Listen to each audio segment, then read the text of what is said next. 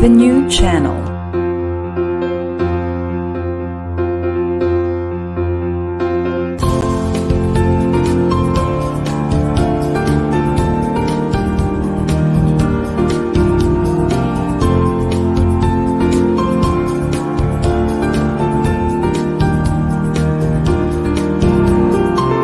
The new channel. Hashtag TNC Now.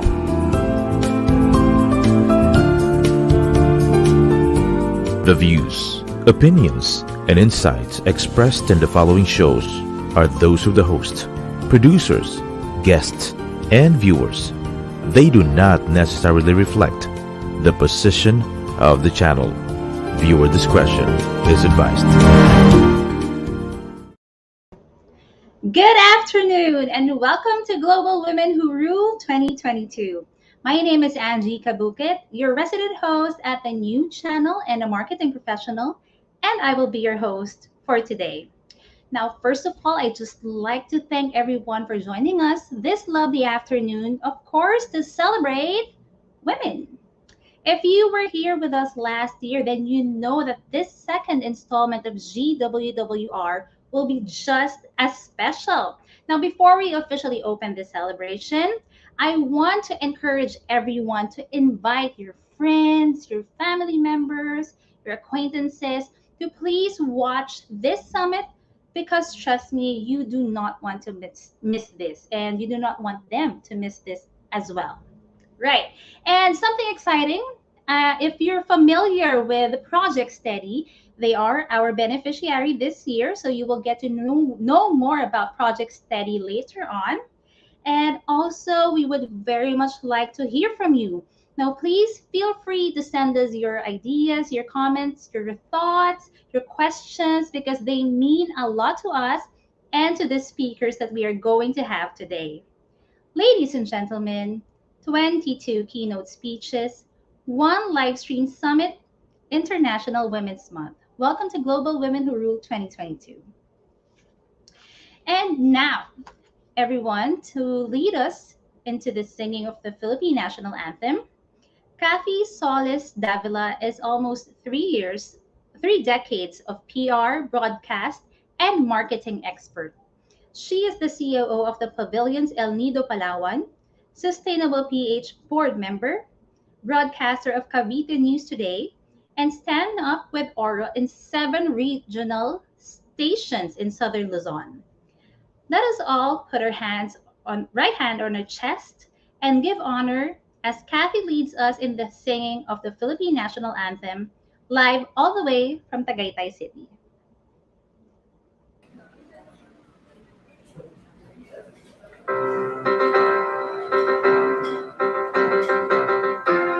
Magiliw, reglas ng silanganan, alab ng puso, sa dibdib mo'y buhay.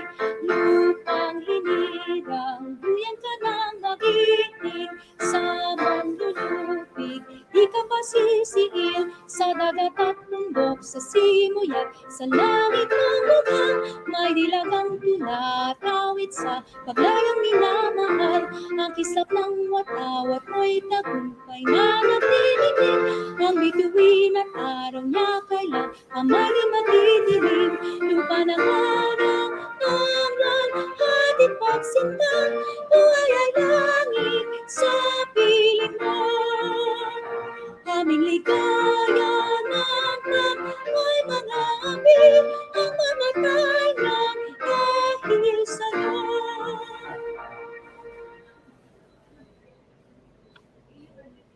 Thank you very much, Kathy. And it's really nice to have you back.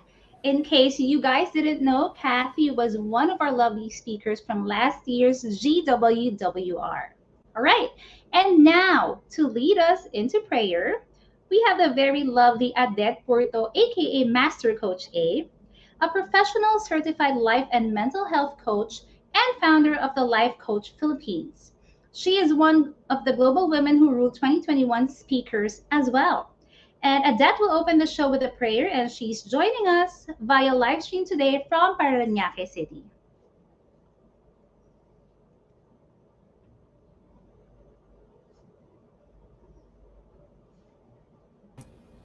God said that we enter his gates with thanksgiving and his court with praise. And today we're doing just the same as we open the Global Women Who Rule 2022 live events here at TNC.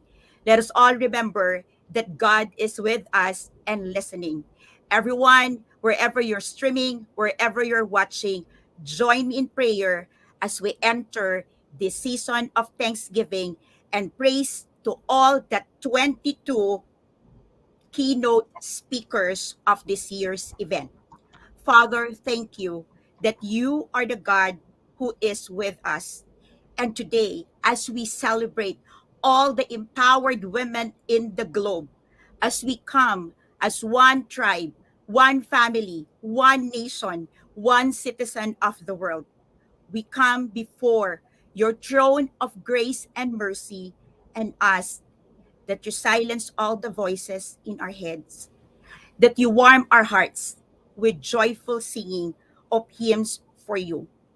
May each and every of our speakers for today come in service, show up with the message of love, comfort, acceptance, compassion as we say no to biases. Lord, thank you for the hearts of Apple, Manansala, and the rest of the family here at TNC. Thank you for the host. Thank you for all the speakers. Thank you for all the people behind the screen. And thank you for all the viewers that we are reaching today. We reach our hands to you as you reach down your hands to us. And we accept, Father, that today is a blessing. May you bless our hearts so much with love that it overflows.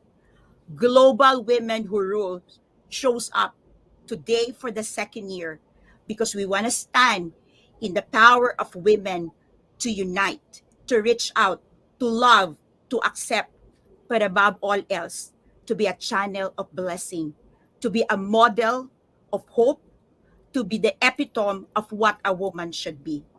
And today, as we are gathered, as we say thank you for the opportunity, we specifically stand in prayer for all the women of the globe, especially the women in Ukraine. Father, hear our prayers, hear our hearts, that as we echo our messages, as the 22 keynote speakers gives their 22 keynote speeches, may we reach the world for peace, love, acceptance. We honor you today and we ask that you bless the works of our hands, anoint our lips, and may all bring glory to you, the Father, the Son, and the Holy Spirit. We thank you, Lord. May you bless us as we receive your blessing right now. We give you praise and glory. In Jesus' name we pray. Amen. Thank you, Master Coach A. You know, that was the one of the most heartwarming and emotional prayers that I've heard so far, and nakaka-bless. Thank you, Master Coach A. And again, she was one of our profiles or speakers from last year's GWWR. Now, so to officially open the summit, let me introduce to you the woman behind this empowering celebration. Apple is the co-owner and vice president of Puzzlebox BPO Incorporated, a decade-old 24/7 operating BPO offering digital and intelligent outsourcing solutions based out of Bonifacio Global City in Taguig, servicing multiple high-profile clients across several verticals. She is a 20-year-old marketing and business executive who worked for companies such as SM Supermalls, Level Up, Galileo Enrichment Learning Program, and Adobo Magazine. Apple has worked as global consultants for Social Jasmine in the US and HFSC International School in Singapore. She has been instrumental in the growth of these companies as their manager for branding, strategy, and business development. Private Pop Avenue, as you see on my neck, is one of her passion projects.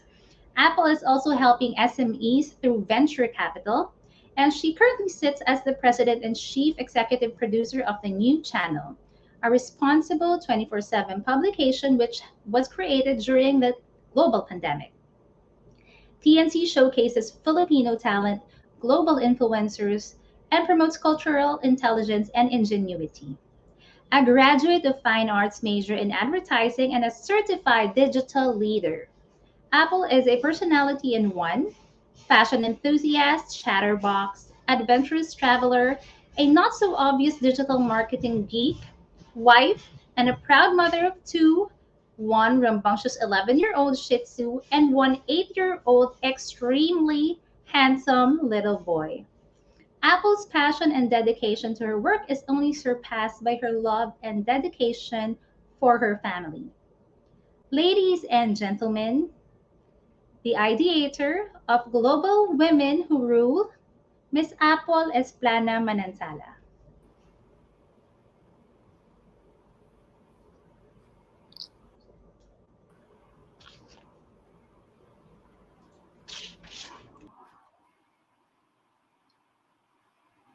Good day, everyone.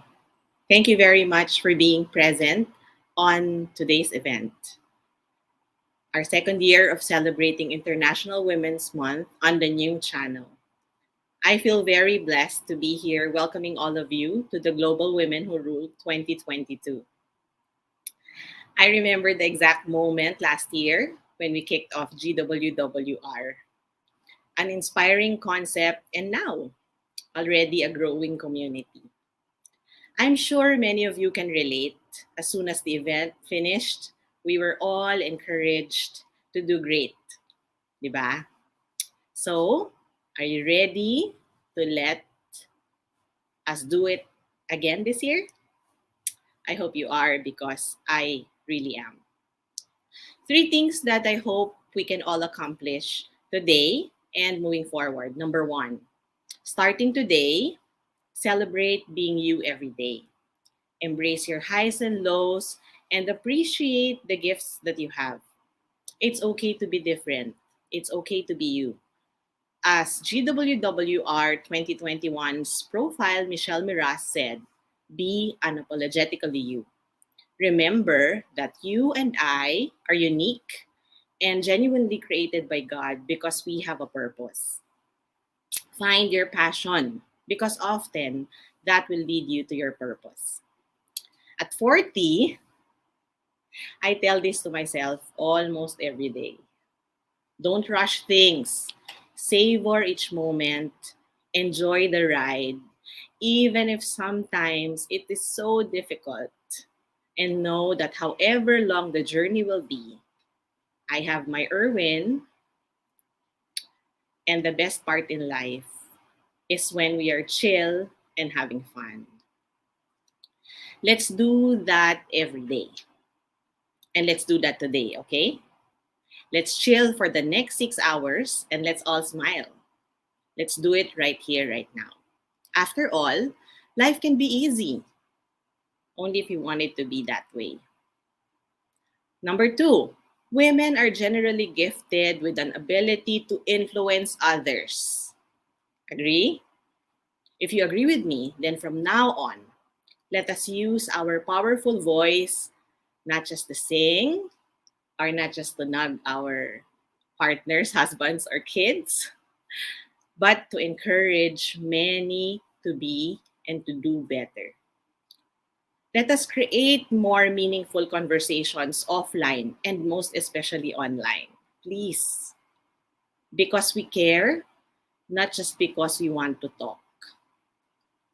Let us discuss, not just talk. Let us discuss because we care. And it's okay to care. There is no such thing as caring too much. As women, we are generally created to be caring, to be over-caring sometimes. And it's okay. That's actually okay. It's okay to mother not just our children, but even our siblings, our partners, our friends, and sometimes even our own mothers. Because that's just how life should be. Mothering is caring, and many women care so much. These are the women na laging may pakialam. At some point, I thought, I don't want to be part of the noise. Ang ingay-ingay na kasi, lalo na dito sa social media. Excuse me. However, my conscience tells me na dapat may pakialam tayo and na dapat makialam tayo because we will only be abused if we allow others to do that to us. May I invite all of you to close your eyes. Close your eyes right now. Think of the nastiest person who did you wrong. Imagine him or her saying sorry to you. Now pause. Deep breathe in and deep breathe out. Yes, you can open your eyes now because you are still imagining it. You are just imagining it. But this is a power that you can give to yourself without depending on others. Now say, I forgive you. And let's say it louder together, even if this event is virtual. I forgive you. Yes, let us forgive people who did us wrong, even when they have not asked for it. Embrace peace that comes from within. Give that to yourself. Do that to yourself. Not for anything, but because you deserve it. I remember one important value that my papa left me. He would always remind me to be smart and never step on other people. He means for me to just do what is right, even when others wrong me. Do what is right, even when no one is looking. Do what is right as my conscience dictates. This empowers me, no fail, that God is watching over me 24/7. With the use of our voices, let us speak our minds, but let the speaking come from our hearts. Number 3, let us respect the use of digital for good. May I repeat that? Let us respect the use of digital for good. GWWR21's profile, Rina Simon, has enlightened us about how blessed we are to be given an opportunity to experience technology today. Digitally, especially social media, was created to connect lives and make communication easy and accessible for all of us. Let us please use it properly. No matter how challenged we are, let's spread positivity to as many people as we can. Break the bias, this year's theme for International Women's Month. This calls for gender equality today for a sustainable tomorrow. Simply put, let us not judge each other. Truth be told, men and women are created equally. Let me repeat that. Men and women are created equally. We are in the age when both can already do almost everything and anything, alone or together. Let us celebrate each other's strength and channel our energies only on positivity no matter what. After all, Global Women Who Rule empowers us to live our lives reaching out to as many individuals, not just women exclusively, unite, show and embrace diversity, acceptance, and love for each other. Today, 22 Filipino women leaders gathered together on this online stage to encourage more others to share, or more people to share kindness and continue to live in an environment that is non-discriminating and only accepting of each other. Today, I am very honored to be welcoming all of you to the GWWR 2022 Summit, or Global Women Who Rule 2022 Summit. It is such a blessing to be here for the second time around, together with the profiles who will share their beautiful stories with all of us. May the privilege that we have, including the opportunity to watch this summit, open our hearts to many realizations that we must live for joy, forgive people, even when they're not asking for forgiveness, live for peace, share kindness. Let us hang out with people who we can tell that we will see them in heaven. Live for faithfulness. live for gentleness, live for love, live to make a lasting impression, live to become a woman for others. In a volunteer group I've been involved for a couple of months now, one of our seniors asked this, and to quote, "As a leader, do you know when you are great and loved?" He said, "It is when people around you are so motivated that they want to be better. When the lives of the people around you are transformed because of the things that you do and how you live your own life. Let us be that someone.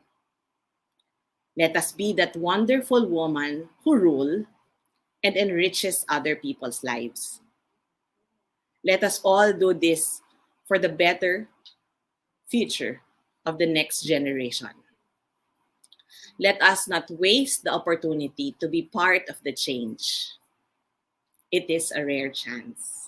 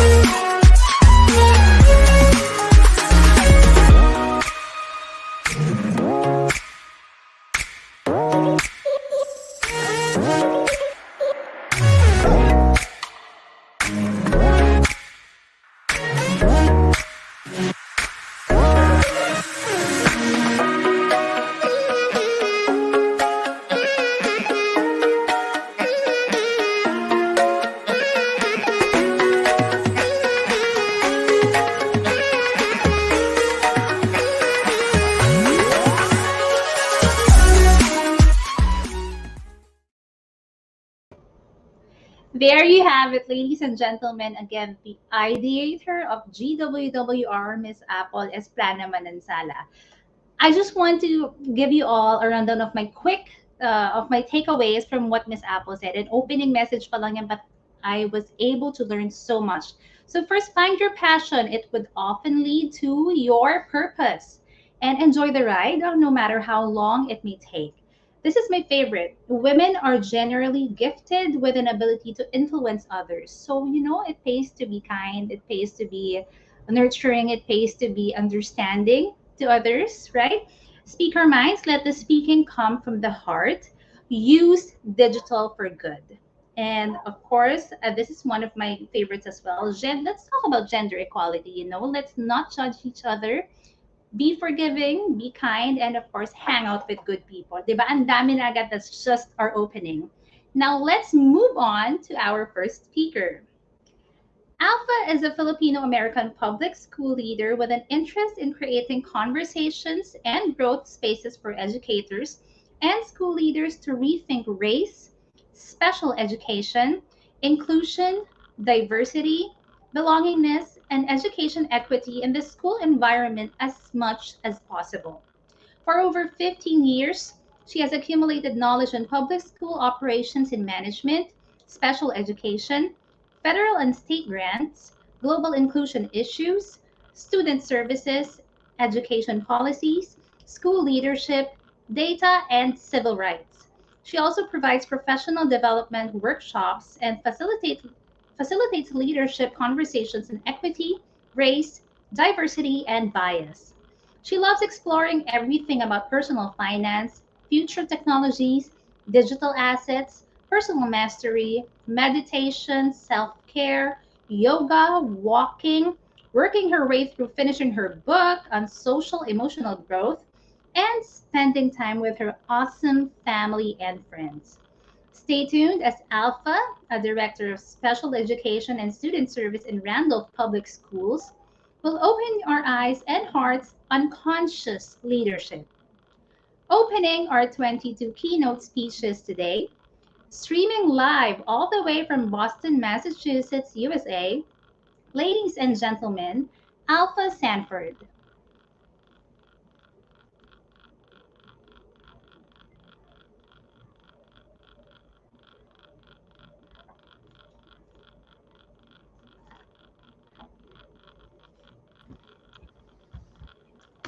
Filipinas, Pinays, Filipinx in the house.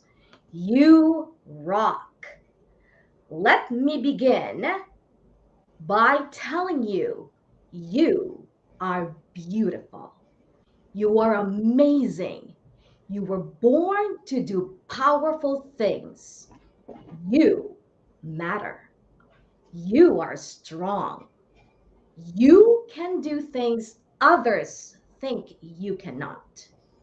You are independent. You are smart.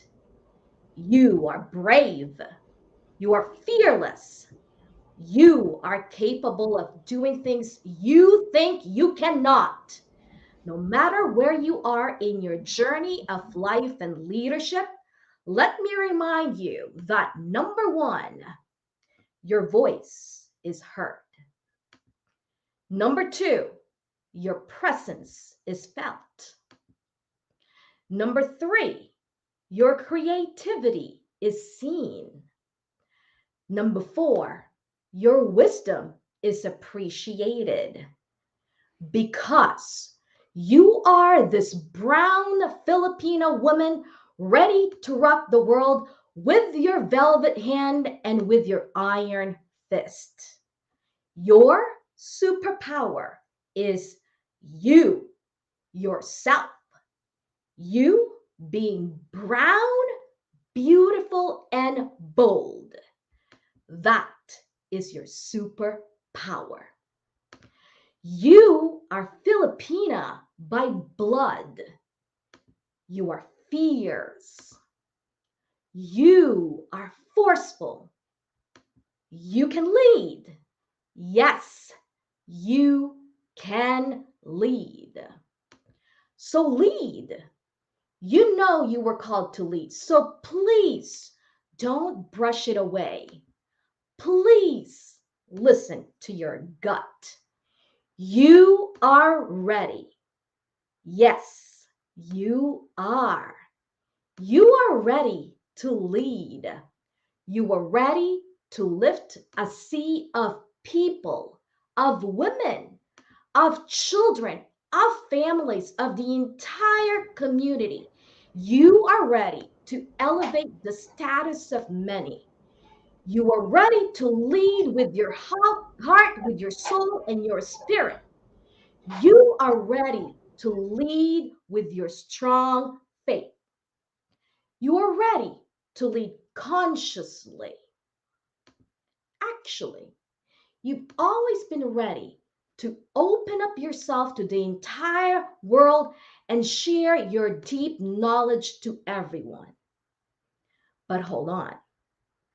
I am noticing that sometimes you get to fearful. You get to be afraid, and you sometimes doubt yourself. And then sometimes you tell yourself you cannot lead. You tell yourself you are not yet ready, and you hold back.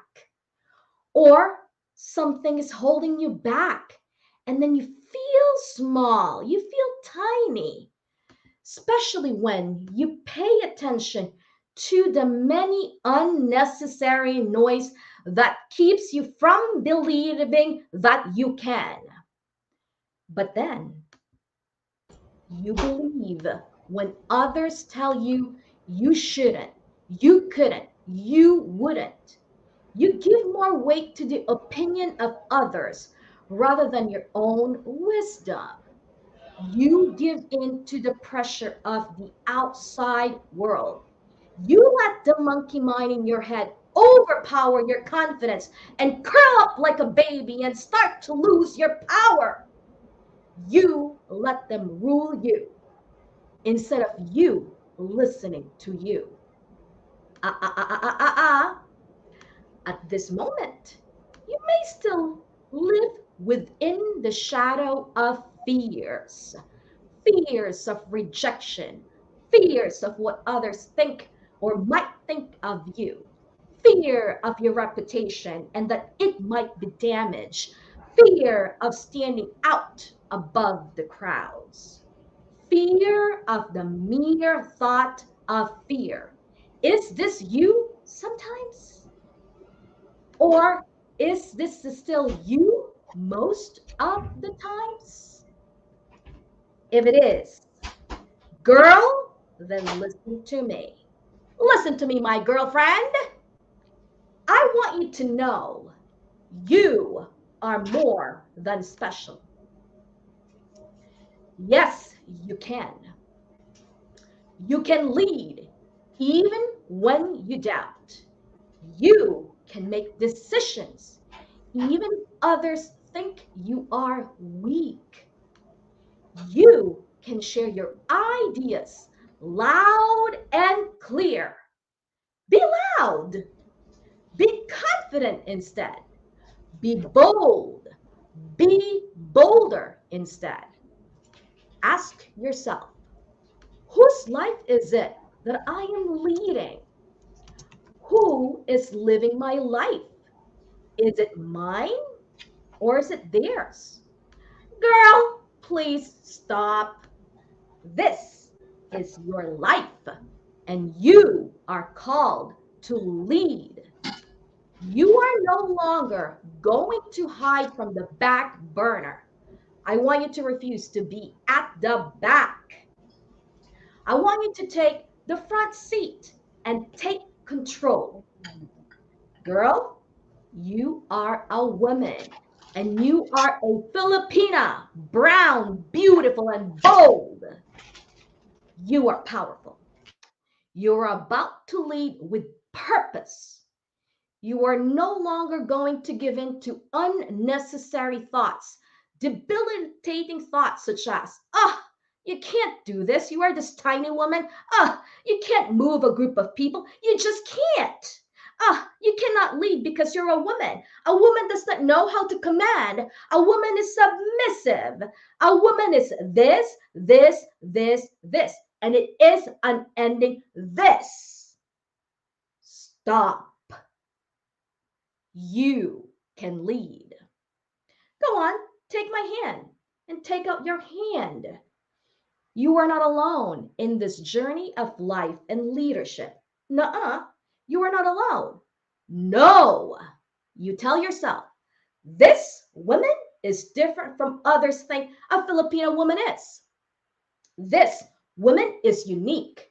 This brown-skinned woman is smart. This woman is wise. This woman can lead. This woman can clear the path others have never taken. This woman can, will, and will always be a leader by heart and a leader for the people, with the people, and at times by the people. Girl, stop doubting yourself. Listen instead with your intuition. Allow fears in your circle, but only for a bit. Only for a bit. And then begin to release your fears. Let your fears fly away. Let your fears of rejection, doubt, perception of others go away. And then only welcome faith, because faith is the antidote of fear. And when you start to hear again the worst critic in you, know that that is not the real you. The true you resides right here. Right here, girl. Right here in your core of core. Deep in your hearts. That's the real you. not in your brain, where your worries cloud your purest mind and your ambition. And when others try to bring you down and you may fall, actually, you will actually fall. You gotta get up and get back up. Stand back on your feet on the ground firmly, but then be humble. Your fall is your sign how strong you are. And when you fall down, pull up. Pull out the absolute true you. Press on your heart with all your might and prepare for your comeback. Pull up the 10x version of you. And when you pull out the amazing and wonderful 10x you from within, you know you can belt out the loudest laughter, the most intelligent ideas, the happiest energy around you. That is you. The only you. Your true you is the foundation of your success. Just be you. Be yourself. Live your authentic self. Reject your inner critic who constantly tells you you are weak and lame. Reset your mind and say, you got this, babe. Yeah, you got this. You got to remember, you are your own queen in your own beautiful castle. Embrace who you are. Love your body. Love your voice. Love your skin color. Let your brown eyes pop with pride. Love your whole being because you were made to be unique. Your leadership style commands power. You connect from your soul. Your work spells integrity. You are darn special. And if today no one has told you yet, let me be the first one to remind you, you are loved. You are valued. You are doing an important job. And wherever you are in your journey of life and leadership, when you are called to lead, lead because you know you are the one. Lead because you were called to bring the light to many. Lead because your words are needed to be heard. Lead and serve the people. Thank you.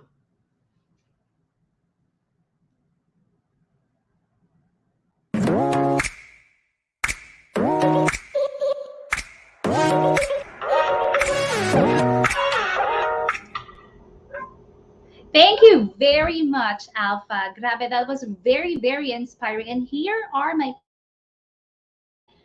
first is, of course, you can lead even when in doubt. And this is your life. So you are called to lead. And you always have to tell yourself, this woman is different, unique, smart. This woman can lead and clear the path for others. And this is my favorite. Faith is the antidote of fear. Right. So that's just our first speaker. Now moving on to our second speaker. Ruth Floresca is a wife, mom of 4 boys, writer, author of Embracing Disability, This Ability, an editor who worked papers, print magazines, and corporate clients for 15 years before migrating to the US in 2017. She is very grateful for now having the choice to stay home with her disabled son, James, and spend more time with the family instead of meeting publishing deadlines. A committed disability advocate and a 2021 Care Fellow at Caring Across Generations, this mom does what she can to encourage and support other families going through the same journey. When inspiration strikes, Ruth still enjoys writing every now and then about various topics she's passionate about. And you can check out her blog. It's mommywrites.blogspot.com. And of course, posting photos on her Instagram pages. a published writer and disability advocate for hashtag Gideon James Journey, and a certified Swiftie. Join us as she walks us through caring for the caregivers, because all of us need to give and receive care. Streaming live from Los Angeles County, California, USA, ladies and gentlemen, Ruth Manimtim Floresca.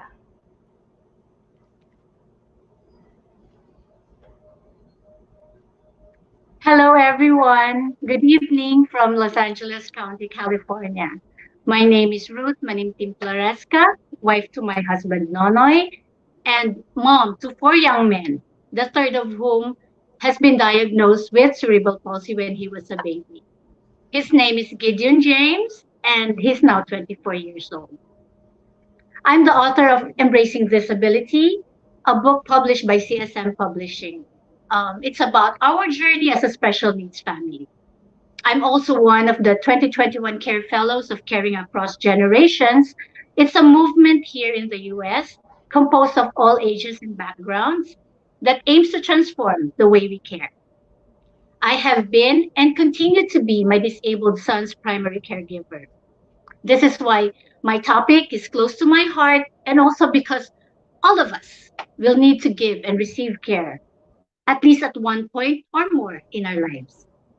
But before anything else, as much as I deeply respect and feel very grateful to our frontliners in the medical field, let me clarify that in this talk, I will be focusing more on how we can help care for the family caregivers, those who look after our sick, disabled, and elderly loved ones at home.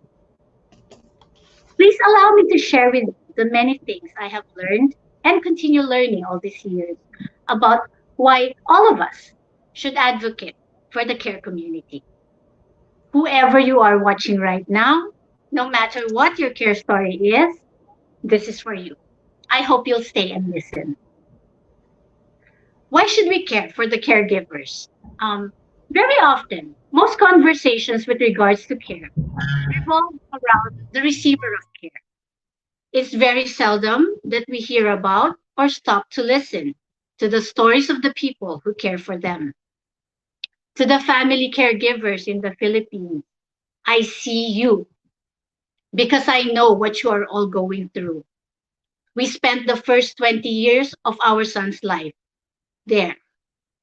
And like you, we have experienced various difficulties ranging from transportation challenges to lack of resources and services, as well as financial problems, among many, many other things. So when we say we care or feel compassion for the sick, the disabled, and the elderly, may we also think about how our actions towards them affect their caregivers. How do we do that? Let me share several doable action plans. Number one, modify your mindset. If you're someone who tends to say, so what? Or it doesn't concern me, wala akong pakialam, who cares? Whenever you see circumstances that don't affect you at the moment, may I remind you that something shouldn't happen to you to matter to you. So please be mindful of those who need compassion now, because someday you just might find yourself in their situation. You'll never know. Number two, be sincere when you say, how are you? Don't just say it, to be polite or to just make small talk. Stop and listen for the reply. Let us practice checking in on each other in a meaningful way. Many times, caregivers like me receive inquiries about how our disabled or elderly loved ones are doing. But it's very seldom that people would specifically ask us about us or without any hidden agenda. I remember sometime last year, during the first month of our weekly Care Fellowship Zoom meetings, one Care Fellow asked me how I am doing and coping with the challenges of caregiving. And I found myself crying because I cannot remember anymore the last time somebody has sincerely asked me that question. But on the other side of the spectrum, some years ago, there's this Facebook acquaintance I have who messaged me on Facebook out of the blue to ask, "How are you? What are the things your disabled son needs?" And I thought he would be offering to help us find resources for those items. But it turned out that he just wanted to invite me to join an MLM/pyramiding scheme para daw I can afford to buy stuff for my son. Nakakainis, no? In-unfriend ko nga yun eh. So, number 3, for the families with male and female siblings, let us discard the notion that caregiving is solely the responsibility of women. Cut out that mindset. Ikaw yung babae, ikaw yung mag-alaga kay nanay or kay tatay or sa anak natin. Caregiving should be a shared responsibility between brothers and sisters and between husbands and wives. Number 4, once and for all, stop the blame game.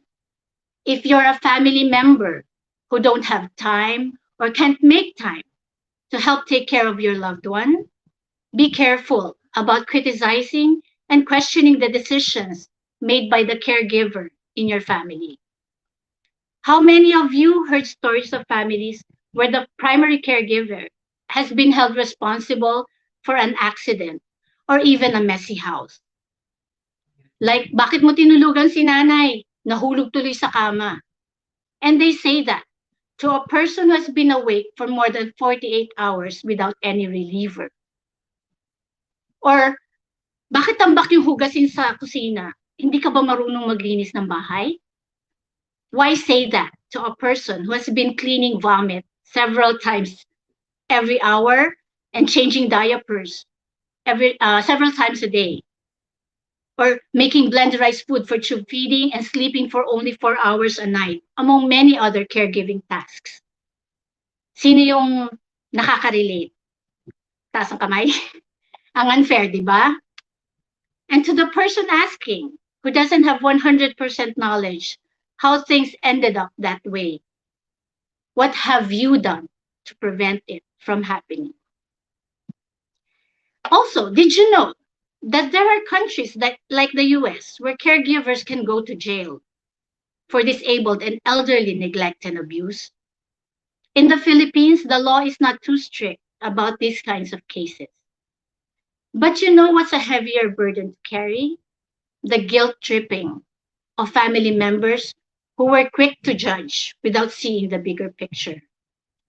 Most likely, there are cases where years later after the death of a loved one, there are still caregivers hurting and burdened by guilt because of what family members accuse them of doing. So please, let's not judge. 5, think twice before you give unsolicited, quote-unquote, heartfelt advice. Kasi in the Filipino culture, well-meaning family and friends often like to, give the answers like, do this, do that. Why don't you try this? Instead of just giving plain and simple moral support.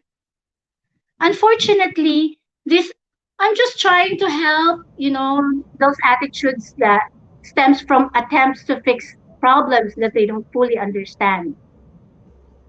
So I would strongly advise any of you who plan, to give that unsolicited advice to ask yourself before saying anything. Is what I'm saying true? Is it helpful? Is it inspiring?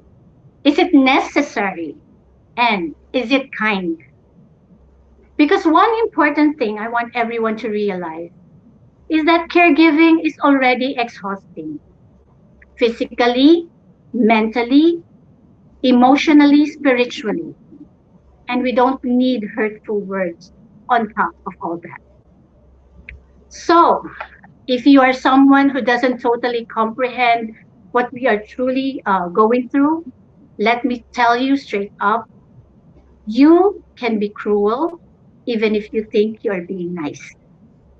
I hope you remember that. Number 6, for relatives and friends of caregivers, instead of the blame game, find ways you can help. For example, if they have a small business, which I'm sure greatly help with the medical expenses, patronize their products and services, help spread the word offline and online so that they get more customers. Malaking tulong na po yun. Also, pay attention and see what else they might need help with. How about inviting them to eat out or watch a movie and insist to make it your treat? Speaking from past experience, they will decline invitations but not tell you that they don't have the extra funds to treat themselves. If you are willing to make time, especially if you're somebody, with a medical background, if you're a doctor, a nurse, or a physical therapist, etc., consider offering respite care. What is respite? It is a short period of rest or relief. So how about offering to look after the care recipient, even for an hour or two, so the caregiver can take a nap or a long shower or even go to church? Recently, a post in a Facebook group for caregivers made a very big impact on me. Somebody wrote, respite is something caregivers should be able to look forward to, not have to beg for. So relate na relate ako dun. I think yung ibang caregivers dyan makaka-relate din. Number 7, to those of you who love posting stuff on social media, be discriminate about what you upload online. If you see someone with special needs, disabilities, or mental health issues having a meltdown in a public place, please do not take photos or videos to post online just so you can get some laughs and make yourself go viral. Reminder, it is not okay to make fun of anyone. Number 8, practice kindness and sensitivity. Please do not park in front of wheelchair accessible ramps and on handicapped parking spaces. Some malls, do not rush to go first inside an elevator when you see people in wheelchairs waiting to board. Huwag nyo na silang unahan. You can take the stairs or escalators. Sila hindi. Be a good example and teach your children while they're young how important it is to have empathy in these kinds of situations. And you see, when you give way to the disabled and the elderly being assisted by their caregivers, you are also helping make what we do a little easier. And if you see something, say something. If you encounter a driver blocking an access ramp or taking a handicapped parking slot, try speaking out and remind them that someone may need that space more than they do. And in rare instances, you just might even save someone's life. Number 9, to the people working in places that cater to the disabled and the elderly, take responsibility to prevent untoward incidents that may have tragic consequences. Like if you're an airline personnel in charge of storing personal wheelchairs for boarding passengers, make sure not to damage the equipment. As a reference, please Google the story of Engracia Figueroa. She's a disability activist whose $30,000 customized power wheelchair was damaged by an airline last year. And as a result, she passed away from complications arising from being forced to use loaner chairs that are unfit for her body. Number 10, be vocal about your support and act upon it. If there are legislation proposals by lawmakers that would benefit the care community, help out by mentioning the cause on social media and make sure you use their official hashtags. Throughout history, we've seen proof that collective voices matter. And you, all of us actually, can help make a difference by being an advocate. If the government lacks services and benefits for the care community, then be the change maker. Offer what you have and what you can do. Be ready to share whatever you could, whether it be time, talent, or resources. So, sorry. Let's recap. What can we all do to help care for the caregivers? 1, modify your mindset. 2, be sincere when you ask, how are you? 3, discard the notion that caregiving is only the women's job. 4, stop the blame game. 5, think twice before giving heartfelt, unsolicited advice. 6, find ways you can help. 7, be discriminate about what you upload online. 8, practice kindness and sensitivity. 9, take responsibility to prevent untoward incidents that may have tragic consequences. And 10, be vocal about your support and act upon it. I hope after hearing all this, you'll remember that all of us have to work together to see positive changes that will not only affect us now, but more so the future generations. Thank you so much for listening. I pray that you had at least one light bulb moment from the things I shared. Have a good rest of the day, everyone. And please stay tuned to the rest of our speakers who all have very interesting topics. Good night from California.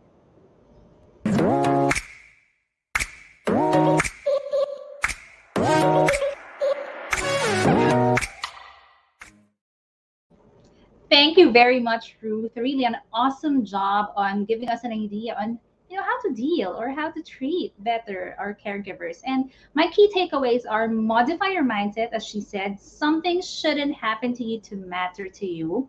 And be sincere, mean what you say. And this is very important in our culture. Caregiving should be a shared responsibility, right? And be an advocate of empathy. All right. So great, great, great speeches so far. What's your favorite? Please let us know. Communicate with us. Talk to us in the comment section. Let us know what you think. Share with us any story um, uh, that are relatable stories, and we'd be happy to hear from you. Meanwhile, on to our next speaker. Jamie is a Filipino author, content creator, blogger, podcaster, and former TV and movie personality.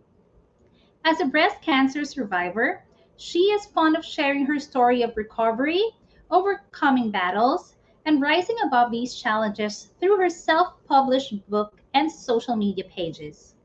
She was a former TV midnight game show host in ABS-CBN back in 2007 to 2009, also known as the Pambansang Kabagang, as well as supporting actress for TV and movies.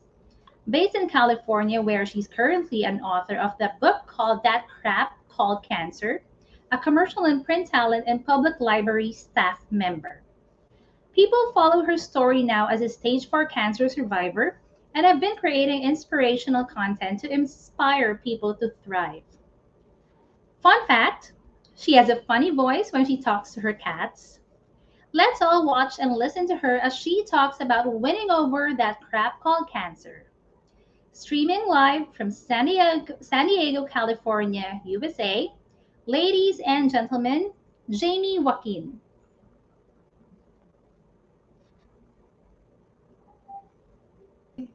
Am I on air now? Ito na ba yun? Ayan! Hi, everybody. From my side of town, I would like to say good evening. It's 11:22 here in San Diego, California. Wherever you are, I hope you're feeling inspired so far with all the talk that we've been hearing. So first things first, let me just refresh you guys who I am. So in case you didn't stay up late before sa Philippines, ako yung madaldal na babae tuwing hating gabi dahil meron akong game show nung kabataan ko, syempre. Yun yung mga panahon na nag-aartista ako nun sa ABS. And then when I say ABS, I meant ABS-CBN. And then eventually, I decided to explore the world. I quit my job. I did the whole quit your job, pack your bags, and travel the world. So I explored different parts of the world. I lived in Australia, I lived in Spain, and then I moved to the US. And as I was living here in San Diego, California, nagsa-start pa lang ako with my life. And I thought I had it all together kasi sabi ko, wow, I was a showbiz personality when I was young. I traveled the world. I had very beautiful long black hair. I was getting all the attention from the guys. And that time I had a partner. I had a job. I just started a fun job in the hotel. I was working as a receptionist / concierge. So I got all the freebies from restaurants and hospitality related activities.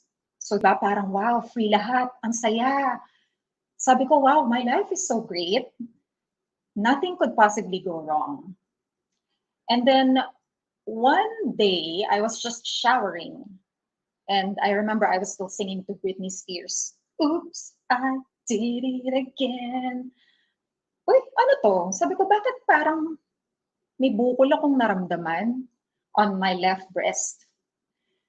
And being so optimistic that I am, I did not think about it. I didn't think that something could go wrong. I just thought maybe I had my period. Maybe it's just some lump that needs to be taken out and it's not a big deal.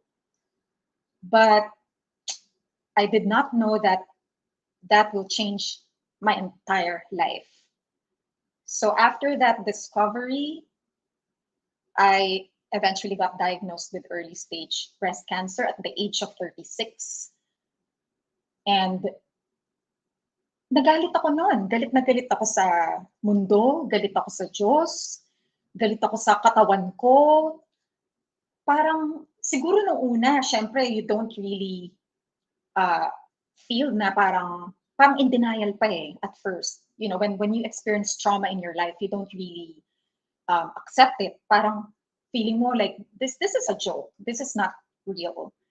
So when I had my moments like that, I felt like, how can that be? I'm young. I have no stress in my life. I mean, my stress is nothing compared to other people's stress. I eat healthy. I was active. Parang, you know, I just couldn't see why it would happen to me. And ang tagal kong nagkim-kim nun. Dahil parang sabi ko, life is so unfair. Why me? Why of all people in the world, bakit pinigay to sa akin? I did not deserve this. And if any of you are following me on social media during that time, I was projecting this image that I am happy and confident, and I even made a pseudonym called Jamie Wins because I wanted to convince myself and the world that I am gonna win, I am winning, and I will keep winning. But the irony was that behind the camera, I was actually very, very afraid, very angry, and very depressed. So I think nung time na yon, I would admit that my winning, quote unquote, wasn't very real. It was pretentious. And I used social media to just put out that facade para lang, siguro like, it was my alter ego that I wanted people to see na parang, oh, she's still fine. She still looks good with a bald head. She still look like she's living her life. Pero the real truth, the real core of what was going on is that I was losing myself mentally because I could not accept that I had something such as a breast cancer at the peak of my life, at the prime of my life. And what made it worse was eventually it actually progressed. It came back, which got me classified into stage 4. Because once cancer comes back, you are automatically stage 4, even if it's a little recurrence. And all the more I got so depressed, I was angry at the world. And it even showed on my social media how bitter I am when I'm talking about life. Talagang parang feeling ko like, bakit ganito? Bakit mamamatay na ba ako? Pinarurusahan ba ako? Puro ako, victim, ganyan. Parang sabi ko, bakit iniintindi ko sa isip ko na bakit ako binigyan ng ganitong kabigat na problem. But as I fast forward through life, because we only have a few minutes to talk about this, so I'm gonna try my best to just squeeze in everything. But bottom line, if I fast forward my story, my cancer just kept coming back over and over again. I can't really tell you guys how many times I've survived this, but my cancer diagnosis is always trying to jump in different parts of my body. And when the pandemic happened last 2020, that was the peak of my progression. and I was going in and out of the hospital. I had 3 major surgeries, and 2 of them were very critical surgeries. And at that time, no one can visit me because of the pandemic. So I relied on my medical team and on technology to keep in touch with the outside world. And mind you, my family, my immediate family, they're all in the Philippines. Because when I travel the world, I did not expect that I will have this. So, I mean, I made family here in San Diego, but of course, iba pa rin ang comfort ng home, iba pa rin ang nanay, iba pa rin ang nandiyan ang mga kaibigan mo since you were young, iba pa rin ang support system from your home country. So, when I got the diagnosis, super hirap because I'm still adjusting in America. And then, nung nagka-recurrence, plus pumatong yung pandemic, oh my God, akala ko talaga like, baka kaya ko pa to? Parang may pag-asa pa ba? And then my doctors even told me, there's a big chance that I'm not gonna make it because the surgeries are back to back. Tapos parang I had so many treatments back to back. And on top of that, now we can predict the pandemic because if I get hit by the COVID, my immune system is so low and I just had so many operations. So talagang I psyched myself that I'm probably gonna go. That 2020 might be the last year that I'll be alive. And that prompted me to write my book. And excuse me, and the book is that called Cancer. So because I said to myself, maybe this is my last legacy, so might as well write.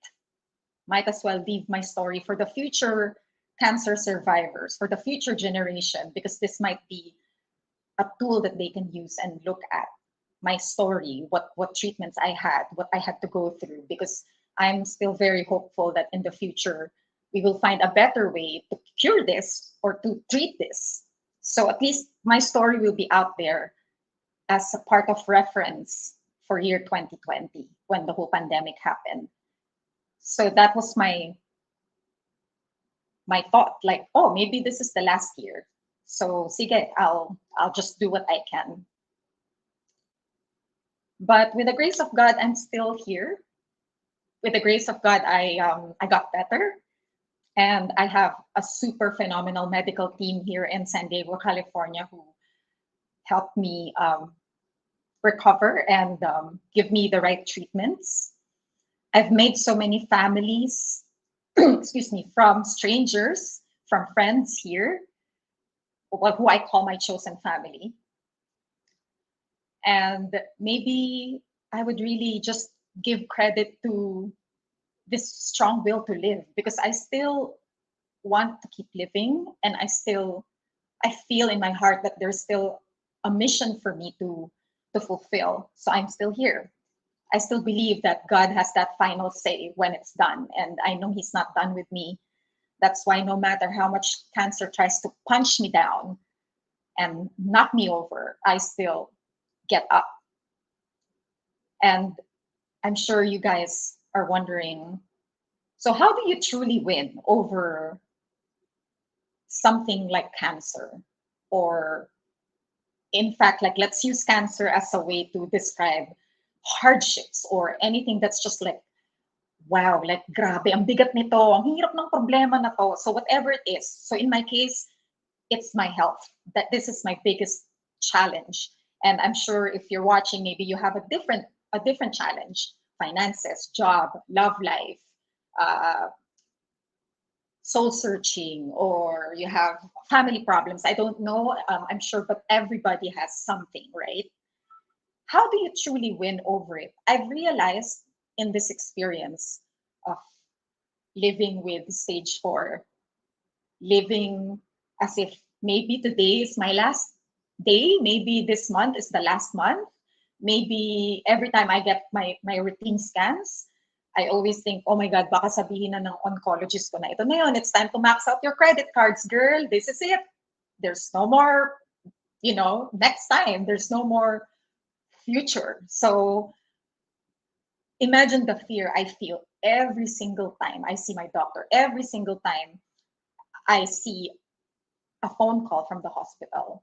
Every single time I hear a news about someone famous or someone influential who passed away because of cancer, it all triggers a PTSD, and it's so real. But this is life from here on. But the question is, am I going to keep living in fear? Yes, I can live in fear because I am a human. We are humans. We get sad, we get lonely, we get afraid. But it doesn't matter to me. It's like, even if you are afraid and you have moments of doubt and hopelessness, it's really about just putting that one foot forward.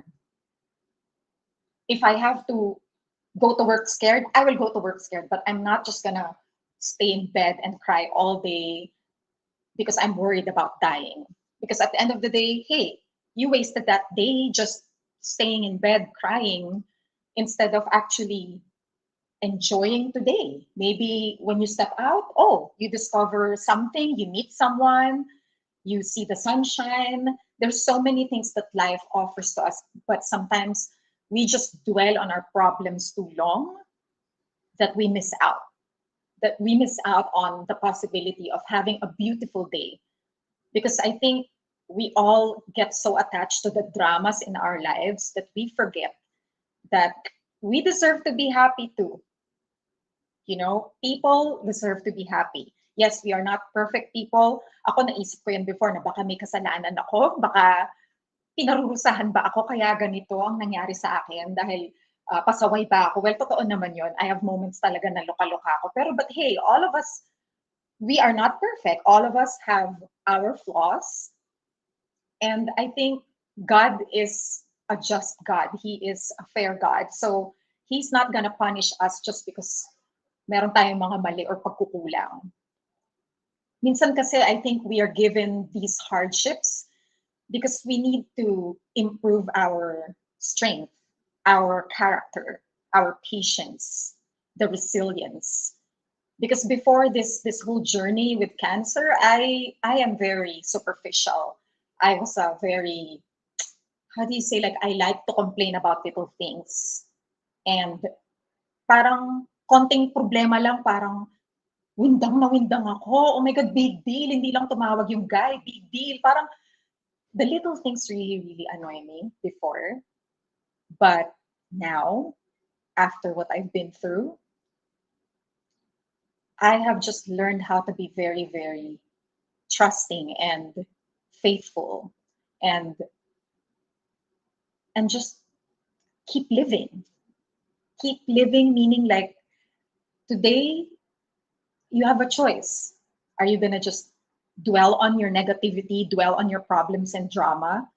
Or are you gonna actually enjoy, go out there and enjoy life and be grateful and spend time with your loved ones, take care of yourself, do your job well, serve other people, make memories. There's so many things that you can do. So now I have learned that to truly win over your obstacle, you just need to acknowledge that, hey, life is not perfect, but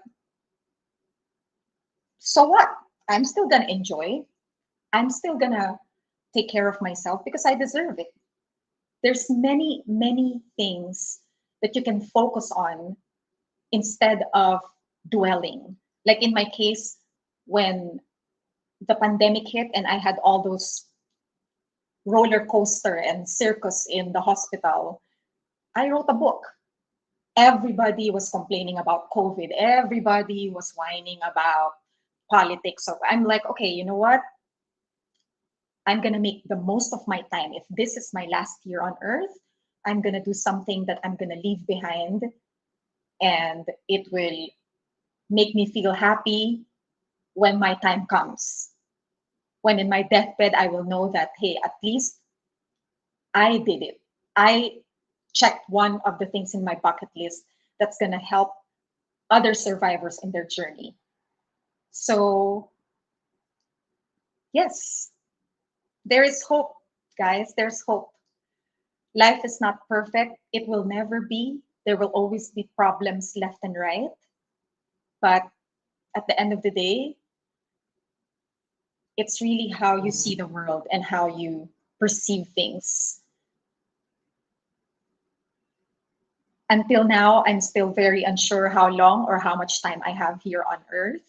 My doctors always say, Basta, we will tell you when it's time to max your credit cards. But for now, just keep living and keep sharing your story and keep giving people hope that cancer doesn't necessarily mean it's a death sentence. Sometimes you just have to live with it, but it doesn't mean it's a miserable life. It just means that you have this vibrant spirit to still keep pursuing your dreams and keep seeing the silver lining, regardless of what's going on. Thank you so much, everybody. And yeah, have a beautiful, beautiful day.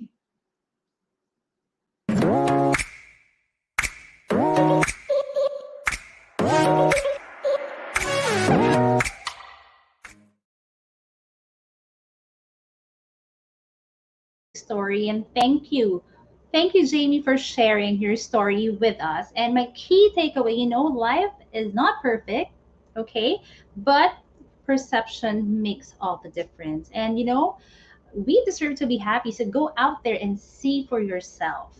Right now, moving on to our next speaker. Mitch is an executive officer of a boutique investment company, leading teams with diverse backgrounds, advertising, real estate, and hotel operations. She has 25 years of experience in general management, sales, and business development from diverse industries, including advertising, business process outsourcing, and human resource consulting. Mitch strives for organizations to have mutually respectful relationships between management and employees.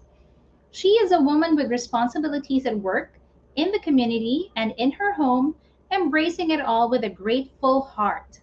Let's all join Mitch Tarosa as she talks about employee retention amidst the big quit.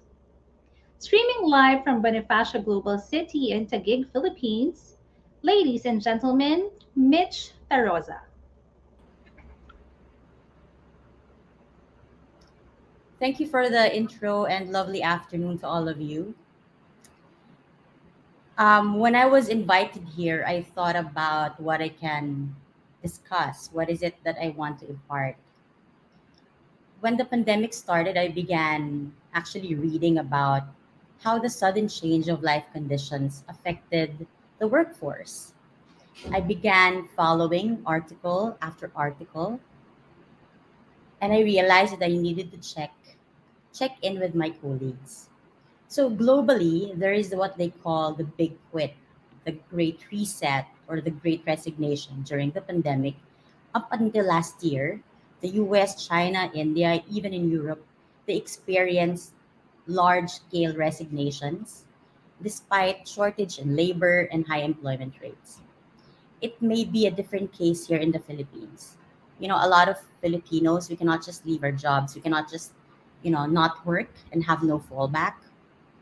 We may not have felt this phenomenon here, or at least not yet, but there is still a lot of movement within organizations. Employees quit to move to another company. They leave their tenured jobs behind. Anyway, the whole great resignation situation prompted me to check in with our own employees. It may just be an online 15-30 minutes conversation, but I know that it was the only way that I could connect with them. A colleague of mine who has been with us for more than 10 years suddenly wanted lesser responsibilities and even requested to be demoted. It was, in fact, a shock to me, as she has always performed very well. When probed, she said she needed time to help her 5-year-old son from setting up the computer to prepare for online classes, tutor him with his homework, teaching him lessons, answering worksheets, and even assisting during actual online discussions. She just could not manage her time well. There was also another colleague of mine working until 11, 12, past midnight. During our one-on-one discussion, she said she gets interrupted during the day because she needed to go to do household chores. But she knows that she needs to deliver her results, so she continues her work responsibilities when she gets her quiet time in the evening, sometimes even until 2 to 3 a.m. The experience of adjusting to this work situation happens also to male employees.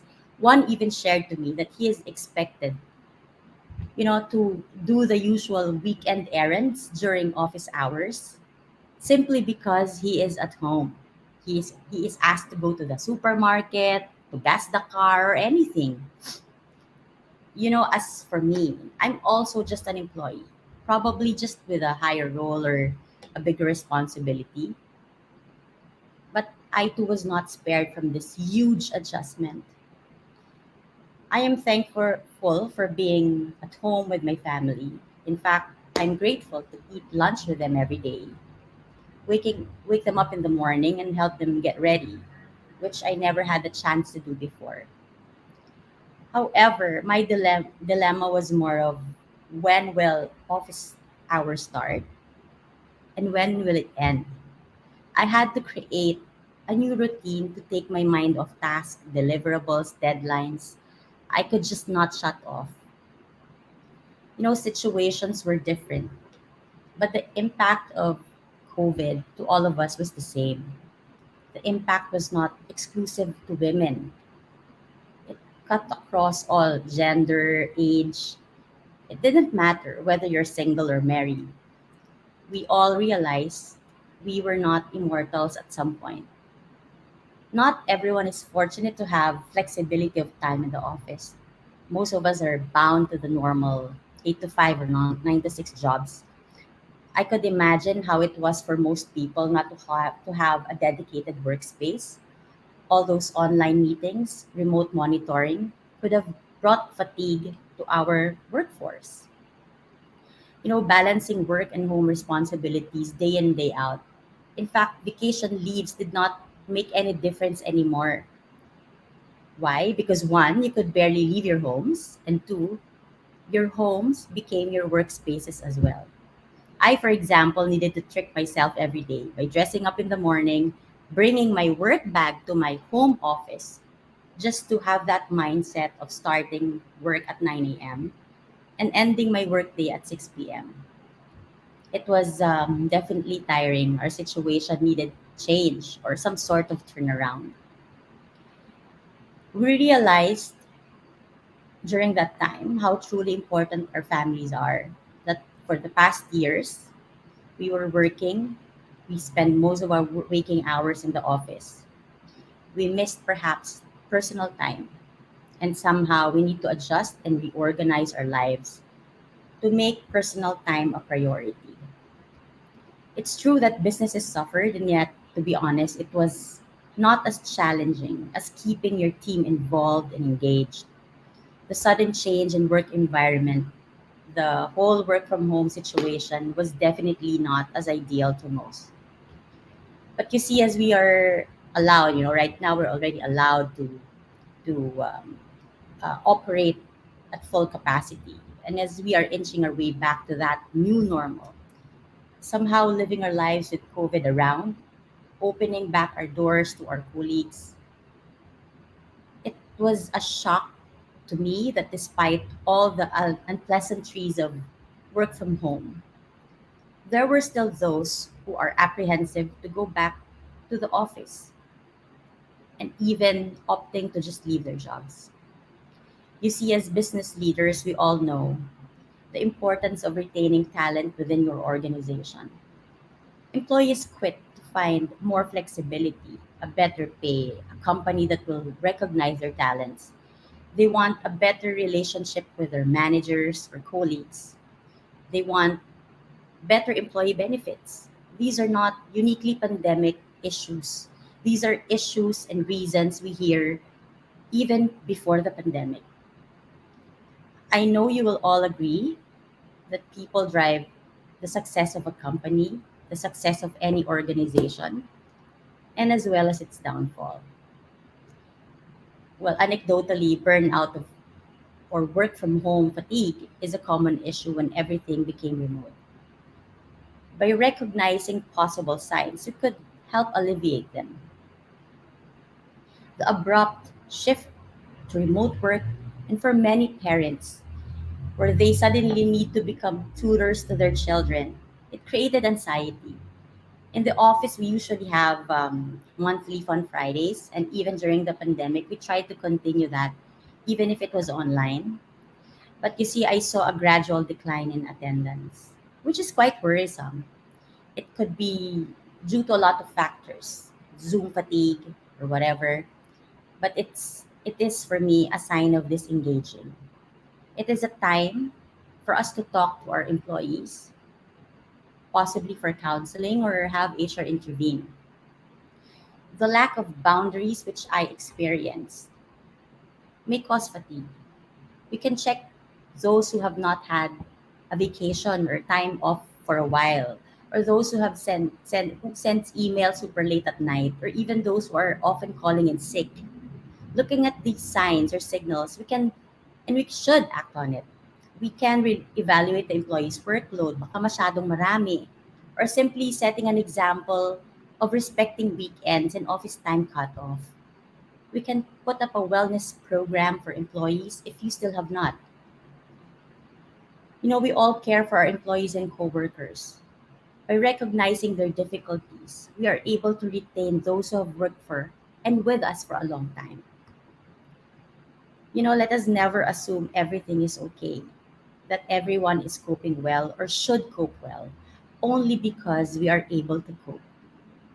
Those who are struggling may be hesitant to ask for help from their managers because they might be branded, as needy or dependent. As leaders, we need to make an extra effort to create that constant communication, ask for feedback, create that space for our subordinates where we will be able to freely speak without fear. We need to have more personal contact. Zoom meetings, not to check deadlines or give them new assignments, but just a free time to chit chat, release their frustrations, or just like those times when, in the office, when you have your break times and your chismisan times, that will create transparency and will strengthen our connection with them. Everyone needs support in some way, be it economic, mental, or even emotional. I needed emotional support from those around me. I had to ask for help too. There were days when it was so overwhelming that I felt no matter how I organized my task, it's disorganized. Ang gulo-gulo, sabay-sabay. I knew I needed a break. But a break will just make my workload pile up. But as simple as chit chat with my coworkers, where they just openly blurted out frustrations with work at home and even accepting my own defeat, and knowing that they understand and I will not be judged was somehow a relief to me. It gave me the feeling that I'm not alone, this feeling of disappointment with myself for not being able to manage everything is not only mine. And I myself felt these frustrations. If I felt these frustrations, all the more my subordinates. So, what can we do? When I was in school, I learned about the hierarchy of needs that drives motivation. It said that human beings are motivated by five essential needs. At the bottom of that pyramid is the physiological needs. These, in fact, includes a comfortable working environment, regular monthly salary that will ensure we can live by comfortably. The next level are safety needs. These are benefits, retirement plans, guaranteed paid leaves, medical or insurance coverage, security of tenure by, just having a formal contract with your employer. This needs emphasis or emphasizes on health, safety in our workplace or in the company where we are working for. It somehow gives us security and assurance that our company will take care of us. The third in that hierarchy is the fulfillment of our social needs. Managing our employees' social needs usually is done by promoting group activities, working across teams or departments, and even with different levels in the organization. However, it was not easy. during the remote work.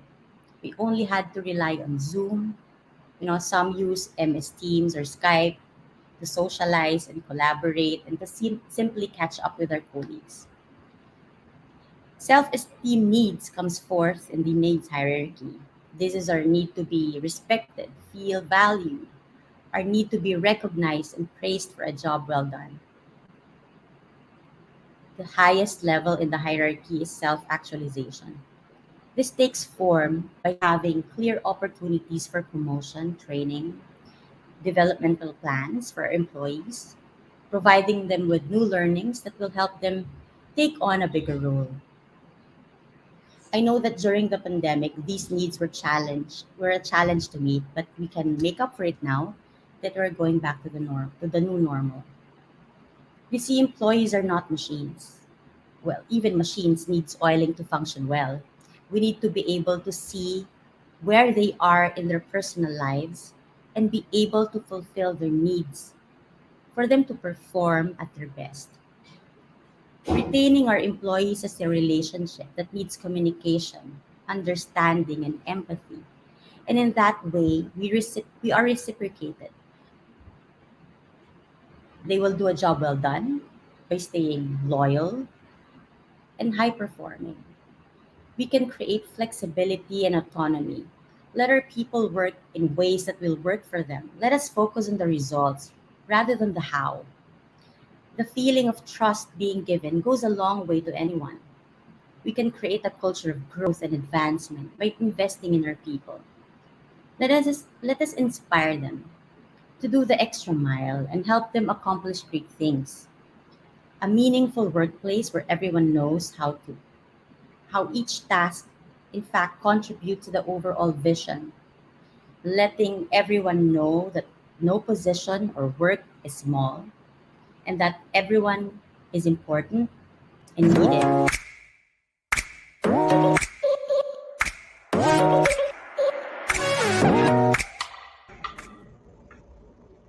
Thank you very much, Mitch. Very relatable. I'm sure a lot of us are able to relate with everything that Mitch said, like in terms of creating a safe and comfortable space for subordinates. So talking about employers, where subordinates or employees can reach out, can express their inner thoughts and feelings, because the pandemic has brought about anxiety to a lot of people. Right. So thank you for talking about that, Mitch. And now we are ready to move on to our next speaker. Prue is a seasoned sales, marketing, and retail professional with skills in advertising, public relations and corporate communications, retail management, and corporate social responsibility, called from retail companies in Asia and the Pacific. She worked as a promotions manager at Watson's personal care stores in the Philippines from 2004 until 2008, then went on to work as group marketing and PR manager for CPL Group in Papua New Guinea from 2009 until 2018. Prue is currently working as an assistant general manager for marketing and PR for Vision City Investment Limited at Papua New Guinea and is affiliated with the Papua New Guinea Cancer Foundation as its director. To top it all off, she is serving as part of the executive committee of Papua New Guinea's premier social club, Royal Papua Yacht Club, as its social secretary since 2020. An overseas retail marketer and PR practitioner, a sucker for K-drama and anything Korean, just like me, and here to enlighten us on how OFW single moms are far braver than you think. Streaming all the way from Papua New Guinea, ladies and gentlemen, Prue Go.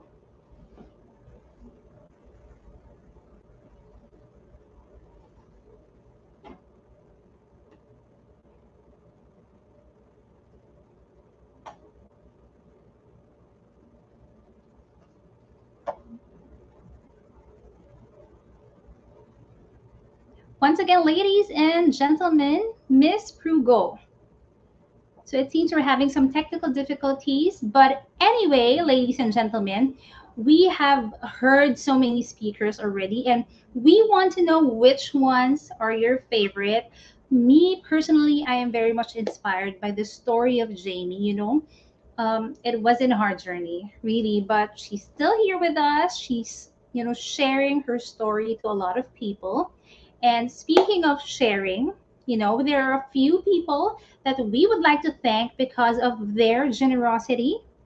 And of course, we would like to thank our dear sponsors. So you will know right now who our sponsors are.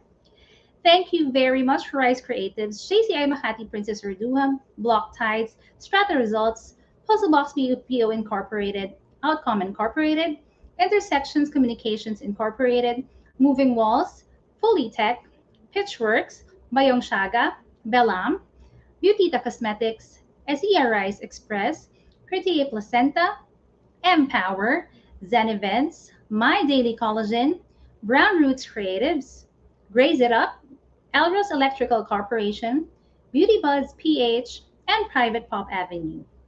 And of course, we would also like to thank our dear promoters.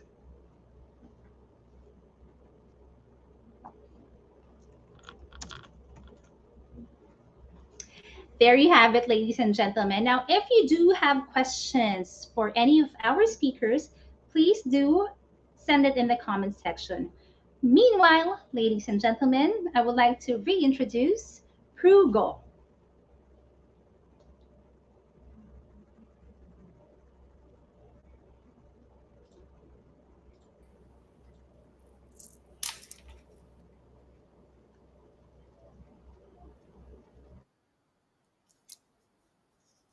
Hi, good afternoon on this side of the world.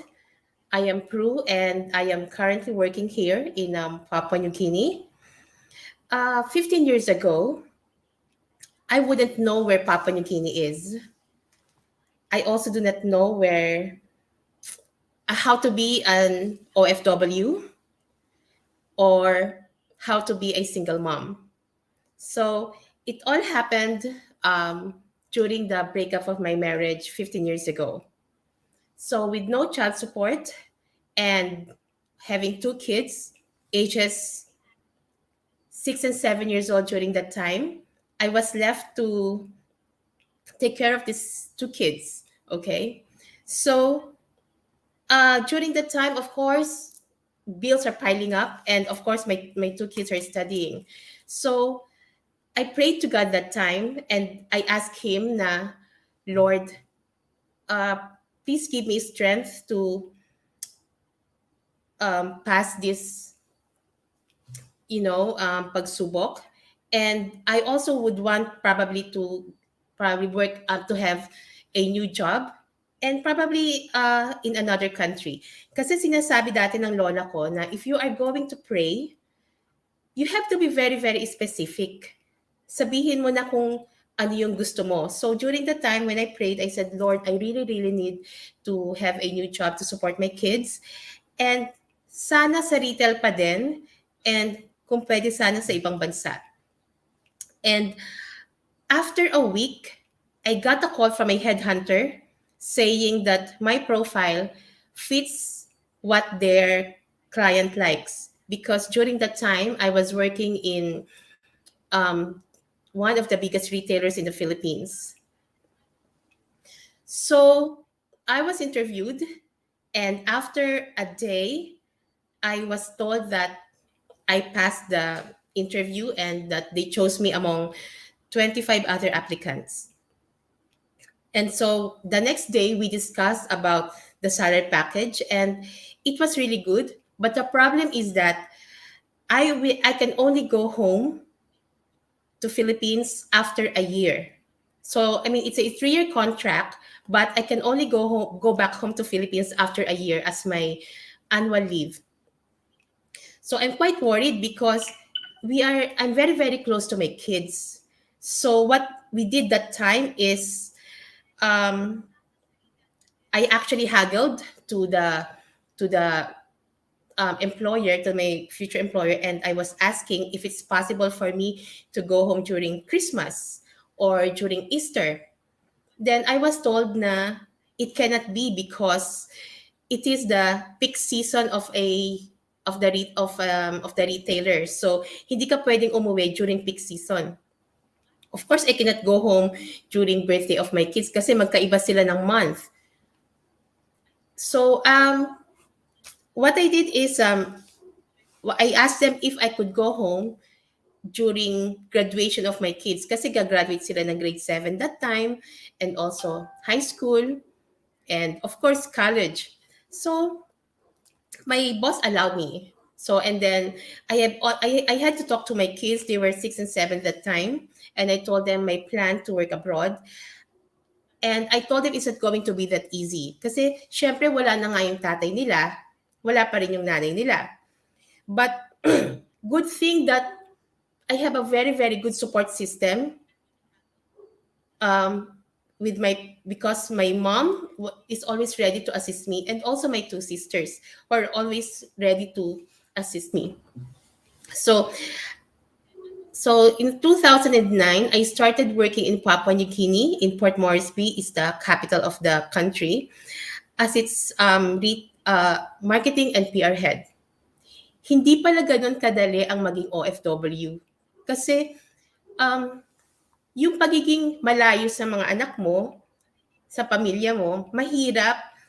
Pero I think ang isang nanay, they are given a strength that they never knew possible. Na akala ko rin hindi ko rin kayang magawa yon, pero pinilit ko. Like, I think during my first week, I have the photo frames of my 2 kids. Tapos, kada uwi ko na lang naiiyak ako. Kasi syempre maalala ko sila. So, I think what I did that time is that tinago ko na lang muna yon. And ayoko kasi nung pag-uwi ko naiiyak ako. And then, at work, what I did is, I really burned myself to work. Nung kailangan busy ka para hindi mo maalala yung mga naiwan mo sa Pilipinas. So that's what I did. In fact, during that time, our work day is only Monday to Friday, full day, and then Saturday is half day. Pero ako, I am willing to work overtime. Not because of extra pay, kasi wala namang pay ang isang expatriate. But because pag uwi ko, ayoko nung maalala ko na naman sila, iiyak na naman ako. So what I did is that I really burned myself to work. So I was working whole day until Saturday, and kung pwede nga lang mag-work din ng Sunday, ginawa ko na. And of course, my communication with my kids, tuloy-tuloy yon. During that time, wala pa kasi silang, dahil bata pa, they are not aware of social media, of Messenger. So what I did is that I called them every week, via roaming, and then also messages. So kailangan tuloy-tuloy yun. Ayokong malimutan nila na meron silang nanay. Kasi nga wala na nga, as I mentioned earlier, wala na nga silang nanay, wala na nga silang tatay, wala pa rin silang nanay. So what I did is that I put a lot of effort of keeping the communications line open and as regularly as possible. And then nag-evolve na rin yung communication namin because, of course, nagkaroon na ng mga Viber, ng WhatsApp. So, nagkaroon na kami ng regular communication. Hindi na, I don't need to call. Sometimes they would just message me like, Mom, can I go with my friends this Saturday? Yung mga ganong bagay. So, ganon yung naging namin. Pero, naisip ko parang hindi pala talaga ganon kadali na maging single mom, tapos malayo ka pa. So, to keep myself busy as well, I also joined several social clubs to keep to improve my network as the marketing head of our company. I also assisted in some NGOs, and it actually helped kasi somehow nalilimutan mo yung problema mo for a while, and then but during the time I also shut my world. I didn't communicate much with my friends. I didn't tell them what I was going through during that time. Kasi parang nung una nahihiya ako maging single mom ako kasi because of the stigma attached to it. So ang nakakaalam lang na talaga noon during the time would be my mom, and of course my two sisters, and of course my two kids. But I think after a while, uh, especially when my kids have graduated, parang naisip ko, achievement sa akin yon na single mom nga ako, and yet napagtapos ko yung mga anak ko sa isang magandang school. Kasi sabi ko, what is so nakakahiya about being a single mom?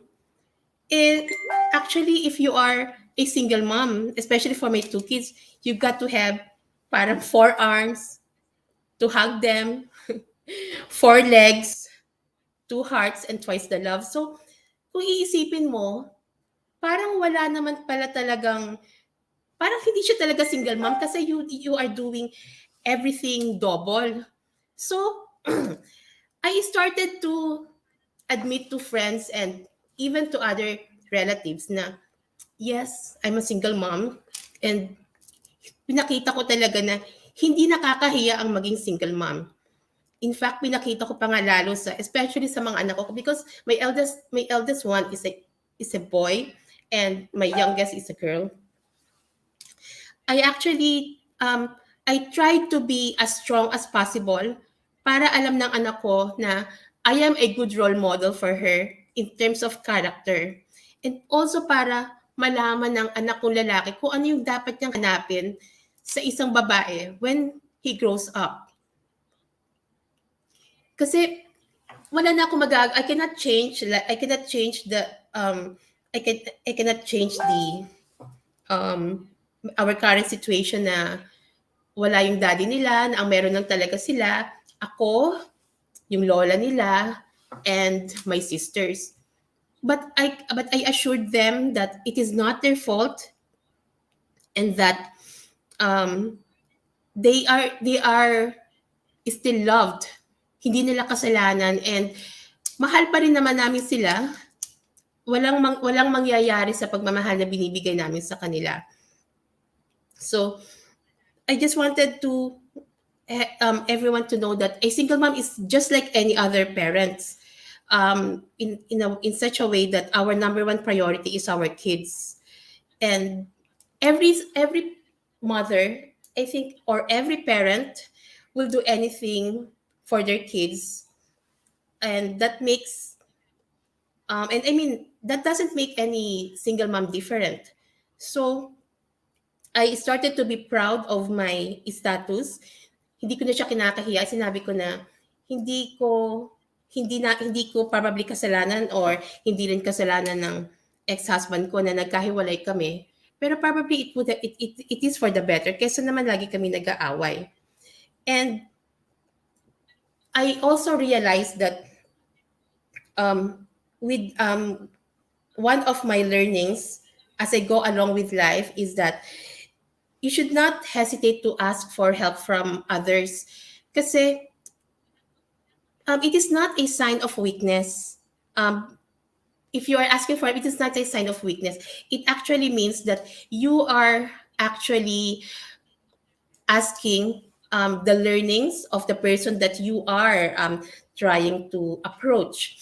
And yun yung nangyari sa akin, and yun din yung nangyari sa ibang mga OFW Pinoy na single parent. Sometimes they would be asking me saying, oh, I don't know kung makakatagal ako dito kasi I have 5 kids back home. So I actually told them, well, I've been here for the past 5 years. This was years ago.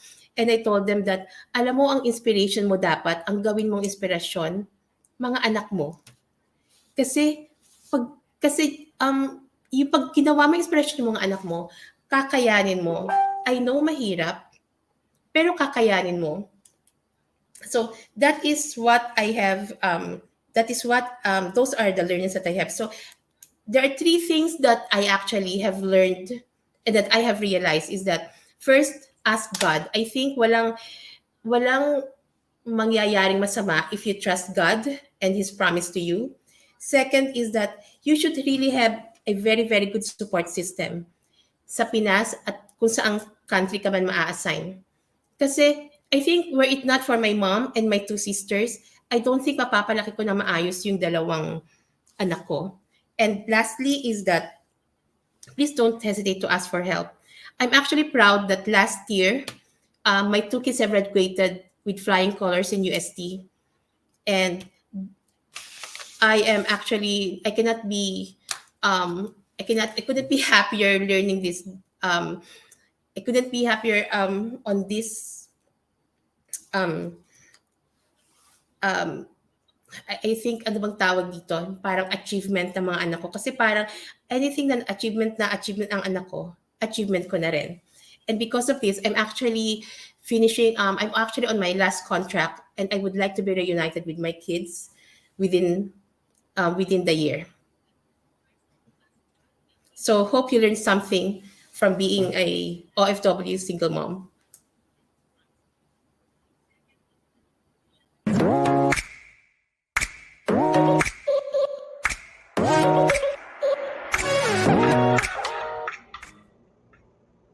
Thank you very much, Prue. Nakaka-inspire. And, all because moms are really such crucial figures in anyone's life. Kaya I totally agree with you. Moms, they do have the strength that they never knew they had. And key takeaway, 3 points: trust God. Support system is very important. And finally, do not hesitate to ask for help. Noted. Right. Now, moving on to our next speaker. Madonna, or Mia to some, is 55 and proud.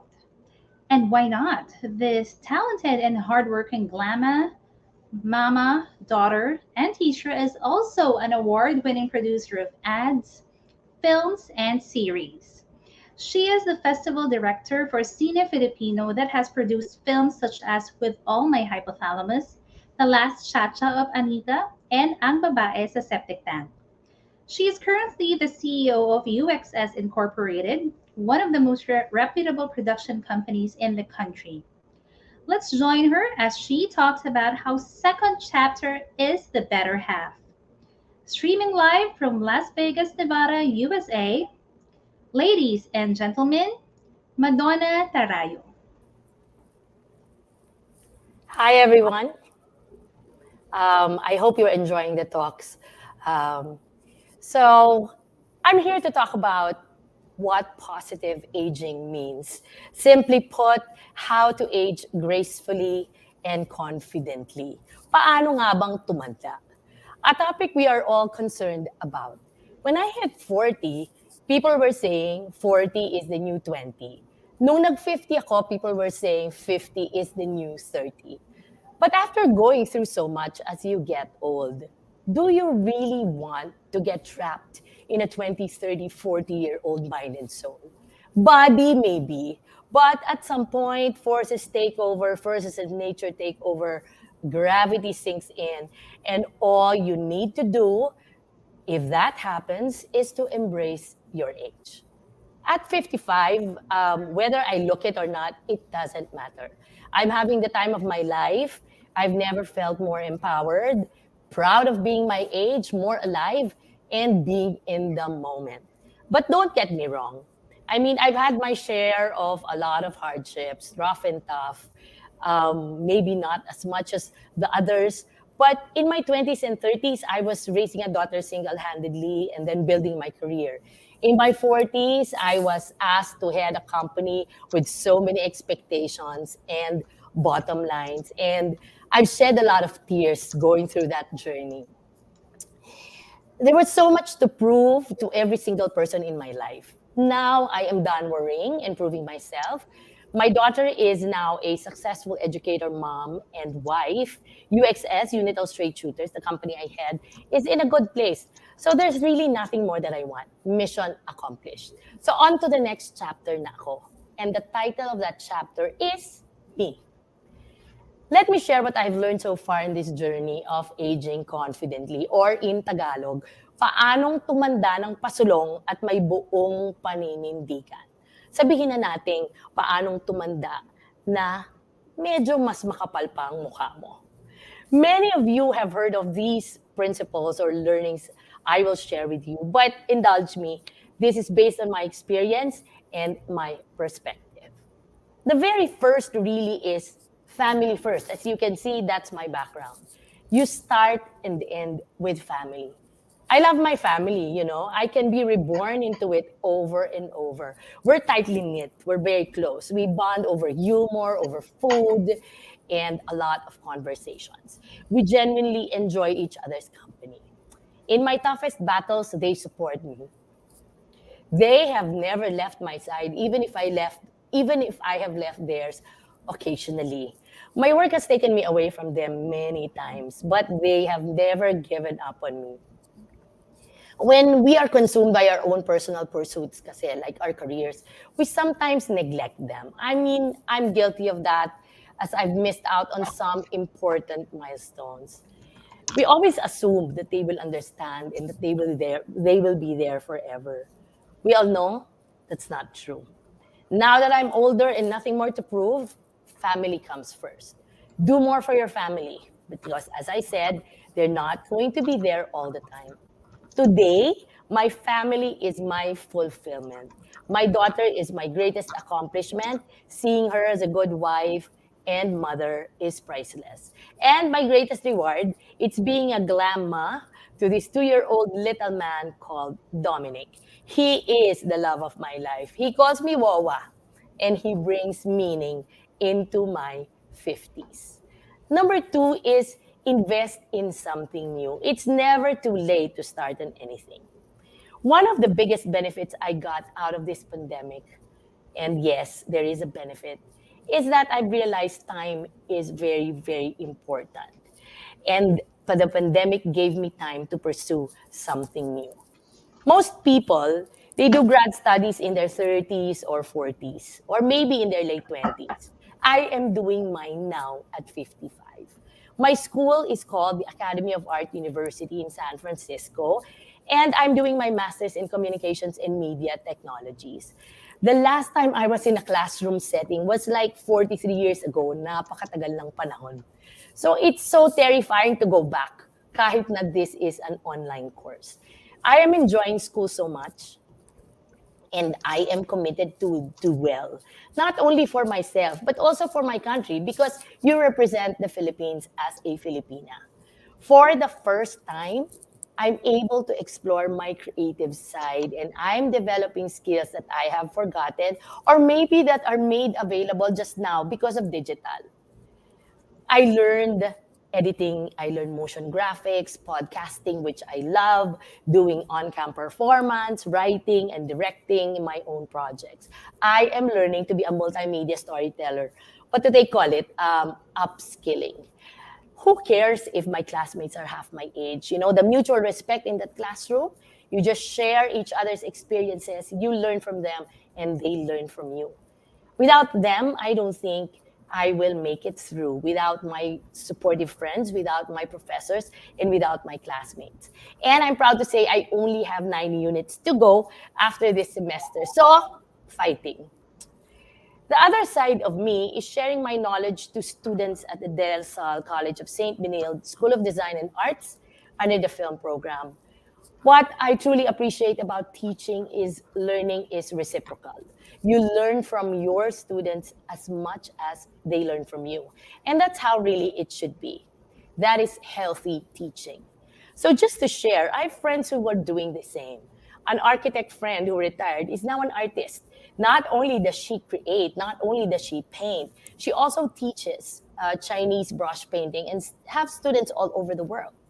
Another friend enrolled in the culinary arts because she loves to cook and she teaches the pound routine. And believe me, aaminin niya, she is one person without coordination in her body, but she made it.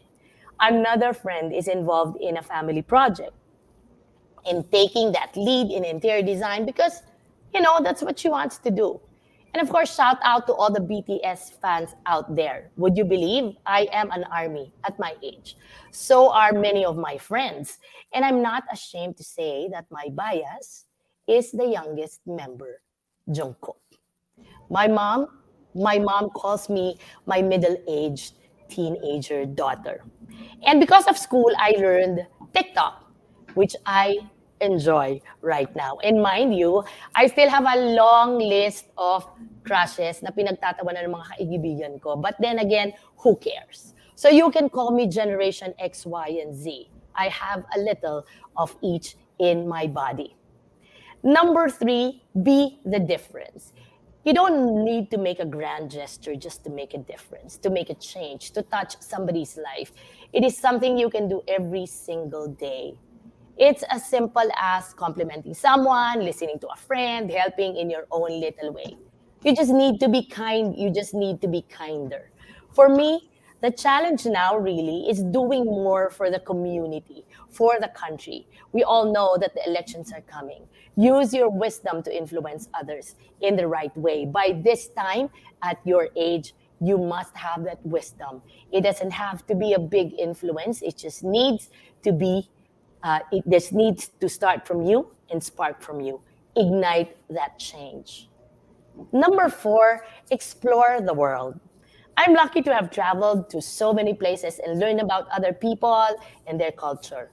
Inspiring and humbling at the same time. Because it allows you to expand your universe and be mindful that you are not alone. You have shared experiences with everybody in the world, regardless of race, age, gender, and class. As cliche as eat, pray, love may sound, it is still one of the most rewarding ways to know more about yourself and the world.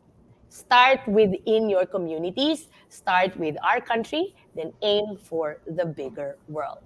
Number 5, money matters.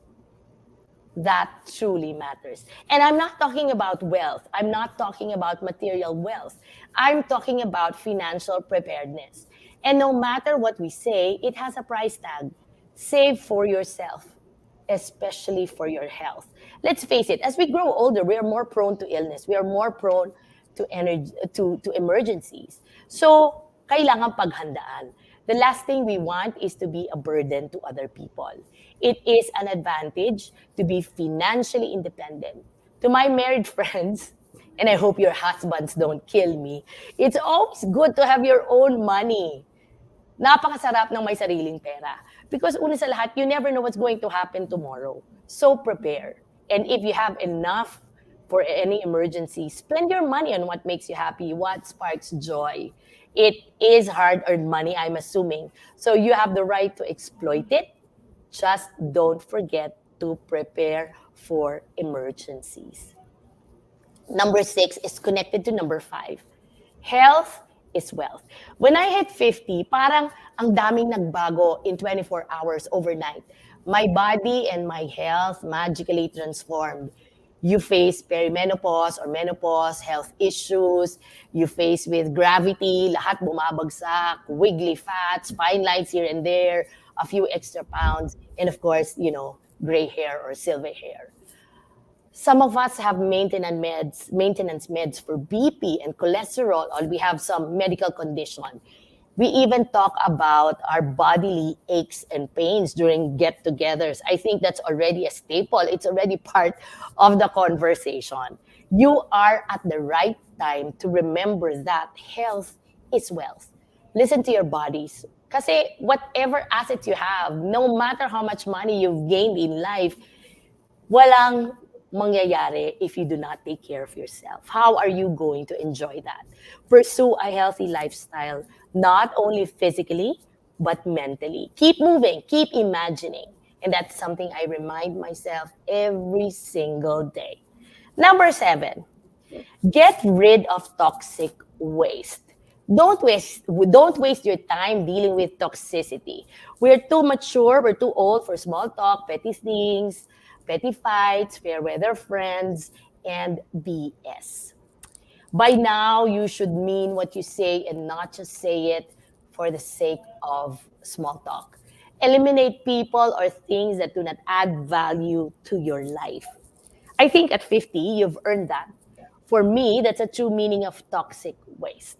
You've heard of segregation, so by now, you should know who and what to keep and who and what to let go. If you weed and prune, including people, yan na ang contribution nyo to climate change. And that is your own climate change. Number 8, Be grateful. With the pandemic, life has been elusive. I've never condoled as much as I have in the past 2 years. Maybe it does come with age, but grief is very real. Grief over death is very real. Grief over losing the normalcy of life is very real. And all of us have gone through that for the past 2 years. So the greatest gift one can have nowadays is life. Be thankful that you wake up every morning to a new day and get a chance to live. So live.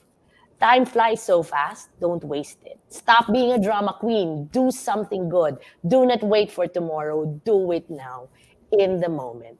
You're the only one who can make that happen. Embrace every year that comes before, because the alternative is, if you want, you go into the light. But you don't want that. It's too early. You will get there, but not now. Marami pa tayong gustong gawin sa buhay. From here on, use that gift wisely, the gift of life, and never let a day pass when you don't say thank you, especially to the giver of life. Number 9, and the last one, love yourself more. Please stop being self-conscious. Smile more, cackle if you want. Pwede kang humalakhak hanggang gusto mo.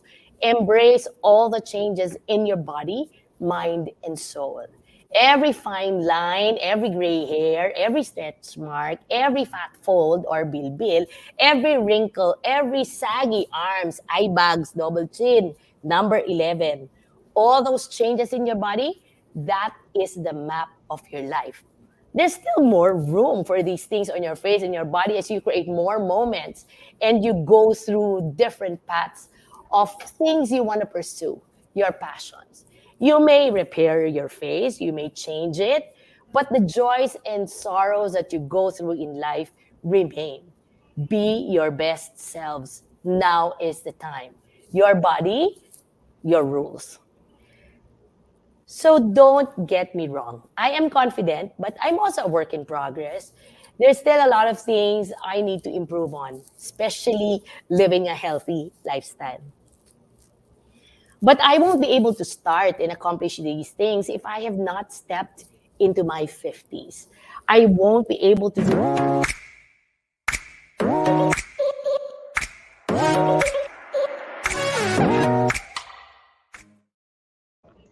Thank you very much, Mia. And I myself, I'm nearing 40, so I believe nasa second chapter na rin ako. And two things that I really, really like about what Mia said was that get rid of toxic waste. If the relationship is not serving its purpose or is causing you too much damage, say goodbye, burn bridges, and of course, love yourself. Why not? Love yourself more. All right, now we're ready to move on to our next speaker. Beya Alfar Everdon is a creative communicator who leads operations, creative content strategy, and business development for a public group of companies as its group chief operating officer and creative strategist. In 2021, she led the launch of G-Spot, an online platform that talks about the everyday Bisaya woman. She also founded Queen City Plus, a self-love and body positivity online platform that executes campaigns to urge women to love themselves beyond their imperfections. She has been featured in different blogs, articles, radio interviews, and have TV appearances, as well as invitations to speak for various events, including the prestigious TED Talks. Beya recently led the production of ByCon Infest, the biggest gathering of online content creators and influencers in the Philippines. In January 2020, Beya was elected founding director and executive secretary of the Creators and Influencers Council of the Philippines, the country's most influential gathering of content creators in the world of marketing.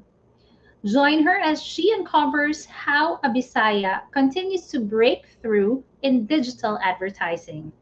Streaming live from Cebu City, Philippines, ladies and gentlemen, Beya Everdon.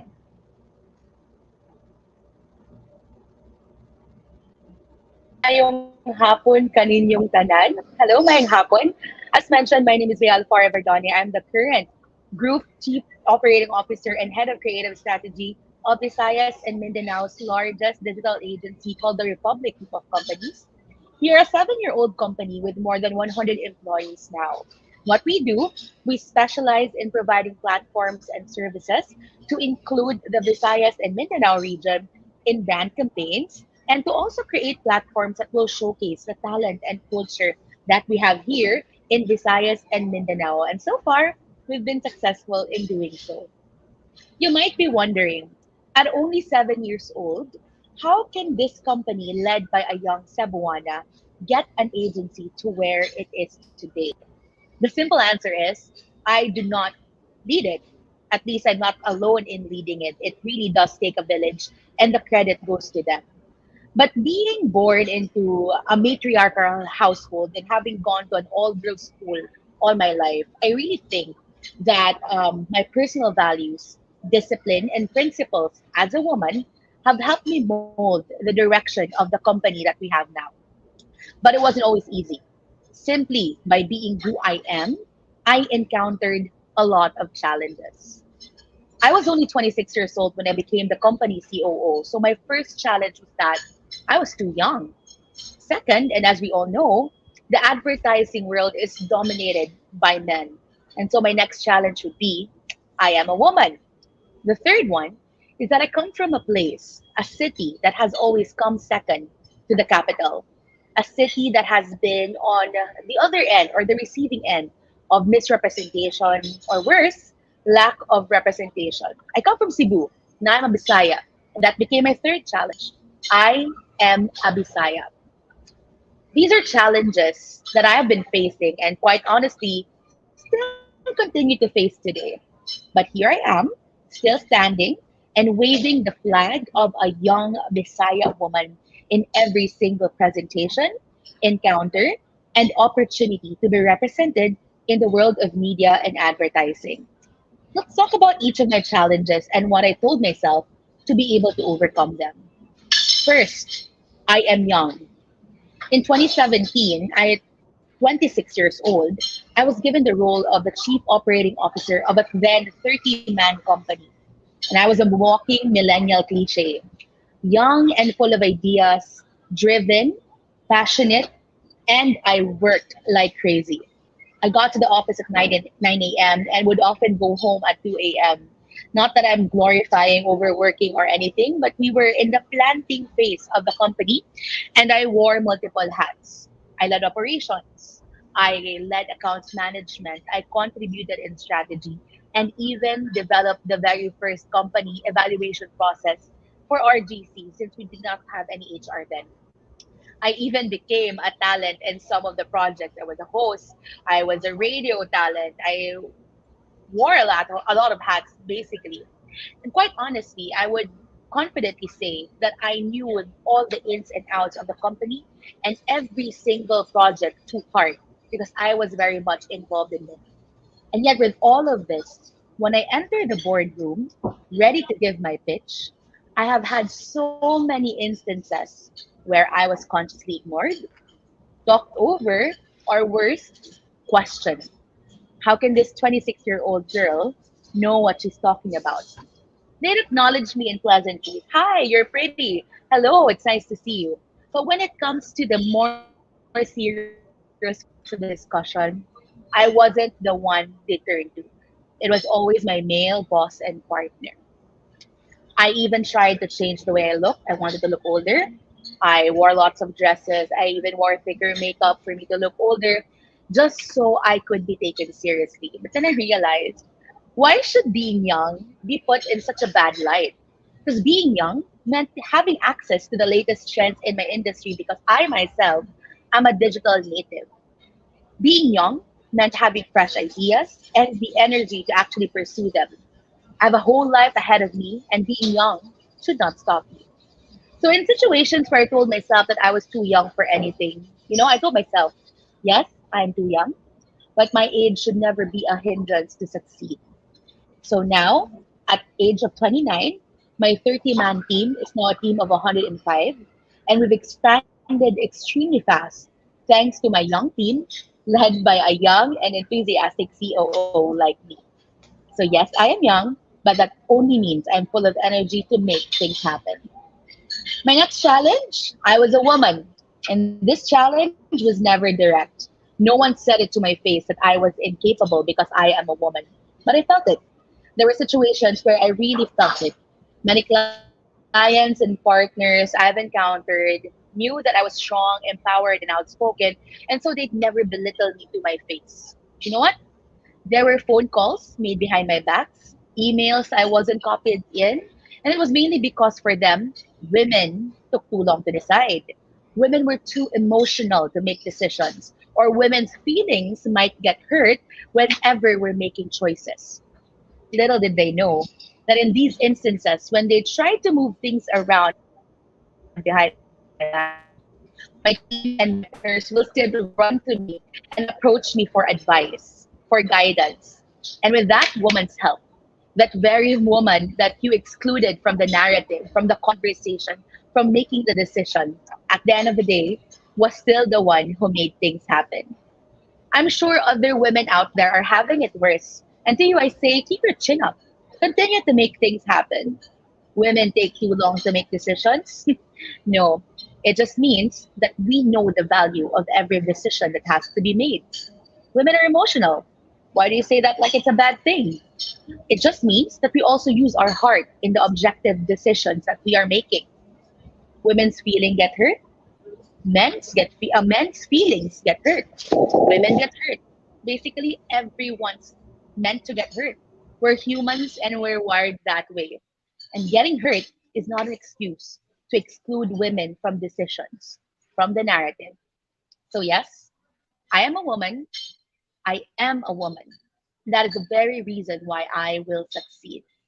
Simply because I am a woman. And finally, my last challenge. Bisaya ka? May internet ba sa inyo? How do you go from one place to the other? Do you have a car in Cebu? Ah, taga Cebu, probinsyana. My yaya is also probinsyana. You must be related to her. So you guys have parties in Cebu, like in basketball courts, or do you know a thing called clubs? It sounds ridiculous. Sounds ridiculous. It's 2022, and yes, I still hear this.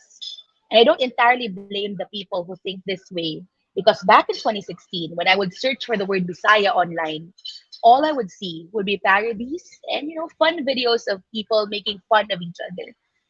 And of course, because the main source of information nowadays would be the internet, it was very clear that the Bisayas were being misrepresented online.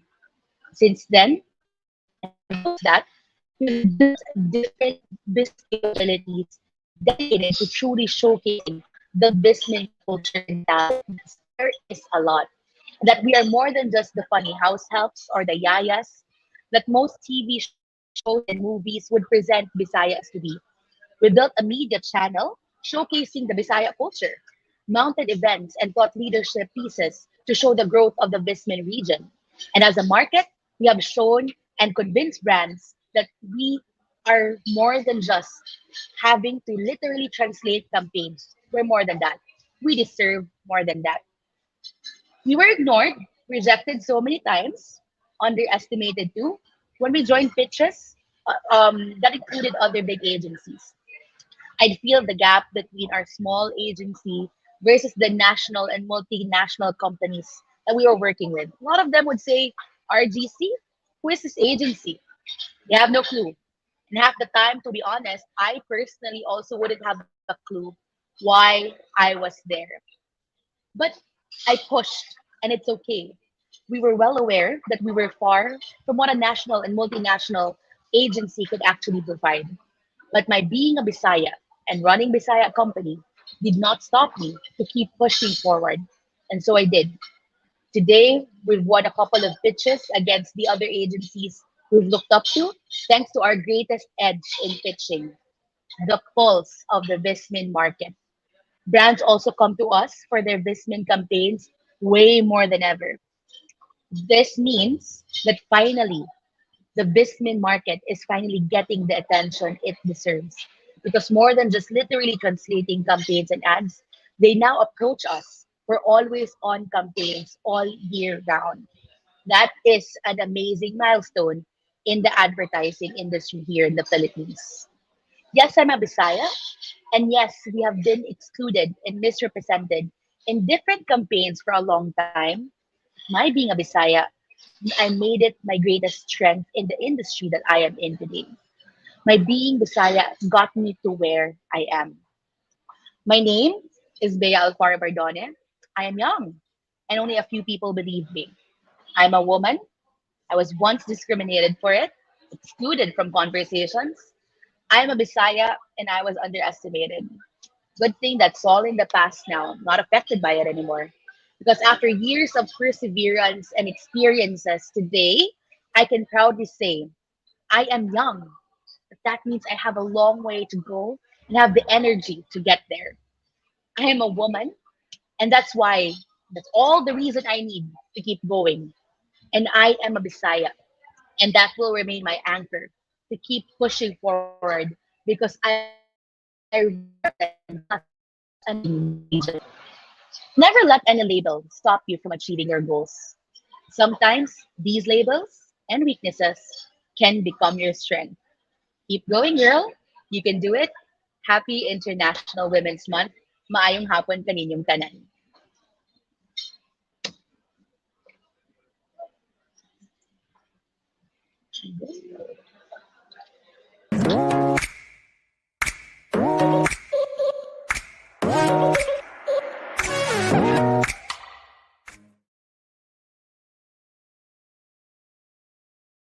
And every Bisaya woman is so proud of you right now. And just some key takeaways. Now, if you're one watching this right now, I want you to tell yourself, I am a woman. Set that affirmation straight and tell yourself that I am a woman and I am proud to be a woman. Right. And by the way, Cebu is beautiful no matter what. Right. So, by the way, I have good news, everyone. Since we experienced a small glitch earlier, but we are now ready to bring back our speaker, ladies and gentlemen, Mia Tarayo.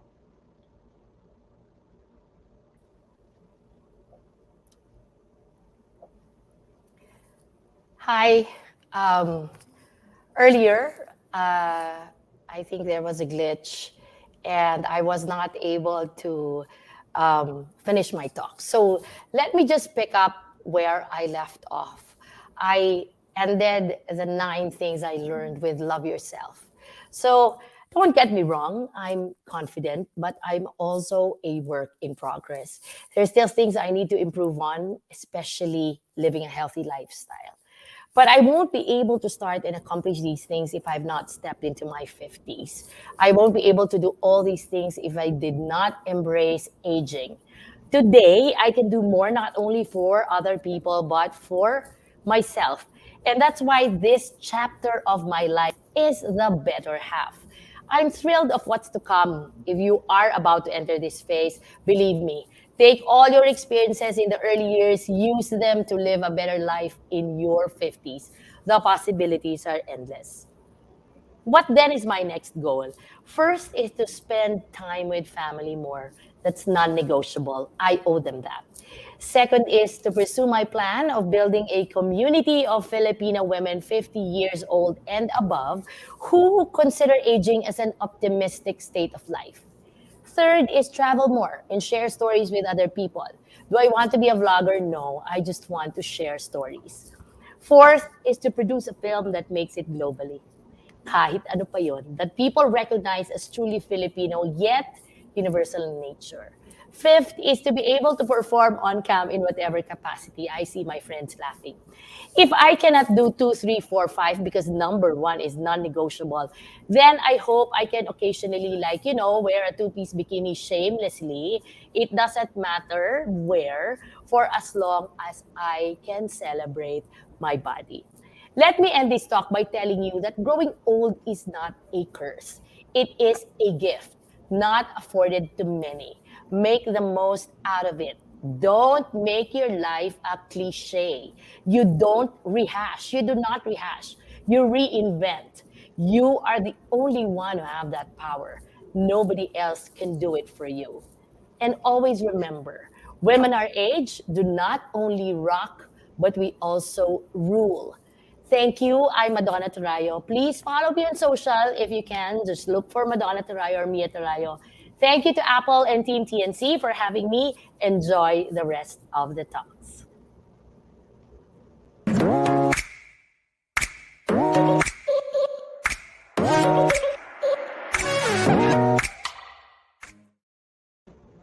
Thank you very much, Mia. And we will definitely look forward to that movie. That sounds very exciting, and we hope to have you again sometime.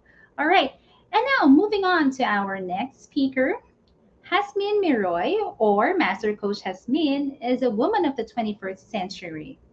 She has a lot of expertise and experience in the helping industry. She is a pastor's wife, a mother of two, founder and creator of Life's Labyrinth coaching community, and is a certified CACC life and mental health coach, mental model collector, and tribe builder for the Life Coach Philippines. She is also a registered medical technologist and presently serving Lifeline Diagnostics as marketing executive. With all her accolades and authority status, she is a woman clothed in humility and passion to bring out the best in life and the best in people.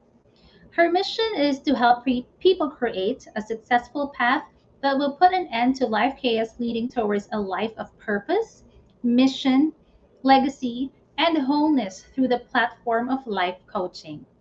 Let's watch and join Master Coach Jasmine, founder and creator of Life's Labyrinth coaching community, as she enlightens us about the topic. Her name is Esther. Streaming live from San Mateo, Rizal, Philippines, ladies and gentlemen, Jasmine Miroy. Hello, everyone. Good afternoon. What is your name? What does your name mean to you? What does your name mean to your family? And what does your name mean to the world? Before you think of your answer, let me share to you a beautiful story. There was an ordinary young Jewish woman who was adopted by her cousin after her parents passed away because they are victims of war. For their security, she and her cousin let, left their town and lived in a great Persian kingdom. And one day, the king of Persia was so angry with her queen because she did not obey the king. He asked to gather all the beautiful maiden in his kingdom to look for who would replace the disobedient queen. And so the Jewish woman, and with the help of her cousin, she went to the palace to join the search for a new queen. During that period, beauty was the most desirable attribute of a woman. She was stunningly beautiful, and as a result, she won the contest and became the queen of Persia. It is probable that the king realized that she was more than just beautiful. She was intelligent, she is reliable, and she is courageous. These are the traits that attracted the king. All things went well with her and the king until one day there was a decree from the prime minister that all Jewish people were ordered to be exiled and get killed. And this is where the Jewish woman, who is now a queen, decided to rise up for her countrymen. She is willing to put her life in danger in order to save them. Although she was a queen at that time, she was still not secure as she is a Jewish woman. After a lot of prayer and fasting, she courageously asked the king to stop the order of the prime minister, the plot of killing all Jewish people. There was no guarantee that the king would see her and that the king would give in to her request. However, she risked her life and she courageously took that step regardless of what could happen to her. And God worked in the heart of the king, and the king ordered the death of the prime minister instead of killing of the Jews. Her beauty and character won the heart of the king. She was courageous. She said that if I perish, I perish. She was willing to act in behalf of her calling. A woman of beauty, a woman of character, and a woman of action. Her life is an inspiration to many people. She came from a very humble background. She was an orphan. However, all this did not stop her from realizing her dream and fulfilling her purpose. Her life reflects the struggles of the many most ordinary women who go through in the world today. She was fearless, she was loyal, she was patient, and she recognized her weakness. And always she is ready to ask for help and wisdom. And that is because of her humility. These are the ideal qualities that can help a woman to thrive in the modern world. Everyone, may I present her to you today? Her name is Esther. Her life and courage gives us a model to follow in approaching difficult and dangerous tasks. Like Esther, we can calculate the cost during difficult times and dangerous tasks that are entrusted to us. Esther realized that her life and her people were at stake.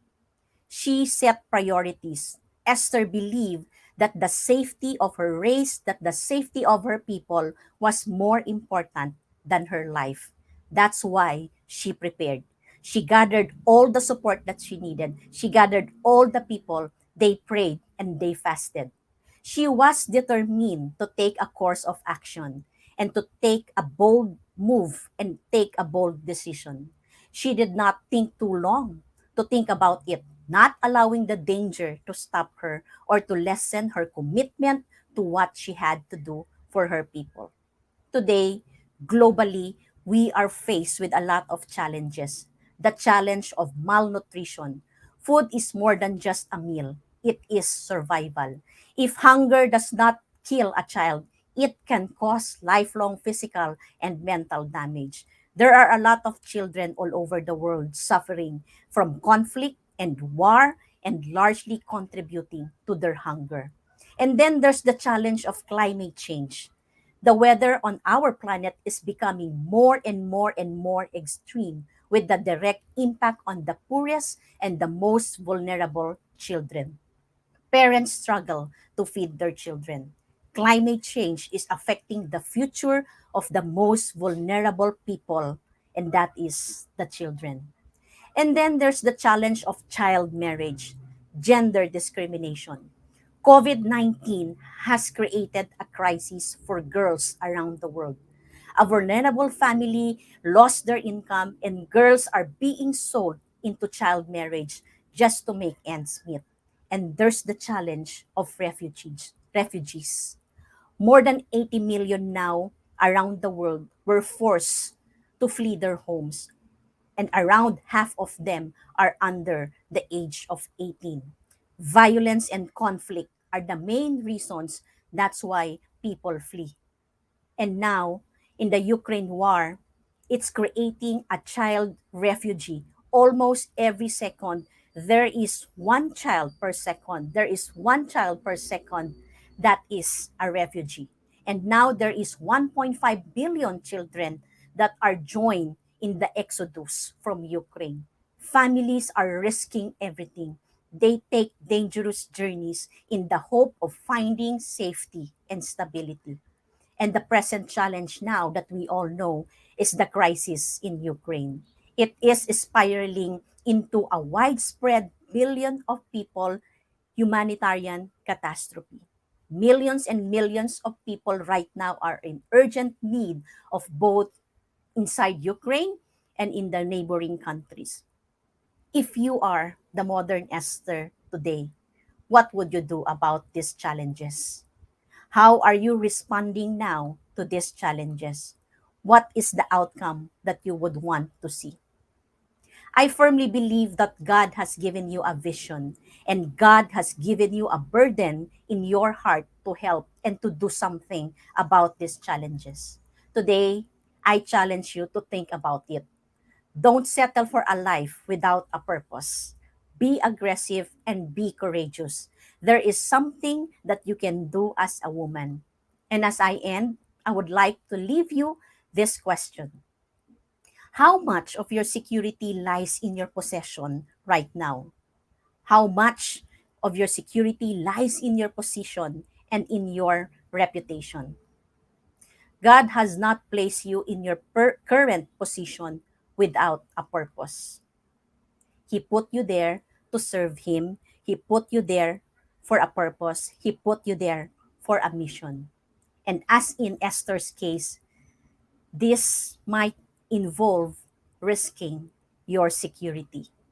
Are you willing to let go of that security? Are you willing to let God be your ultimate security? Are you willing to be a woman who rules by creating massive impact and influence? If you are saying yes today, and I repeat, if you are saying yes today, watch God be at work in your life. Perhaps this is the moment for which you have been created to fulfill your purpose.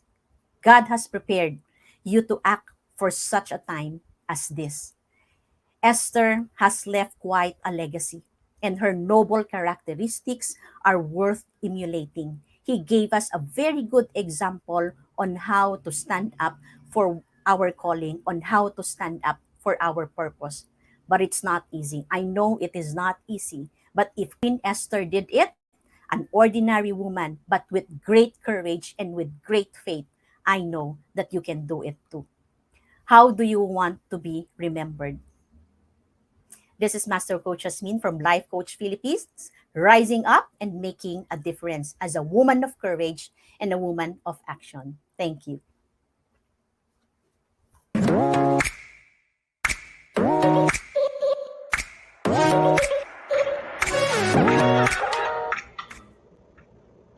Thank you, Master Coach Jasmine. And I remember the story of Esther was one of the earlier exposures I had to women empowerment. It's a very powerful story. And my key takeaway is do not settle for a life without purpose. Well said. Very well said, Master Coach Jasmine. Right. And now our next speaker, she is H's Feng Shui Queen. Maritess Allen has been advocating feng shui for over 2 decades in the Philippines and internationally. She is the first Filipina to be awarded the prestigious title of Master in Feng Shui by the International Feng Shui Association. Maritess is also a seasoned trader and manufacturer of various products under her own brand, Frigga Charmed Life, with 20 years of international trading experience in several parts of Asia. A true trailblazer, Frigga has since developed a special line of auspicious lifestyle products for the home and office, which was sold online at www.frigga.co.uk or frigga.com.ph. In addition, she is also a shareholder and investor for Calscope, the newest social media metaverse. She continues to maintain a strong media presence through print and online platforms, partnering with leading digital creative solution groups in developing the Maritess Allen Almanac 2022 for digital distribution, which, by the way, is now available on App Store and Google Play. Asia's feng shui queen and owner of Frigga Charmed Life, let's join her as she talks about Make a Change, Be the Change. Streaming live from London, UK, ladies and gentlemen, Maritess Allen. Hi, everyone. It feels so good to be with all of you today. And of course, this early, I would like to say thank you so much to Apple and, of course, to the rest of the team. You guys are fabulous. And of course, the new channel and the rest of the speakers that are ahead of me and the ones that's going to be talking after me. Wow, what an incredible story you have shared. And I really humbled to be part of the rosters of keynote speakers for today. So at this early, I also would like to say that, when I was talking or discussing with Apple about the chosen theme that we can have for today, I chose the theme, be the change and make the change. I would say that it is very appropriate message for everyone today as well, And then on my part, I had to reflect on what happened during my childhood days that led to the current life I currently enjoy now with my family, both in the Philippines and in London, where we are based. Thinking back about those early days at times led me to tears. You see, it wasn't easy. I would say it was not an easy life growing up in a family. There's 14 of us, 12 are living, and I'm baby number 10. So I was growing up in a very small town of Masbate, and we live in a very small house. And all of us has experienced working in a farm under the heat of the sun. You see, at that time, wala kaming pang tuition pag hindi kami magtrabaho sa farm. So during summertime, my parents would ask us to help them in the farm. And at the same time, we also shared that at the same time, I remember that we had to stretch 25 pesos to last for 1 week and for our regular baon. I also remember that we had to bring boiled bananas as our baon. And I tell you what, this kept us energetic and healthy. And I will never forget those days. Times were hard, but we could not complain. We saw that our parents did everything they could to raise us well. My father was in the military and he imposed a system where no one of the older siblings could get married without supporting the younger ones to finish school. Luckily, I was child number 10, so I had an easier time until I finished college in Cebu. When I started having a family of my own, I actually, got married very early. I have, three small kids.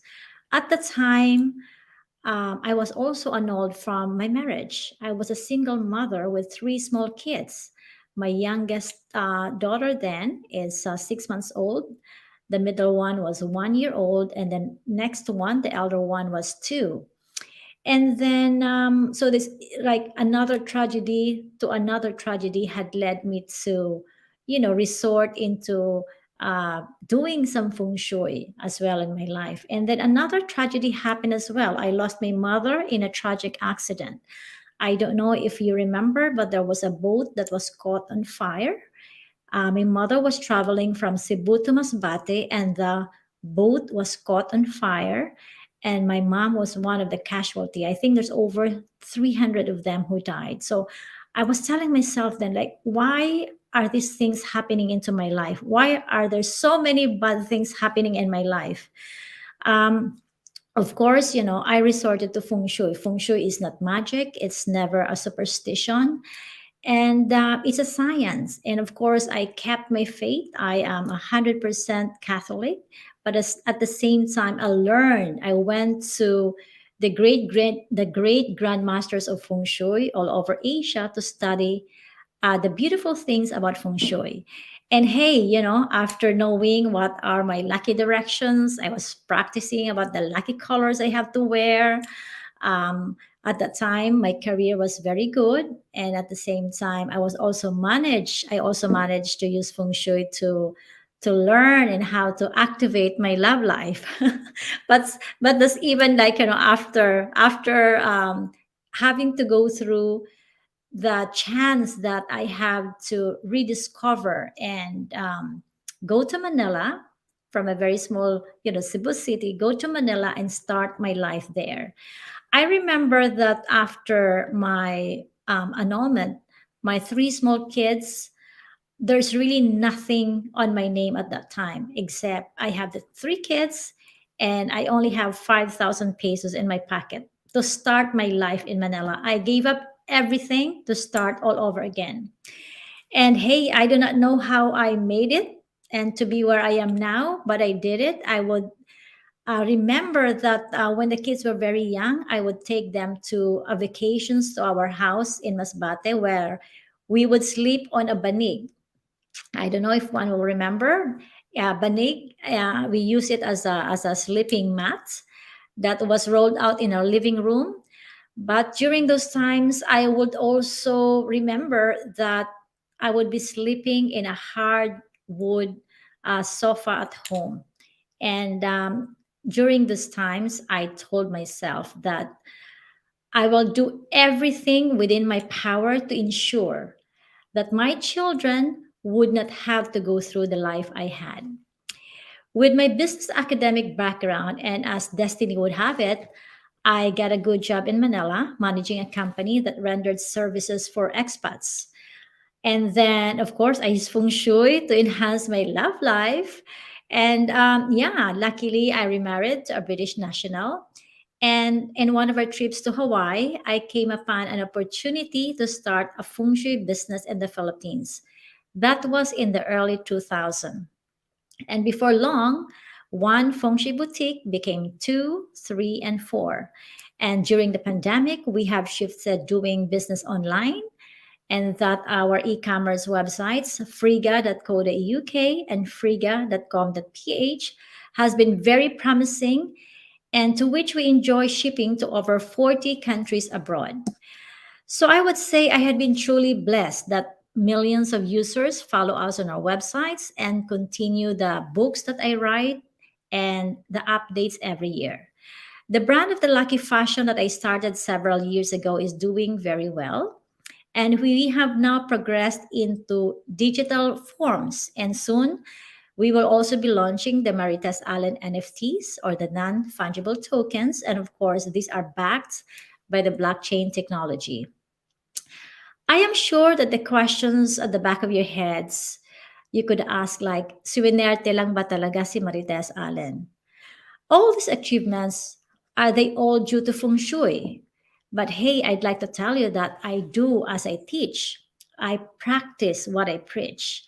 I make decisions guided what the feng shui calendar indicates. So this is like example of a feng shui calendar. If it's a lucky day or hour, then go. But if it's a very inauspicious day, then I lie low. So, whatever I do and wherever I go, I make sure that I'm wearing the proper feng shui accessories. Never mind if I will look like a Christmas tree. The important thing is to try to make good use of the feng shui energy surrounding me. And yes, in all honesty, I can say that it works. A lot of people I have given suggestions to also confirm that feng shui has made a difference in their lives. Whenever I hear those stories, I feel vindicated. I feel I am doing something right. My family and close friends know one side of me that is not apparent to everyone, especially the people I work with now. They know that the dreamer and the stakeholder in me can be so relentless. When I get so driven by a certain idea, I am very passionate with it that in fact I forget that some people are supposed to be sleeping and resting. I work long hours. I, do consultations of feng shui anywhere you are in the world. And honestly, I have mastered the art of multitasking. I'm a mother, I'm a wife. My kids are in universities. Two of them are already, having their jobs. And the other two are still on their university days. One is in a third year medical degree, and the other one is taking a biomedical science as well. So I would say thank you to technology that in a way I can now balance my work needs and family responsibilities. So honestly, when sometimes I get so tired, I ask myself if shouldn't I be enjoying so far the gains that I have gathered and stop being work crazy? But when I think of the people who are dependent on this business for their source of living, it is easy to see why we still do the things we started nearly 20 years ago.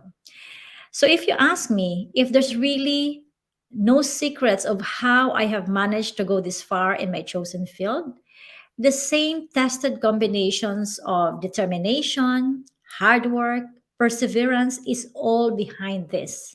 And of course, I would say feng shui as well, right?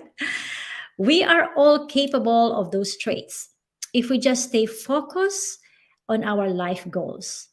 And let me add, those goals must be based on love and caring for others, love for your family, and the people who are with you in the pursuit of your dreams. I cannot end my talk today without giving you some feng shui wisdom. It has something to do with my favorite feng shui charm or symbol. I am sure you are very familiar with it because we have plenty of it in the Philippines. I'm referring to the bamboo. You see, in feng shui, it symbolizes the elements of water, wood, and earth. It is a low maintenance plant that, when properly cared for, it introduces metal and fire, thus achieving a balance of the yin and yang symbol. It is also very resilient. Notice how it bends with the wind after a storm and it remains standing, which is really a living inspiration for a country that is often visited by calamities. You see, I grew up in Masbate where every month we are visited by typhoons. I have experienced living in a house with no roof. I have experienced living in a house with no electricity. And my father would always tell me, we will rise again, just like the bamboo tree. So the bamboo, my friend, it is a very popular feng shui enhancers because it is believed to attract auspicious energies. You will notice though that the younger branches of the bamboo grow in a different direction than the older branches. That way, it allows the sunlight to shine on the older branches. But when the young shoots come out from the roots below, they are shaded by the elders. This is actually, they are shaded by the older branches, I should say. Applying this to the human life, it shows that the young should respect their elders. At the same time, you know, the childhood memories and the values taught us early by our parents, it actually carries so much wisdom, even in this modern age. And I so would like to end my talk today with this quote from a famous evangelist. It says that the greatest legacy one can pass on to one's children and grandchildren is not money or other material things accumulated in one's life, but rather a legacy of character and faith. So, whenever you can, be the change and make the change. Have a great day all the way from London. I love you all and congratulations again, the new channel, and of course, to the Global Women Who Rolled 2022. And thank you also to Apple and your exceptional team. I love you all.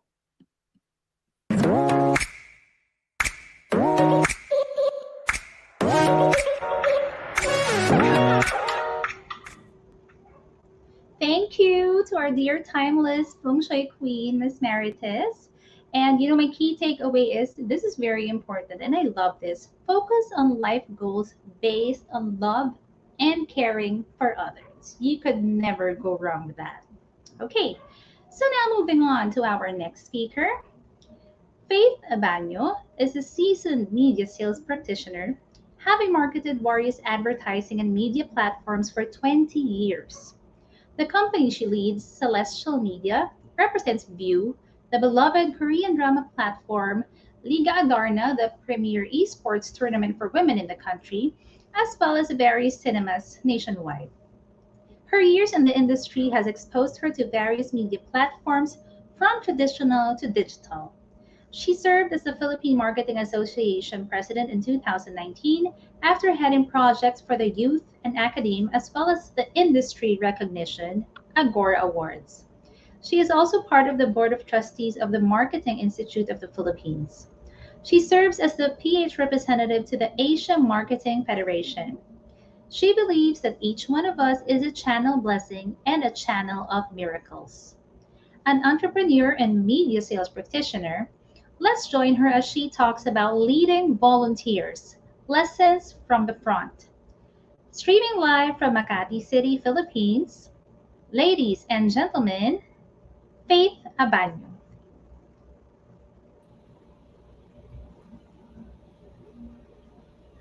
Hi, everyone. It is such an honor to be in front of you, to be in your screen right now, and to talk to you for about 10 or 15 minutes or so of my thoughts on certain things are that actually can add to the totality of our femininity.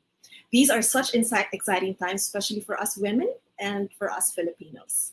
And this afternoon, I would like to talk to you about a special kind of people who are giving, kind, and a storehouse of energy. And I've had the privilege of being one, and I've had the privilege of leading them. And that is a volunteer. But before we get into that discussion and the lessons that I have learned along the way, let me describe or let us define what is a volunteer. A volunteer is someone who spends precious time and effort without getting anything in return. So precious time and effort precious time that you could actually just have spent with your family, making memories with your loved ones and making sure that you are bonded and close. Or that time that you cannot get back anymore. It also involves effort that you could have used for more financially lucrative endeavors. Or it could be effort that you choose not to spend at all, by resting or binging on your K-dramas, watching Gongyu or Park Seo-joon, and or maybe just putting your feet up and thinking about life and the world itself. But when we say volunteering, it always evokes the concept of spending that precious time and effort for something bigger than ourselves. Maybe a cause, a crisis solution, a ministry, an advocacy, or something that makes us go beyond ourselves and the square boxes that we define as our home or our office. My experience as a volunteer has been through industry work, as well as ministry, religious and social civic endeavors. And that is where I will be coming from today. That is where my lessons will be coming from today. Leading youth teams to industry working committees and associations for a number of years has made me realize how much allocating this precious time and spending valuable effort goes beyond ourselves. So, here are the lessons that I have learned as I navigated leadership roles in volunteer teams. And surprise, surprise, they are more of self-discovery rather than leading others. So let's go. Lesson number 1.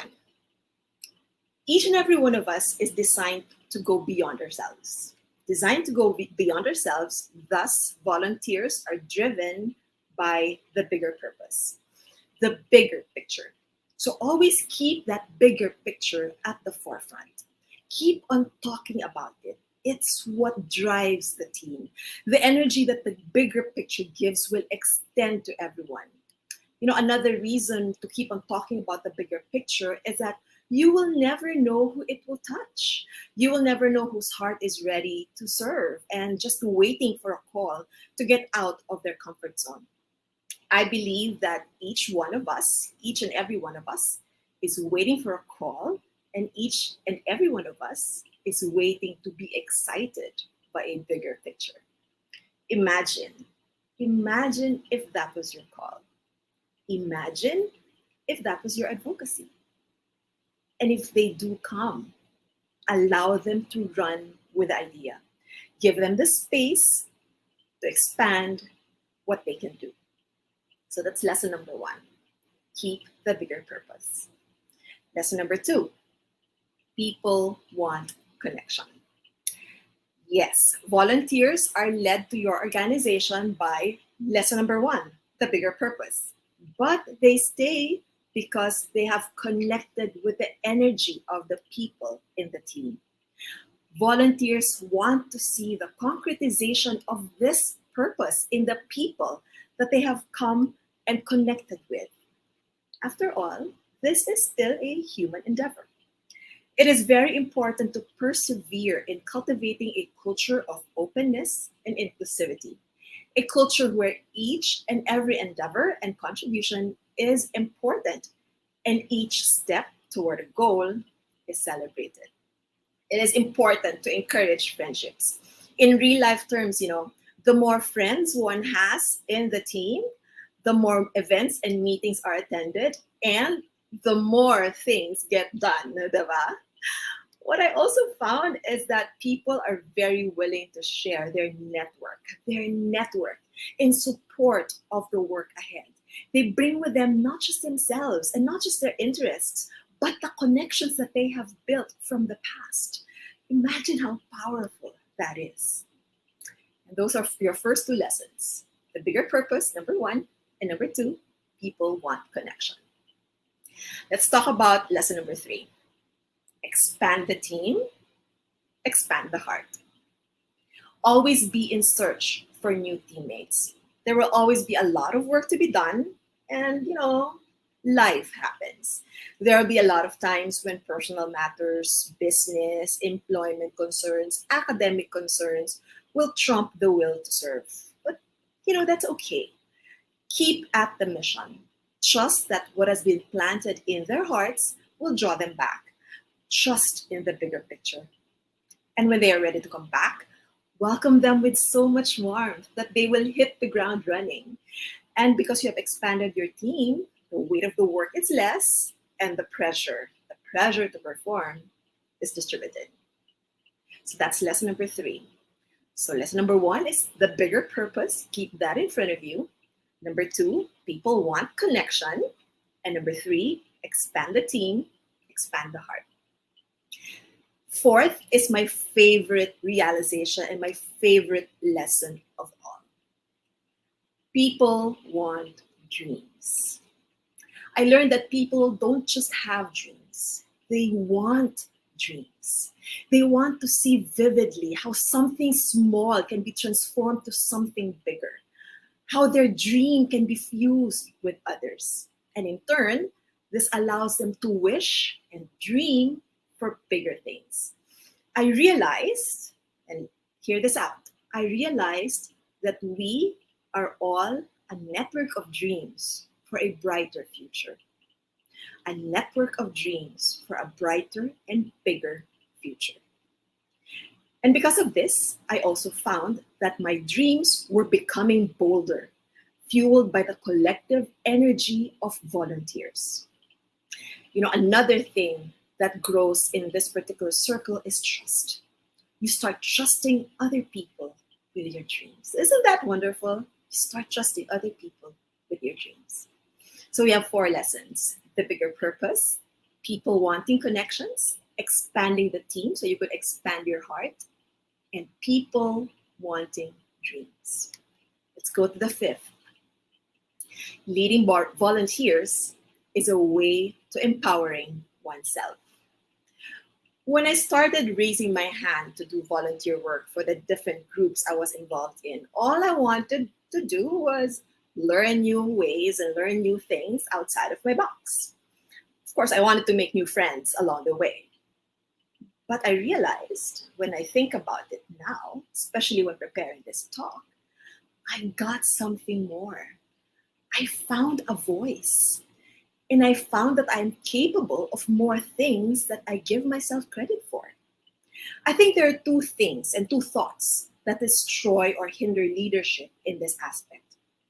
One is the negative thought, and I believe that this has been touched on here today. The negative thought that one is not enough. This thought, admittedly, can creep into one's mind and thoughts, as any one of you might weigh in on taking the challenges of leading volunteers. But let me tell you, volunteers are the most kind, the kindest people. They are supportive and eager to see people around them succeed. Hindi sila bashers. Why? Because they know it's not about the person, but lesson number 1, the purpose. So I tell you, when those thoughts creep in, vanquish them, slay them. Girl, you're enough. And another thought that would hinder your leading volunteers would probably be the opposite, that you are more than enough, that it is about you and about your ideas. You may be the best in expressing the big idea. You may be the most eloquent, but the big idea is about the collective. If it were about you, then, just hire people, pay them. Remember this: we are placed in this world, in this earth, to be channels of blessing. Wherever you are meant to be a channel of blessing. All the dreams and aspirations in every volunteer's heart are placed there by a God who fires up our belly. All these dreams that we all have are a manifestation of our Creator's big love, big love that we can experience in various ways. The blessing is our God's gift. We are but channels of blessings. So 5 lessons. The bigger purpose, keep that in front of you. People want connection, expanding the team to expand the heart. People want dreams, and leading volunteers is a way to empowering oneself. So I say this, for anyone thinking, should I volunteer? Or better yet, if you are already volunteering, should I lead in this volunteer activity? The answer, obviously, is a resounding yes. Why? Let me circle back to my earlier definition of a volunteer. We said that it is someone who spends precious time and effort without getting anything in return. But as you see from my discussions and from the 5 lessons that I have given you, it's not true. Not true at all. You get so much more in return, much more than you would expect, and much more than your heart can hold. You get friendships, you get validations, you get a platform for improvement in your professional life and in your personal life. You get a circle where you can refine your ideas and beliefs. You get a safe space where you can discuss and grow your dreams. Now, why are we talking about this in a women's forum? Let me tell you, because women are the first dreamers for others. When they find a life in their belly, they are the first to dream of the kind of life that that child deserves. They are the first volunteers. They volunteered their body to be the house of another life, to be the house of another dream. So go and raise your hand. Raise your hand so high. Raise your hand so high and lead volunteers. I'm telling you, the rewards are worth it.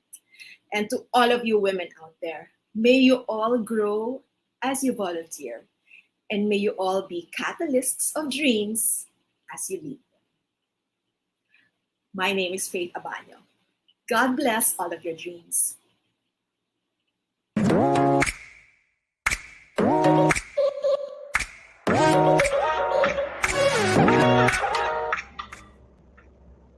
Thank you very much, Faith. That's such a relevant discussion on volunteerism. And I want you all to remember this, especially the women watching right now. Women are the first dreamers for others. And what a wonderful role that truly is. Okay, so now moving on with our program and to the next speaker. Elle Kwan is a health tech startup founder as well as international presenter, speaker, and author. Her recent startup, MedHive, is an award-winning B2B digital marketplace that provides transparent, efficient, and cost-effective sourcing of medical supplies in developing markets. Elle is a business enabler and Asia's go-to expert for healthcare and technology events. She is an alumna of the Women Entrepreneur Development Program by P&G, a founding member of the Singapore Chamber of Commerce and Industry, Exicom member of Asia Pacific Assistive Robotics Association, and an international peace ambassador of the Global Prosperity and Peace Initiative. A health tech startup founder, international B2B event producer, dreamer, a foodie, a mom to 3 teenage boys and 2 fur babies that once, by the way, organized Karaoke World Championship Asia. Let's join her as she talks about breaking gender bias in tech, case for women in leadership. Streaming live from Singapore, ladies and gentlemen, Kwan.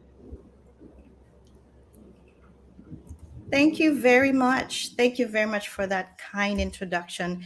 And, I just want to honor the speakers that have presented before me. You are all fabulous.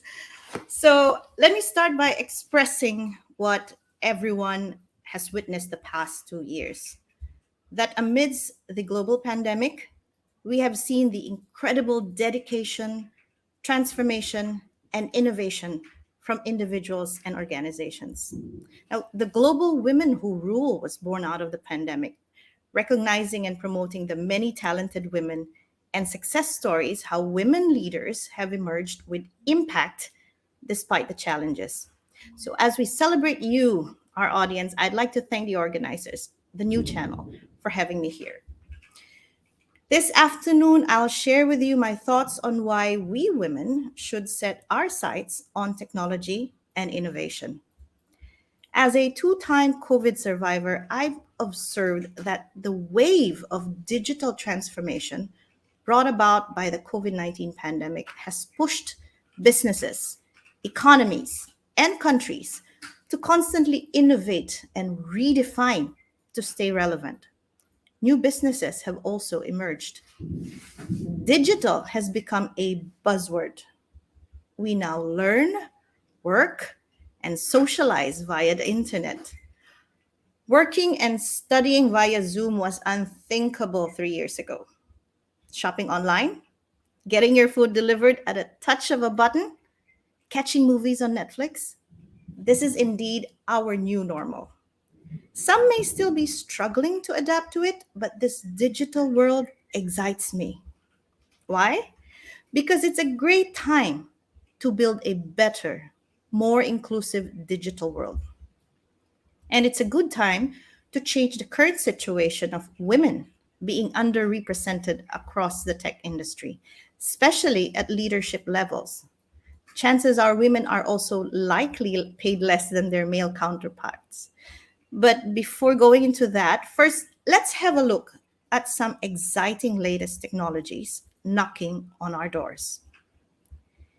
In the last 5 to 10 years, we have seen notable breakthroughs in technology and innovation. Undeniably, technology has made its way into all aspects of our lives. From the evolution of artificial intelligence or AI, robotics, the Internet of Things, 5G, to big data and analytics, technology has the capacity and potential to transform everything, revolutionizing the world we are in. Already, we see the rapid rollout of electric autonomous vehicles, the self-driving cars. The sudden price increase of petrol and diesel are forcing people to choose a new driving option. And here you go. In fact, a number of accidents on the road will significantly decrease with this technology.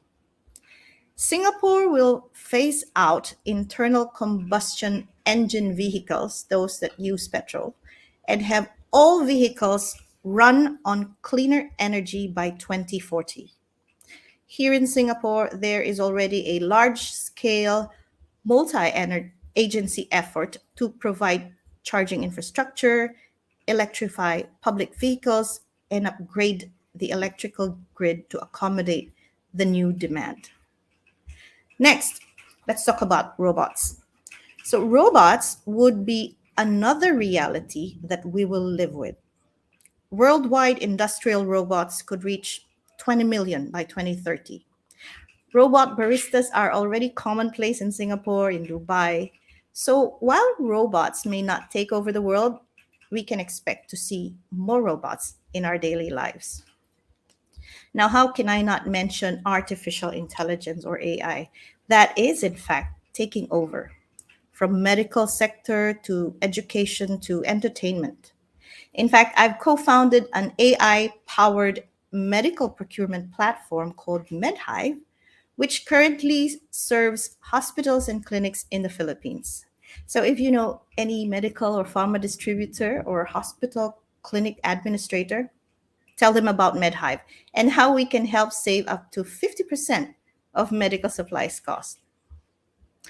Here's another futuristic term that is going to be common in our lifetime: space travel. Space travel will become a reality. It's real, it's developing fast, and it might look like international travel back in the 70s where few can afford it, but it will increasingly become affordable in time. So watch out for that opportunity. Those who have Alexa or Google Nest would be familiar with IoT. This is the Internet of Things. These are systems of sensors and devices which talk to the cloud through some kind of connectivity. So this is a growing system of billions of devices or things worldwide that connect to the internet and to each other through wireless networks. IoT is used from smart homes to control your lighting or aircon temperature, to medical treatments, to improving yields in farming.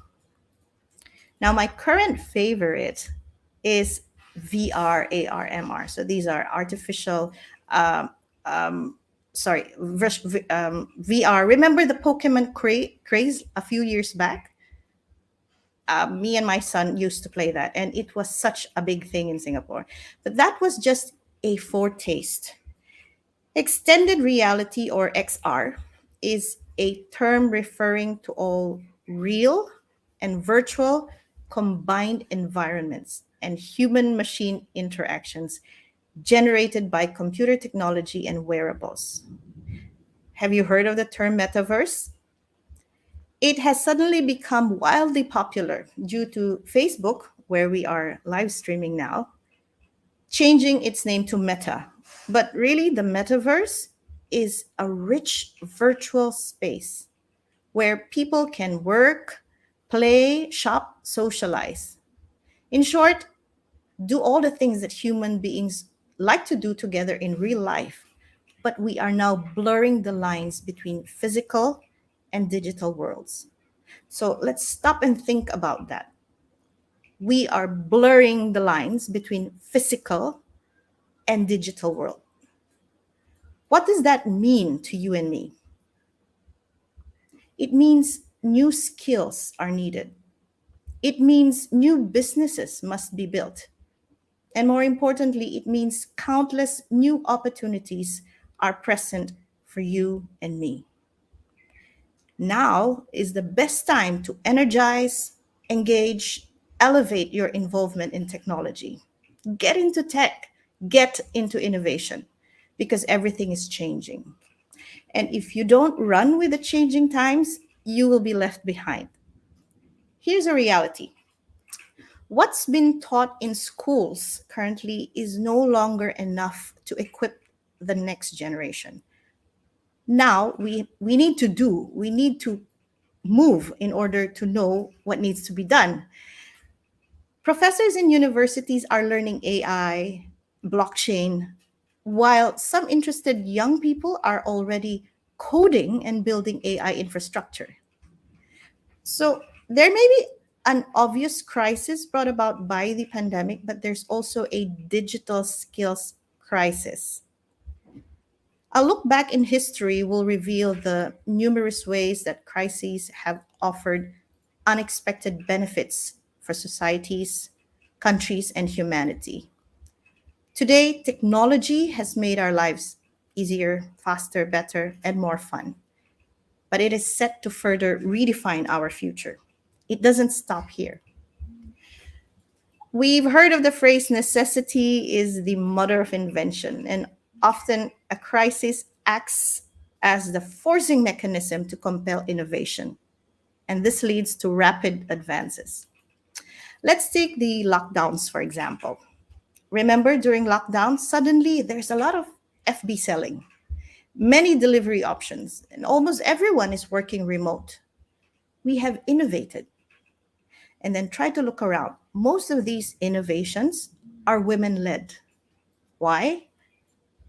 It's because women have this instinctive key to unlocking growth in the midst of crisis. We are gifted to see potential. But remember, seeing the opportunities emerging from a crisis is not the same as being able to seize them. So we must do. You must do. You must move, not just watch. And this is where women excel. We are flexible, we are resourceful, we are patient. When life throws you curveballs, those things that you didn't expect, failures and disappointments, frustrations from events that turn out to be less fulfilling than we imagined, do we ever stop? We may cry for a while, but women somehow manage to turn lemons into lemonade. We make things work. And if you're in business or working to build a career, this virtue is extremely useful as we face rapid changes, whether that's in customer behavior or government policies like lockdowns. So, second point, women are resourceful. And this is very true for the Filipino woman. We don't wait to be fed, we have our own hustle. Who usually solves the problem when there is no food on the table? Women magically turn entrepreneurial. We are suddenly able to sell something or get someone to sign up for some insurance or even a network marketing program. That's our hustle. And we are very good at that. We are very resourceful. Now, the last virtue I'd like to highlight is that women are patient. And for moms out there, waiting for 9 months to carry your baby in your womb is not easy, but we make it look easy. And I'm sure every woman watching will have her own story of how patient and long suffering you've been as an employee, as a wife, as a mother, as a friend, as a daughter. You've been patient as a woman. Women have that innate rapid problem-solving skills, and we are innovative. Maabilidad tayo. And these are the kinds of leaders that today's businesses need. Businesses can gain long-term advantages by understanding shifts and opportunities that are presented. And listening, and this is another woman's superpower. Listening and understanding usually precedes superior growth and performance after a crisis. So this is my invitation and challenge to you, dear friends. Become leaders in technology-led initiatives. This could be in a business, it could be in a nonprofit, it could be a project in your workplace. Let's also encourage young women to pursue careers in the field that I just mentioned, AI, IoT, robotics. We need to start enabling young women to become innovators and leaders and create a new cycle of mentors and role models for all coming generations to follow. Let us be and let us raise impactful, influential, and inspiring women leaders. Now, I'm going to give you some assignments, homework, which is really easy. Why, you may ask, is this lady asking us to do something? It's because I want to help you in facing the challenge I just posed. You have so much power in your hands. Your phone, your tablet, your laptop, your gadget connected to the internet gives you access to so much information. So, first assignment. Find out how you can get in on the data and AI metaverse explosion. Then, find answers to questions like, how can I start my journey in the technology industry? What are the right tools and platforms I need to ensure my company or business keep up with the latest trends? How can I balance my need to upskill and equip myself with these tools with my other roles as mom, as daughter, as wife? Who can I ask help from? This last question has somehow been answered and addressed by this event that you are witnessing, the Global Women Who Rule. We have a community that does support and seek to empower women. So find out how you can reach out to and learn from the amazing women speakers this afternoon. These questions can help you start your journey into becoming an impactful woman tech leader. I hope you got inspired today and ready to blaze the trail. We often hear the word trailblazer. It's really creating your own trail or road, trying something that hasn't been done. It's not going to be easy, but the rewards are massive. My name is Elle Kwan, founder of health tech startup MedHive, inviting you all to start your journey today. Thank you.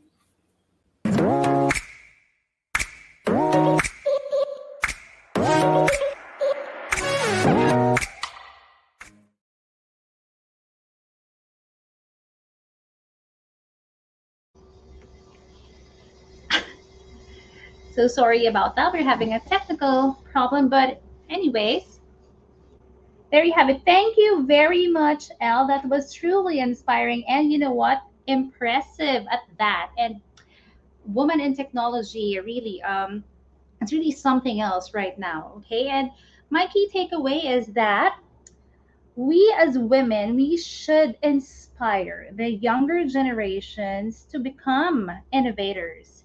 And not only that, and another key takeaway is that now is a good time to build a better digital world, especially for women.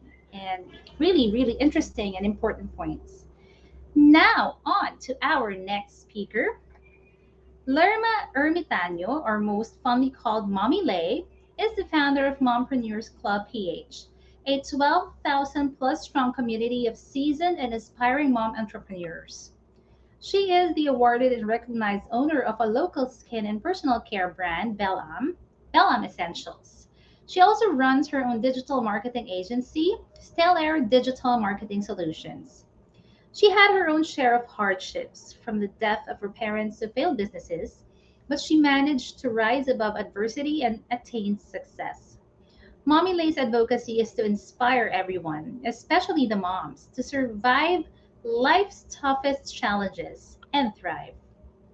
As the founder of Mompreneurs Club PH, Mommy Lay will share reasons why moms make great entrepreneurs. Streaming live from Las Piñas City, Philippines, ladies and gentlemen, Lei Ermitaño.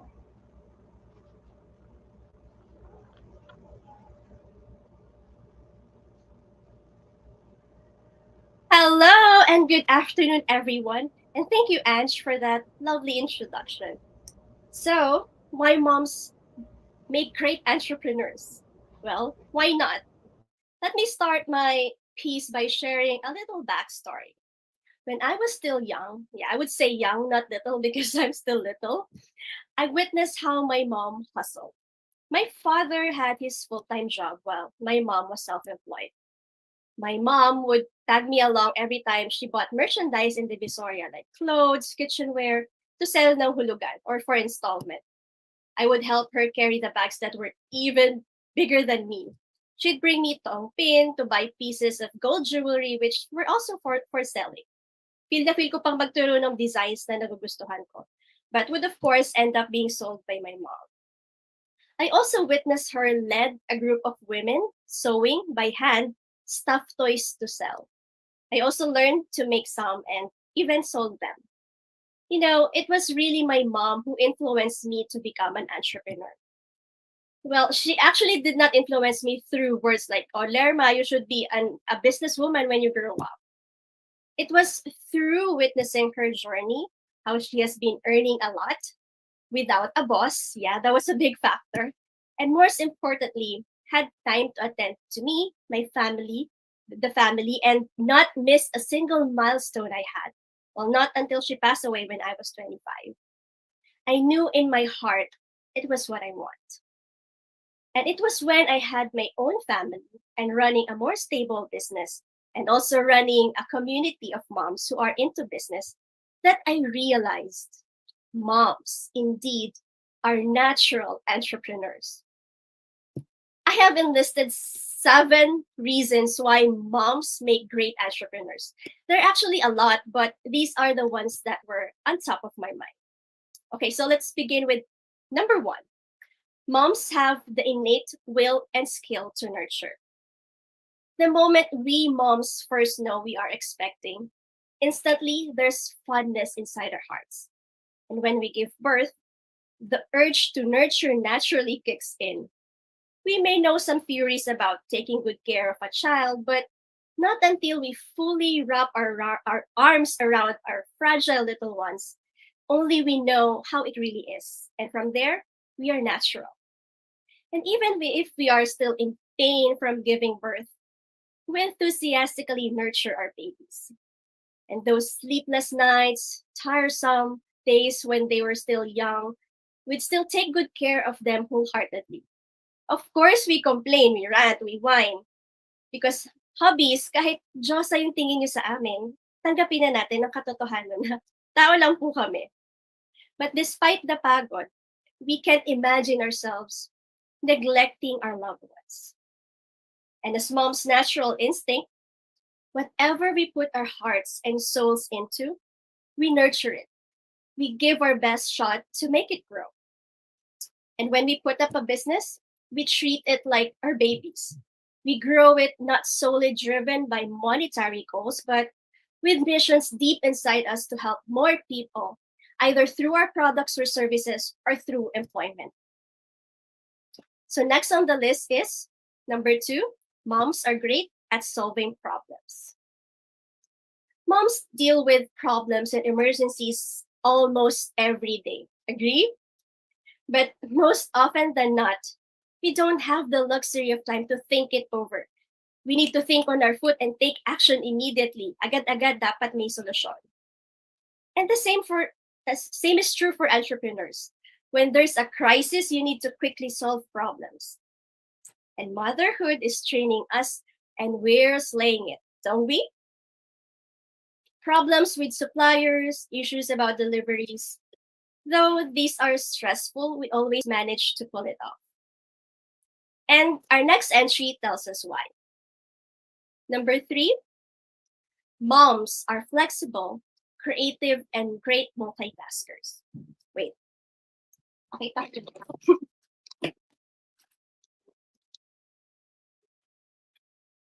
Sino hindi gumagawa nito na mom?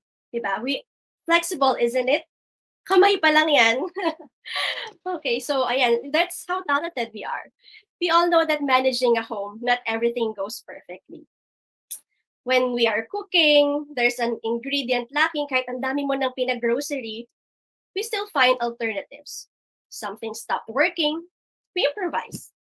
And when our toddlers can find anything interesting from their truckload of toys, we give them an empty box from our online shopping. And surprisingly, they love that, diba? We're flexible and creative like that. And multitasking ba? We cook while watching K-drama. Present! That's a skill. Just watching K-drama alone is already multitasking, Reread the subtitles and, look at the screen. I actually have a cousin who is a first-time mom. She gave birth during the pandemic. So she's doing work from home. I remember her posting on her Facebook story a photo of her baby on her lap while she's in front of her computer working. And I know a lot of moms who are also working from home do this. Breastfeeding while on an online meeting. Hats off to you, mamas. You're doing so great. And running a business is like sailing a boat. We've got a destination, we've got a goal, but there will always be challenges along the way. And so we must adjust our sails accordingly. Flexibility. We can't just sit there and stick to the plans even if it's not working, and worse, if it's endangering the business now. We devise ways, strategies, work double time to make things and make the situation better. Okay, so we're halfway on the list. I hope moms out there are connecting with what I'm sharing.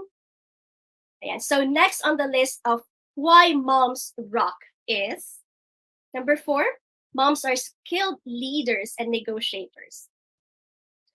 We all know how satisfying it is to pacify a crying baby whom we don't understand a single word he or she is screaming, diba? And we also feel triumphant for closing a deal with a whining toddler and a strong-willed teenager. Those are such badass negotiating skills, aren't they? When a baby or a toddler throws a fit, the whole world would know. We know how tough it is, mom, especially if this happens in the middle of a public place and eyes are all on you. That triples the stress and pressure. But you know, moms always get by, and most often than not, we slay it with grace. Sure, in most setup, the dad is the head of the family, but as moms, we co-lead. Even if moms are working or with side hustle, it is still us who manage the home and deal with the kids more often.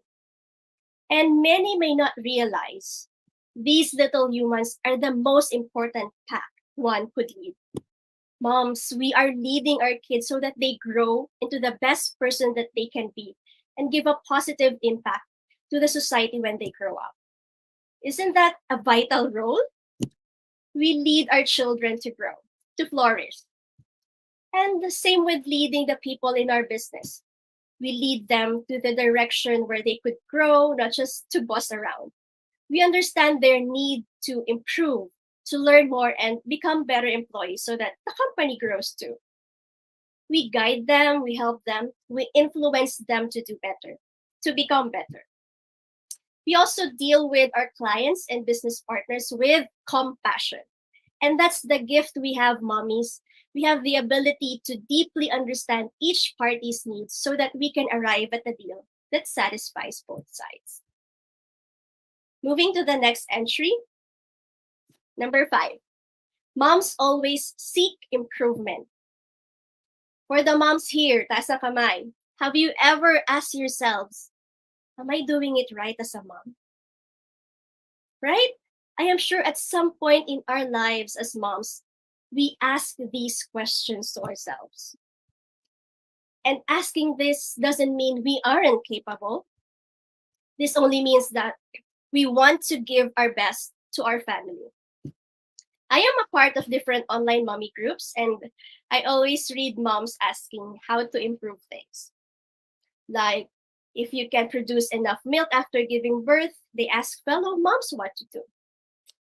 If they have observed something is unusual with their kids, they ask what to do, who to consult with, and which facility they recommend. If the passion between couples needs rekindling, moms ask some tips about this too. Also, questions like how to make your sinaing last longer, especially now that it's summer, madaling mapanis ang kanin, di ba? So, quick tip, we add a little vinegar sa tubig ng sinaing. You're welcome. They even ask, ito, paano sipagin magtupi ng labada? Alam ko maraming nakaka-relate dyan. See, moms, we always try to find ways to improve things around us, especially if it's for the family's sake. And always seeking for improvement is vital in running a business. When you are an entrepreneur, you should never be complacent and passive. Even if you think your product or service is innovative, there will come a time that someone will compete. You don't know what your competitors have up their sleeves. And of course, you don't want to be caught off guard. There were a lot of big businesses that failed because they didn't innovate or adapt fast. One great example is Nokia. Sino familiar? People my age or older are very familiar with this brand. The company overestimated the strength of their brand and believed that even if they would join the smartphone game late, they'd still succeed. But as we all know now, they didn't. Okay, and next entry is, I hope moms agree with me. Number 6, moms are paranoid, but in a positive way, running in a more casual term. So please don't tell me ako lang to, damayan niyo ako dito. Moms here, when our kids were still babies, didn't we put cushions everywhere to make sure na hindi maumpog si baby when they crawl or stand and flip over? Didn't you put safety plugs to the sockets to prevent your kids from accident? I also believe that many of us moms watch our babies while sleeping to check if they are still breathing. Recent, I did this. There's actually what is called perinatal anxiety. When we say perinatal period, that generally refers to the time when woman is pregnant and includes up to 1 year following birth. And anxiety is a natural response for people experiencing when they feel unsafe or threatened. And many moms experience perinatal anxiety because our natural instinct is to keep our babies safe. We foresee possible threats so that we could take necessary precautions to protect our little ones from being hurt. Yung sa akin lang feeling ko prolong. Kasi my kids now are teens, but I'm still having instances that experience such anxiousness. Sabi nga ni hubby, advance mag-isip. And why is being paranoid at a reasonable magnitude or being advanced mag-isip beneficial in running business? It's like playing mind games. When you know what your opponent's next possible step, you can create strategies. Like when you figure out how a certain conflict abroad might affect the economy all over the world, then you do necessary steps to protect your business. It's also like when you sense that the competition is veering towards a certain direction, you devise strategies to keep up or be ahead. Kaya mommies, okay lang na maging advanced tayo mag-isip. Okay, and last but definitely the most significant for me is that moms are strong and resilient. As I mentioned earlier, everyday moms face different conflicts at home. There are times that we feel tired, helpless, and hopeless. But we manage to pull ourselves out of it because we know that there are little eyes watching us. The kids look up to us. So despite how heavy we feel, we pick ourselves up to set them a good example. I know a lot of moms who went through very difficult challenges in their lives, but came out stronger and now winning at life. One of my friends woke up one day and found out she lost the custody of her 2 kids. She couldn't reach them as the father blocked all the means of communication. That was devastating. Of course, she was down for a while after exhausting all the means to win them back. But she managed to get up and still do better in life with a great hope that when she would find her kids again, they'll be proud of her. And after many years, it is now happening. And I'm really, really happy for her. My best friend underwent postpartum depression. She couldn't find the meaning of life when she was at this lowest point. But she clung onto the hands of the Lord, and she was able to bounce back and is now running a community of women and empowering them. Amazing, isn't it? Another friend also started a community for women to help find them freelance jobs years ago, but at the early stage, she was bashed and humiliated. But thanks to her resilient heart, which also underwent a lot when she was younger because of losing her mom to cancer, she managed to get over these, and now the community she founded is one of the biggest in the Philippines. My network is full of women with stories of heartaches, failures, but were able to reclaim themselves and are now paying it forward. And I'm so proud of that. I myself failed big time almost a decade ago. The precious things my parents left me were all gone because of my wrong decisions in business. I experienced depression. A part of my head went bald because of the chemical imbalances that were already happening inside my body. But I tried to pull myself up to get out of that slump. There were 3 toddlers watching me. I lost hope, and the future seemed so dark that I doubted if there's even a future for me. But my kids, they were my guiding light. And now with the grace of God, I am here in front of you delivering this peace. I still have a long way to go, but looking back, I have really gone far from where I started. And just like in motherhood, when running your own business, expect that you'll have more responsibilities. And especially when you're starting it up, it's gonna be hard. But we are all strong and resilient. That's who we are. We can do it. If you are still doubting yourself, please stop. Start that dream business of yours. You have all the qualities to do so. And if you don't know where to start, the doors of our community, Mompreneurs Club PH, is open. Let's figure it out together. Thank you.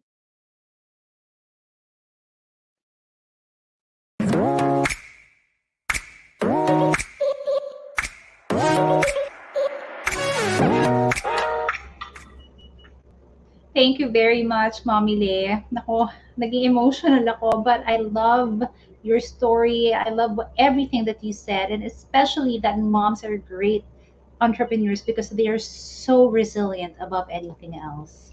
Thank you very much, Mommy Lei, for sharing that.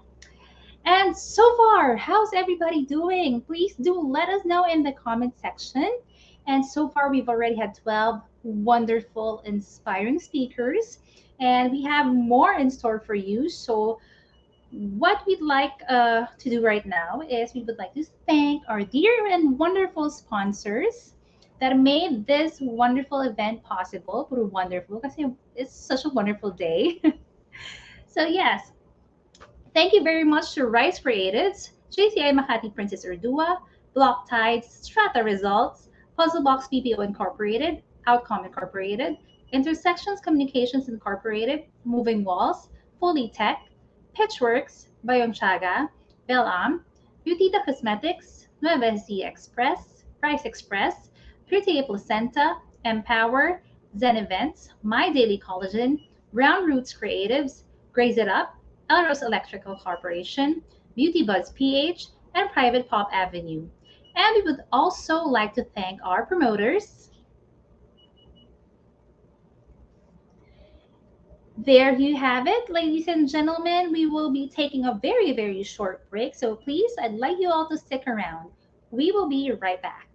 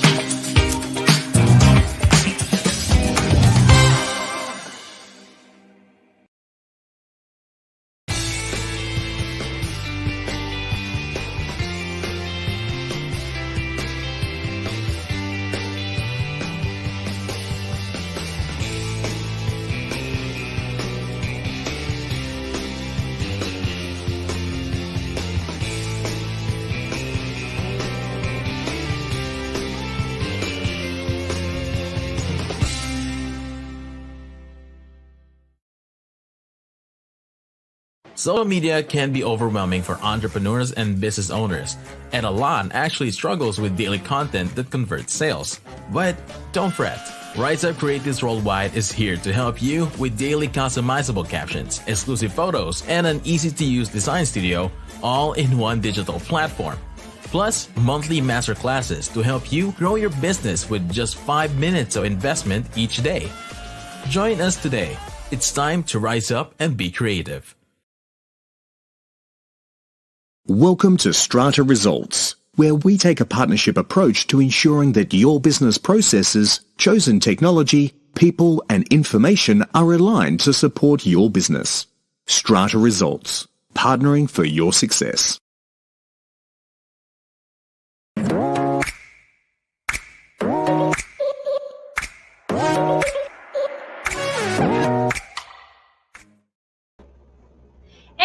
are back. Thank you so much for still staying with us, and you are still watching Global Women Who Rule 2022. And I hope you're all feeling the love and inspiration from all of our speakers. And we have more in store for you. So stay there, relax, and enjoy. Now, moving forward, and our next speaker for today, Coach Celia Jacob is a creative entrepreneur and a branding strategist. A proud mother of two great kids and a former expat in the Middle East, handling multinational brands and events for almost a decade. She took a leap and pivoted in the digital economy as a personal branding coach, a community builder, and a global speaker traveling to different countries, connecting and collaborating with thought leaders and digital creative entrepreneurs. Her formula for thriving, the four P's, that's passion, purpose, plan, and prayers.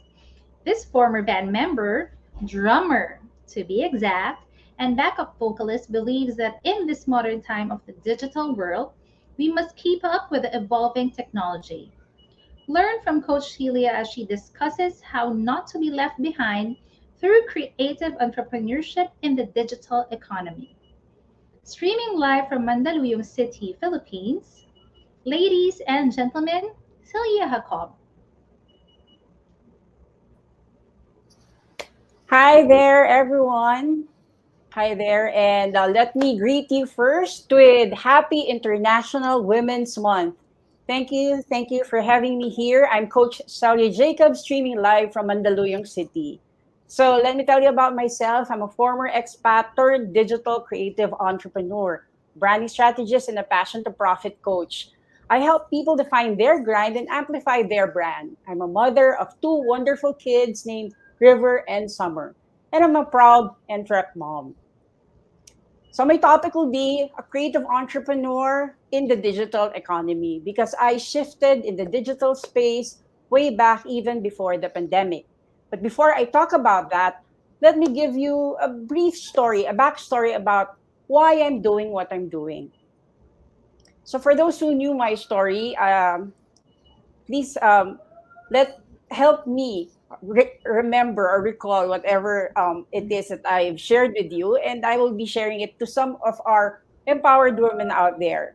So now I will be telling you what happened to me. I was a former expat in the Middle East, almost a year, almost a decade, and it was a good life. But the good life ended by an employer not allowing me to go back home. I told her that my son is already in college and I need to go back, and it was already a 10-year stint, and I feel like I've already done my part. But then again, my employer said that if you're going to leave us, we're going to make your life miserable. So that was what happened. They filed a case against me, which I won. I won the case. I fought. Sabi nga nila, di ba, pag may katwiran, ipaglaban mo. But the problem is, nakulong ako eh. I got imprisoned. I was I was not ready for that experience. I was having a good life, a bit superficial nga, because I feel like parang I'm not having any purpose. Everything that I'm doing is for the advertising, for the events, for whatever it is that makes me happy. But being there inside that jail cell, when I have met women which hindi ko naman talaga kilala, never ko silang na-meet in yung buong time ko in the Middle East. They're the one who like really supported me, gave me the blanket, because when I went to the jail cell, I was not really prepared. I didn't know what to do. And then came in and just gave me something that I need. Even the food. Wala akong dalang food noon because when I came in, I was being investigated for something of an event, and in effect lumabas na I'm being framed up. Instead of me being there in my home pabalik, they brought me to the deportation jail. And I said, ba't ganito? I was supposed to be home. Bakit yung mga palm trees, yung mga poste, nagiging palm trees na, tapos there's a very, very tall wall na. Eventually, they took my camera because I'm also backup photographer there and an events coordinator. Kinuha na nila lahat ng gamit ko. And I went inside the cell, na 40 kami, all ladies, and hindi kami magkakilala with different stories to tell. And my story is just, I was just helping someone create a design, and I was put in a situation na frame up nga ako ng boss ko because she doesn't want me to leave our company. So yun, nilaban ko yung kaso, and after I won, it was like, sabi ko lang sa sarili ko, because inside the jail cell, the works everything that you're doing there talaga parang clean the mess hall, as in kumbaga parang siksikan kayo. My experience mo yun, ikaw maglalagay ng pagkain, you're going to give food dun sa line. I never expected that I would be experiencing something like that, but it opened my eyes that pwede pala to, something like this pala can happen to anyone. And because it happened to me, sabi ko na lang, alam ko, I didn't do anything wrong Sa paglalaban ko to, enjoy ko na lang. Kumbaga, whatever it is that I'm doing at that time there, sige, gawin ko na lang na parang kausapin ko women, and all of them have stories to tell. And I said, if I get out of that rut, I'll pay it forward, and I'll help fellow women. Kasi, alam mo yun, hindi ka kilala, binigyan ko kang kumot, hindi ka kilala, binigyan kang pagkain. Bawal lang magdala ng kahit ano, kasi nakakatusok or kahit anong extra na baka maging dangerous. So, yung mga nakitabi nila, they're giving it to someone na hindi nila kilala. That's how women work. We support each other no matter what. Kaya, yun, sabi ko sa sarili ko, if I leave that place, I'll do my best to do my purpose siguro sa life. Kasi sobrang in-enjoy ko lang And when I got back, 10 years after my stint in the Middle East, I didn't know that ibang-iba na pala sa Pilipinas. Collaboration is the thing, co-working and all. So ito, Gen X type na katulad ko, really tried to learn the ropes. That is what I did. So as a creative traditional entrepreneur, I shifted to the digital lifestyle, the laptop lifestyle, so they say. So ako, I feel like since I'm banking on my skills, I use the 4 Ps. The 4 Ps for me to thrive are passion, purpose, plan, and lots of prayer. Why did I use these things? Because ako, feeling ko as a creative, I felt like yung passion ko yung nag-ignite sa akin, yung even if antok na ako, gagawin ko pa rin para matuwa yung client ko or para makita ko how it all worked out. So ganun tayo, if we have something in our mind or if we have an idea na gusto nating, alam niyo yun, mag-flourish or makita kung paano ma-execute, siguro yun yung mga work na gusto nating maging parang pasukin. If we're passionate about it, subukan natin. Let's take that leap. Kasi kumbaga kung masyado kang mag-iisip, yung analysis paralysis, kumbaga parang ang mangyayari sa atin is the moment will just passes by. So my first P is passion. My second P is purpose. Why are we waking up sa umaga? Para kanino? Para kanino ka gumigising sa umaga, di ba? So when we have this purpose, kahit pagod na tayo, and andyan yung passion natin, gigising tayo, iisipin natin, kailangan to I need to do this. The move or whatever you're doing are all intentional. Kasi gusto mo, yung goal mo is mag-flourish, mangyari, achieve. And ako, ang passion ko is to leave a legacy to my kids. And at the same time, sabi ko nga when I was there inside the jail cell, na nakita ko kung gaano magtulungan yung walang-wala. Kami, at that time, walang-wala. I was doing well. I was like, imagine, I was doing creative design. I was handling events. Tapos biglang napunta ako sa isang situation na wala akong kakontrol-control. But other people, other women said, kaya mo yan, sige, hanggang nandito ka, tulungan ka namin. Diba?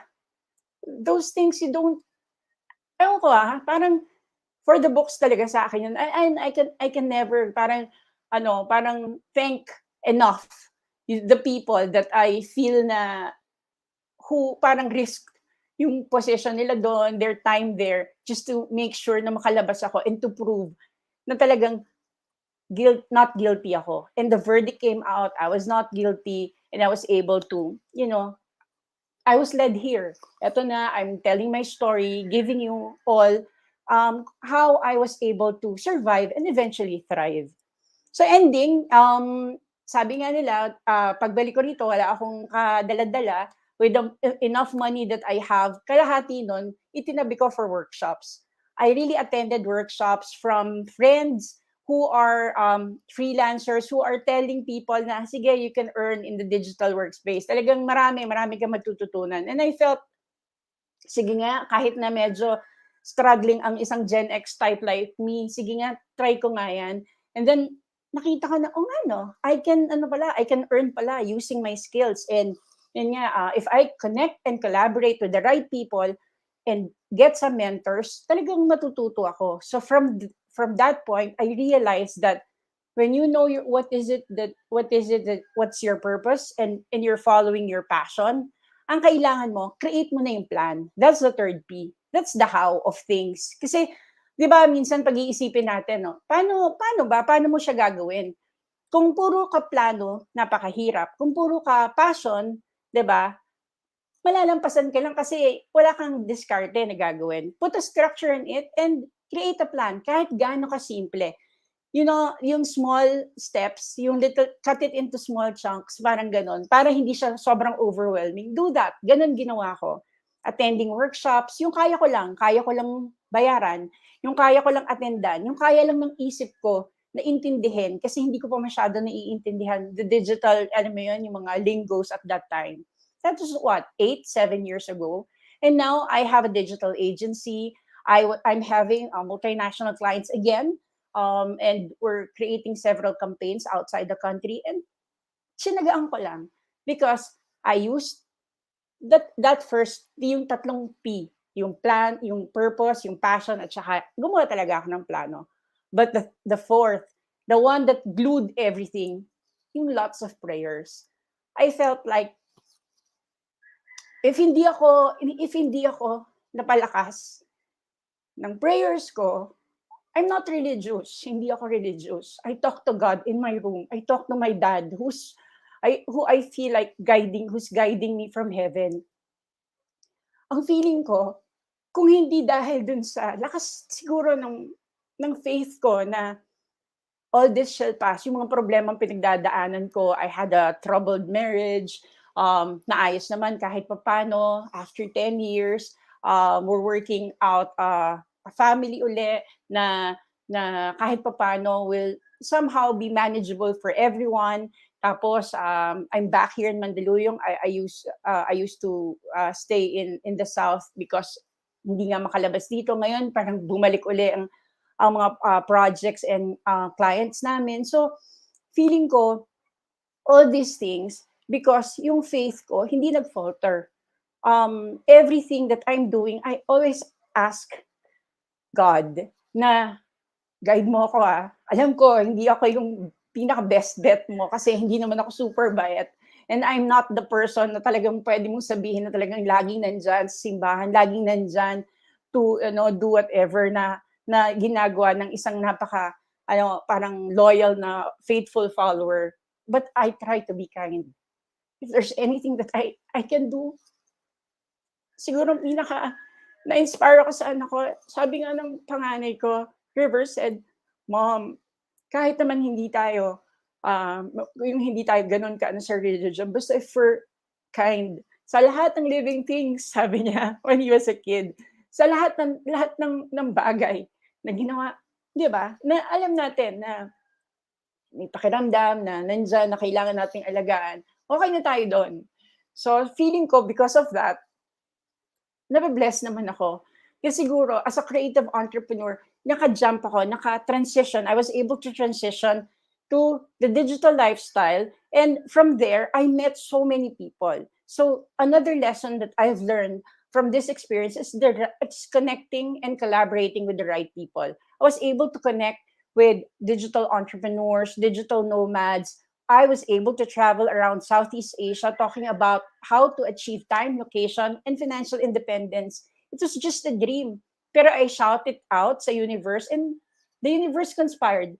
Sabi nga nila if you want it so much, that bad, talagang gawin natin. So anyway, all of those things, ang kaya ko lang sabihin is, kung halimbawa sa tingin natin is hindi tayo ready, I feel like bigyan natin ng time to learn the ropes, connect with the right mentors, and yun nga, be more open to parang explore whatever it is that is being offered to us, lalo na sa digital space. Like what I said in my show every time, tiptoe if you must, just take that step. There's no better time kasi to start but now. I will be creating a campaign, creating 1 million coaches around the globe. Join us. Eventually, this is something that we would be needing for mental health issues right now. Let's help people around us.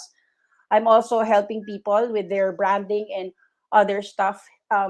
Hindi namin pinag-uusapan how much, ganyan. As long as nakakabangon ka ngayon because of what happened from the recent pandemic, yun yung tulungan na ginagawa namin. Connected Women, Face Moms, Great Women, all of those Empower Circle, those are the communities that I'm with right now.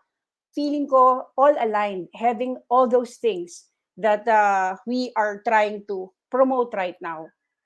Women supporting women. So with that, I just want to let you know that huwag tayong matakot humingi ng tulong. Huwag tayong matakot humanap ng mentor. And let's not be afraid to learn new things. Because at the end of the day, if you're in the business space and you're not exploring the digital lifestyle, medyo mahihirapan na tayo makahabol. So this is Coach Celia Jacob, creative entrepreneur turned digital entrepreneur dito sa Pilipinas, dating overseas Filipino worker, naging online Filipino worker. And again, happy International Women's Month to everyone, and mabuhay ang kababaihan. Thank you, everyone.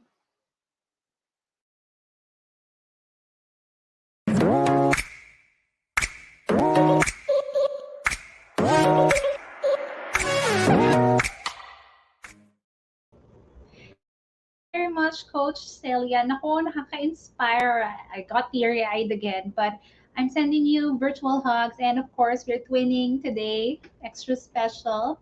You're such a brave woman, and you know my key takeaway. This is very true. Connect and collaborate with the right people, and you will be on your way to success. Okay, now on to our next speaker. Myrtle Ann Ramos is the founder of the award-winning blockchain, crypto, DeFi, NFT, IoT, AI, and metaverse PR firm, Blocktides. She is a scholar graduate of Draper University and for blockchain and entrepreneurship powered by Tezos. She is currently an advisor for many blockchain and tech company and is now leading as the co-founder of a multi-million dollar gamified and open internet culture metaverse called PlaceWar.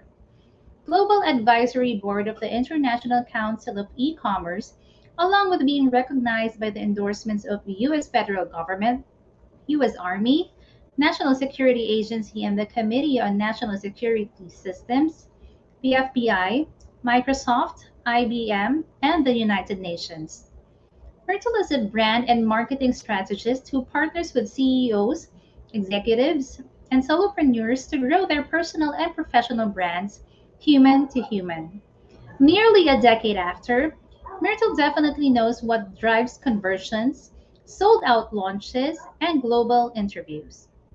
In addition, Myrtle is a trained business coach, a crystal lover who is passionate about the arts, music, nature, and animals.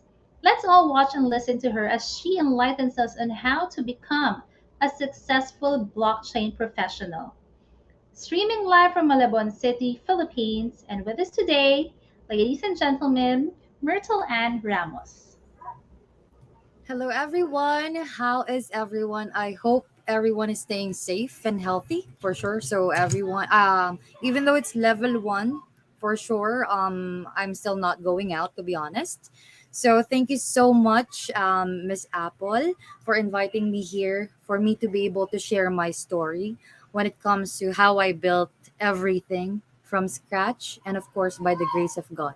So, where I started, basically, I came from the background of BPO. I know everyone actually knows being a call center is really hard. um, Press one if you actually have friends in the BPO scene or in the industry of the BPO. So I came there. That's where I came from, and I'm not ashamed of being a BPO technical sales for different projects and accounts.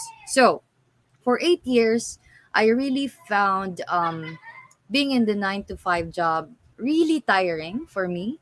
And I really want to really explore having my own business. So, na found out ko siya when I really want to do a different thing when it comes to my life, you know. I want to improve everything when it comes to how I think, how I look, and it started first in loving myself. So 8 years ago, of course, I'm still that kid, and I'm really glad that I really didn't give up for everything. So, guys, those who's really is inspiring or who is motivated when it comes to building their own business, please don't be scared, okay? So, yeah, all of the experiences that I have from Comcast, being a technical advisor for Apple, answering calls in different backgrounds, that's where I learned all of the, what I call this, culture from the US, sa Europe, and then, of course, sa Asia. And then one time, there's this crypto social media management. I'm also doing side gigs before when it comes to social media contents, digital services. And I was hired before as a part time because I want to add um, additional income, you know? So I can definitely go ahead and live my, that's my mentality before. So after some thought and realization, I already gathered all of my experiences, knowing the cultures of different backgrounds sa nakakausap ko. And I became the top luminary for Sutherland, if you know Sutherland. So it is GoDaddy.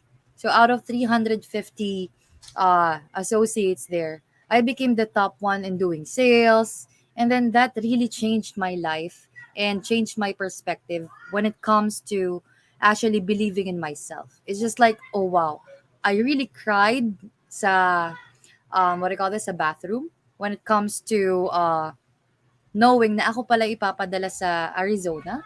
That's all where the breakthrough came from.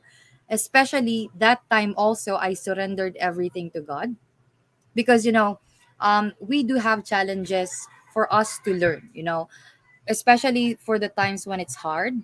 It's really a way for you to learn that lesson and then marirepeat ulit yung lesson for actually it's just like God is checking, natutunan mo na ba yan? And yeah, so if you want really something big, he's going to test you again. He's gonna test your heart. Are you ready to become this entrepreneur that you want? So yung breakthrough call when it comes to blockchain. So way back, I really took a leap of faith in leaving the 9 to 5 job, and then block tides happened. That's really the shining moment. Client after client, hindi ko siya hinanap. Sila ang, what do you call this? Sila ang lumalapit sa akin ever since now. I never really do cold leads, and it is all because of the grace of God. And then now we are actually 100 in the team globally. And that's where I really thought na yung shining moment ko, someone trusted me from Singapore. He's now my partner for 5 years. So guys, when it comes to the people whom you are trusting, don't afraid to ask help.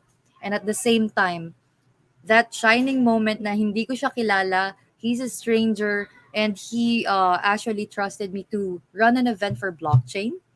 That's where I unlock my passion in doing events. So events is really my forte when it comes to blockchain. I attended one event here for blockchain since blockchain and crypto, if you know Axie guys, by the way, um, NFTs are running in blockchain technology. Okay. So yeah, going back dun sa story, the events industry for blockchain no one really knows how to handle it properly. And of course, when it comes to hosting as well, so it's just like the audience is not be able to connect and provide education to people. So that's where all my passion really got unlocked through service for the community, through events, hosting events. So since the pandemic started, we really switched everything to what do you call this? Digital marketing because it's really different when you promote a crypto project. It is very tedious for you to be diligent. You need to ask a lawyer for you to be able to do that because it's still financial means, and a lot of people might get hurt when it comes to investments. So we educate them when it comes to crypto, blockchain, the play to earn game, and then yeah, now it's really important for us to educate the people when it comes to cryptocurrencies. So we here at Block Tides, we always educate them through live streaming. At the same time, when it comes to social impact, sabihin mo man kahit typhoon man yan, earthquake man yan, I use that vehicle to actually serve a lot of people. So, nagdo-donate po tayo. We're sponsoring it. But, of course, I really switch my mindset when it comes to promoting. I don't care. Please don't care what will other people think because, they are just the ones who's going to stop you from achieving your dreams, guys. So, yeah, way back, talagang I told myself that I want to do this, and then my passion is really games at the same time. I became a League of Legends ambassador. So at my free time, I always play also like Mobile Legends, League of Legends, way back 5 years ago. And then God led me here now sa play to earn game, which is Place War. So it's also similar to Axie Infinity, which can provide you rewards. So I'm also the co-founder and CEO, and then it really became like, okay, I'm ready already for this stuff. So God told me already that yes, you can do it. And yung naranasan ko when it comes to being a founder, actually, this investor told me why a girl as a founder. So there's also like when it comes to in the tech space, not just in the blockchain space, there's really a lot of imbalance when it comes to women entrepreneur, women's co-founder, founder, CEO. So I really told myself, I prayed, I cried, I told myself that I can do this. My I mean, yung pagiging babae ko is not a hindrance for me to actually disrupt the space and of course exceed and reach my goals to help other people, to educate people. So yeah, if you actually have questions about cryptocurrency, you can follow Block Tides, you can follow Place War. We really educate a lot of people. But I don't want to actually promote tech stuff here. But what I did in achieving this is actually in a spiritual way. I'm not religious, guys. But of course, when it comes to spirituality, the host told you guys that I do love crystal. So stillness is really the secret to success. You need to calm yourself, relax, and then of course pray because there's a higher power really that's helping you. So when we embrace everything, life flows. And I do know that one entrepreneur also here do conscious business. So yeah, that's what I did as well when it comes to handling businesses, and then mindful moments at the same time, meditation. And then when it comes to empowering everyone, being a conscious creator, the world is already full of negative news. So I really don't actually read the news, and at the same time, I don't read the news feed when it comes to Facebook. So, yeah, that's what I did healthy for myself for me to be able to focus sa mga dapat na gawin. So, being a conscious creator, of course, are you promoting positive stuff? Kasi since nag-pandemic, guys, so a lot of people really lost a lot of jobs, and at the same time, ang hirap talaga makahanap ng trabaho for others. So that's what I did. Everything became magic. Just actually surrender everything to God and He will lead you to the right steps. And of course, yung inclination nyo to help other people, it's really the purpose and passion.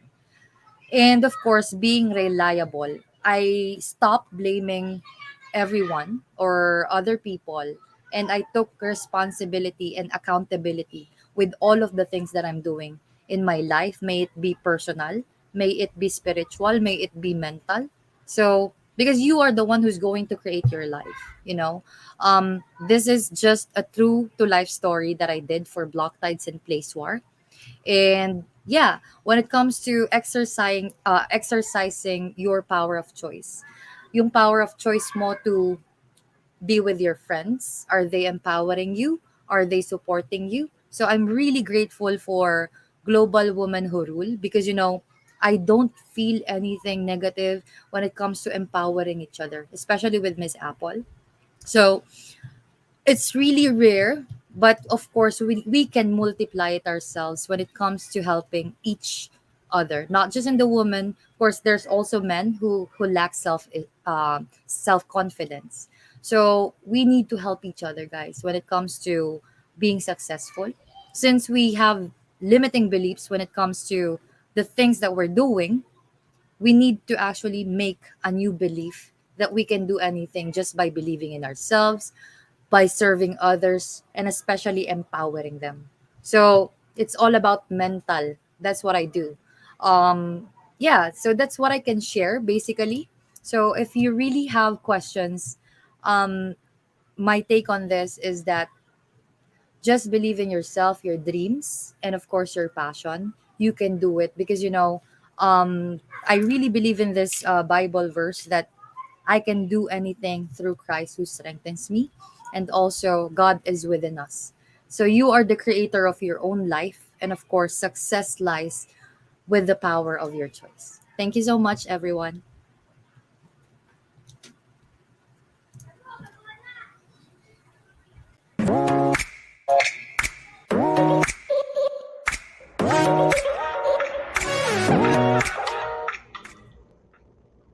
Very impressive, Myrtle. Thank you so much for sharing your knowledge, really. And of course, my key takeaway is I really like this: believe in yourself, your dreams, and your passion. And don't ask other people what they think, because it will only disrupt your flow. And I truly understand that. Right. And now moving on to our next speaker. Heidi Ida Haldon is a Cebu native financial literacy advocate. A registered financial planner, she has helped secure a significant number of lives, which made her a multi awardee and a member of the Million Dollar Roundtable. As a leader, Heidi is a Gamma International Frontline awardee and has developed and mentored starting financial advisors as AIA Philippines unit manager. She is also a successful life insurance industry leader, serving as the life underwriters of the Philippines Cebu chapter president from 2020 until 2021. In addition, she is the founder and CEO of a financial firm called HL Phoenix Financials and is currently the general manager of Cebu Health Spec Medical Diagnostic and Dental Clinic. To add more to her already impressive roles, she also she's also one of the hosts of Money and More on the new channel. And despite her busy schedule, she also does Heidi's Kitchen, where she serves super sarap, turbo broiled lechon belly, and special sweet and spicy bagoong. Ever wonder how single parents get through with their lives? Let us all listen to Heidi on how she's mending the shattered pieces, a widow's journey. Streaming live from Metro Cebu, Philippines, ladies and gentlemen, Heidi Haldon.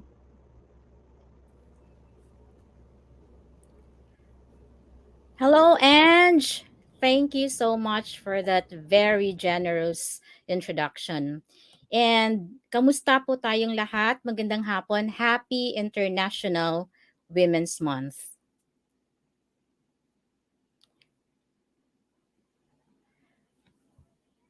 Okay pa po ba tayo? Are we good? Okay. The ancient Greeks have a saying, life is either a comedy or a tragedy. Would you agree? In our lifetime, we will experience great happiness and great sadness. This can happen either by our own making, by a twist of fate, or by accident. Certainly, this has happened in my life.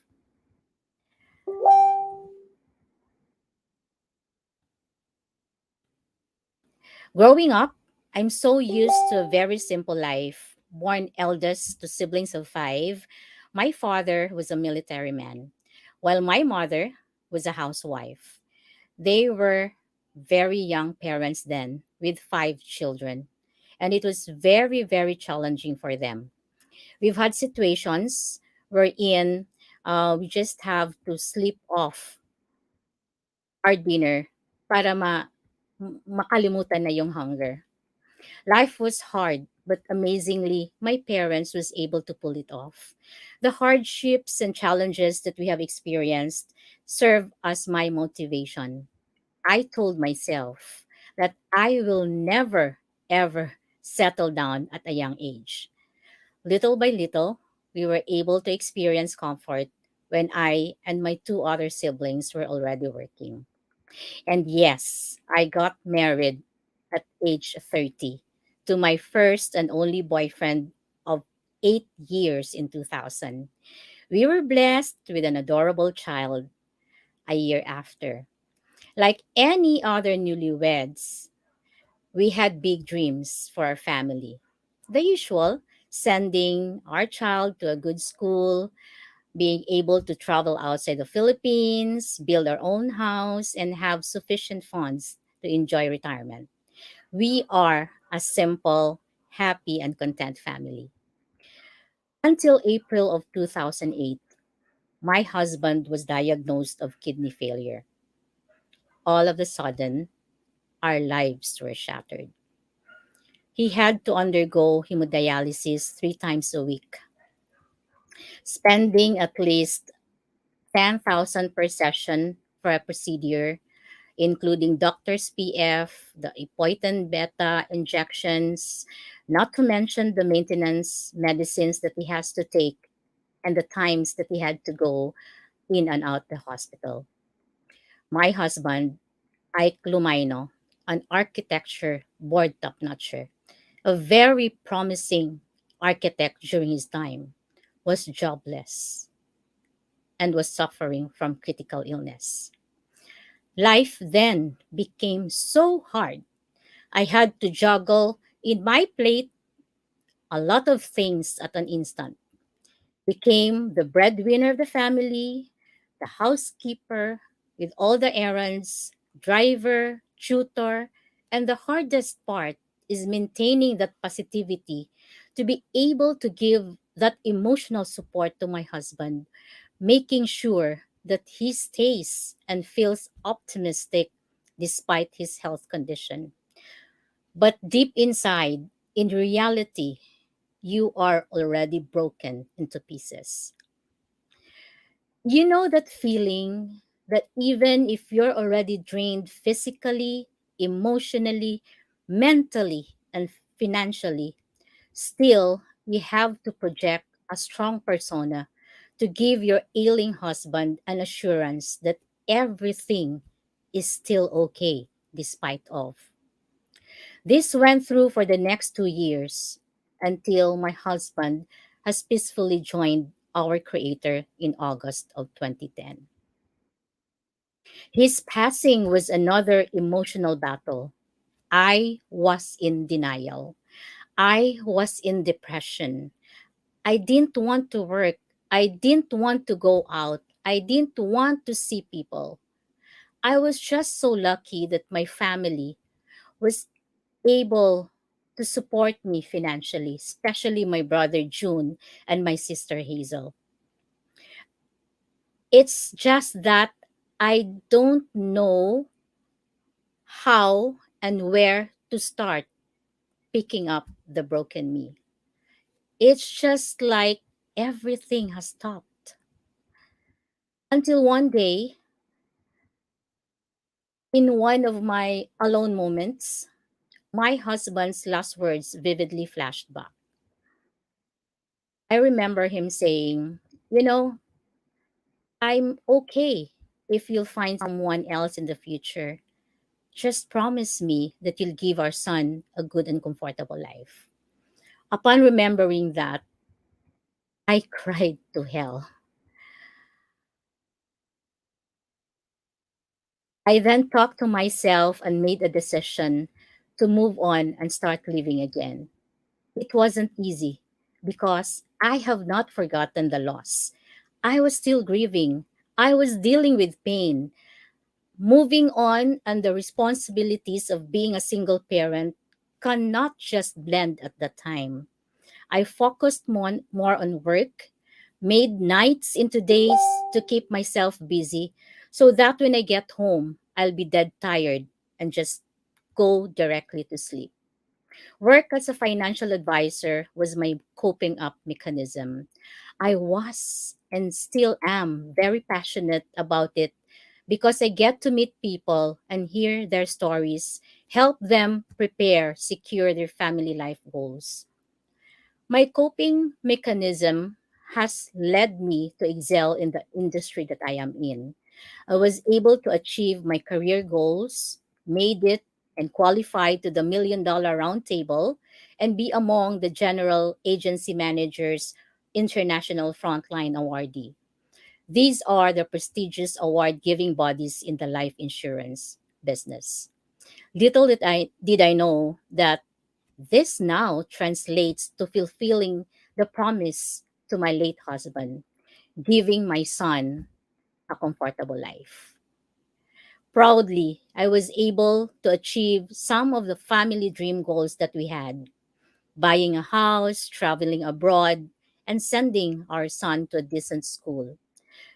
The journey where I am now was not smooth sailing, but the roughness didn't hinder the goal of reaching my destination.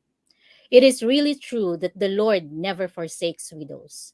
He has blessed me much more than what I deserve, and has even blessed me with a person who loved me and my son unconditionally.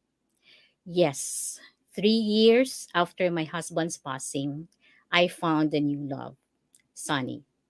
Opo, nagka-love life din po ako. This was unexpected.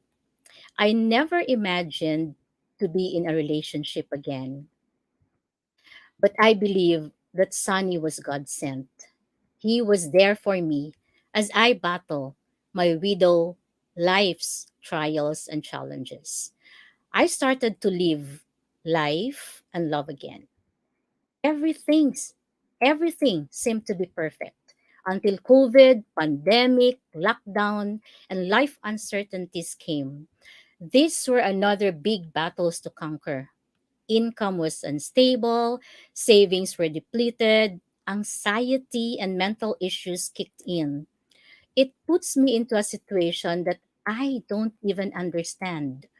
I prayed hard for guidance and fought the battle, which led to the birth of Heidi's Kitchen in June of 2020. I had to monetize my love for cooking to survive. My baby products were the turbo broiled lechon belly, sweet and spicy bagoong, and pickled mangoes. It did good to me financially. Then another offer came, co-hosting TNC Money and More. This was surreal. Never in my whole life did I see myself hosting a show in a live stream. This show really helped me mentally. We were able to continue our advocacy of spreading financial literacy through a different platform. I couldn't thank Apple and Lei Manansala enough for the trust in considering us for this show. TNC, Money and More was instrumental for speaking engagement invitations in the private and Cebu and government sectors, and even national. And in the second half of 2021, I had Cebu Health Spec Medical Diagnostic and Dental Clinic. This was offered to me by a good friend. What? Medical field? Seriously? Yes, you're right. When this was offered to me by my good friends, Captain Emerico Hepelano and Mom Emma Hepelano, I initially declined because it is way, way, way from far from the industries that I am in. It took me weeks to finally accept it. What made me accept it is the vision of bringing affordable and reliable diagnostic procedures. Because presently, those in the provinces will take them 2 to 5 hours to get a good diagnostic center. Today, as I speak to you, shattered pieces are mending. Yes, things are still uncertain. The pandemic and recently the war crisis, these are temporary. What's not temporary is the grit, determination, the ambition that I have right now. Living life again with my son and wife to my then boyfriend of 8 years, Sunny Haldon. I hope you out there or viewers out there, I was able to inspire you with my story today, most especially to all the widows and single parents out there. Hats off to you. Always remember that no matter how hard our past is, we can always decide to begin again. Thank you, Global Women's Who Rule 2022. Thank you, TNC. Thank you, Miss Apple Manansala, for this once in a lifetime opportunity. Let's keep going. Let's continue to rule. This has been Mrs. Heidi Haldon speaking in front of you. Have a wonderful weekend, everyone. God bless.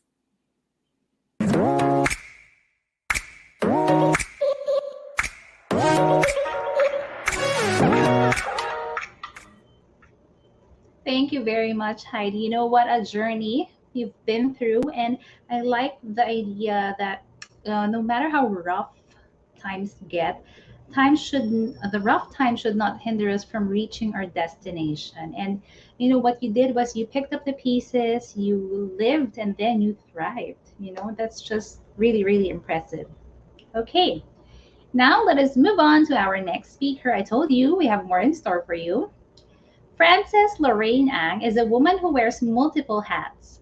Professionally, she's the general manager for operations of the Asian Parent, the largest and fastest growing social community platform that caters to parents in Southeast Asia.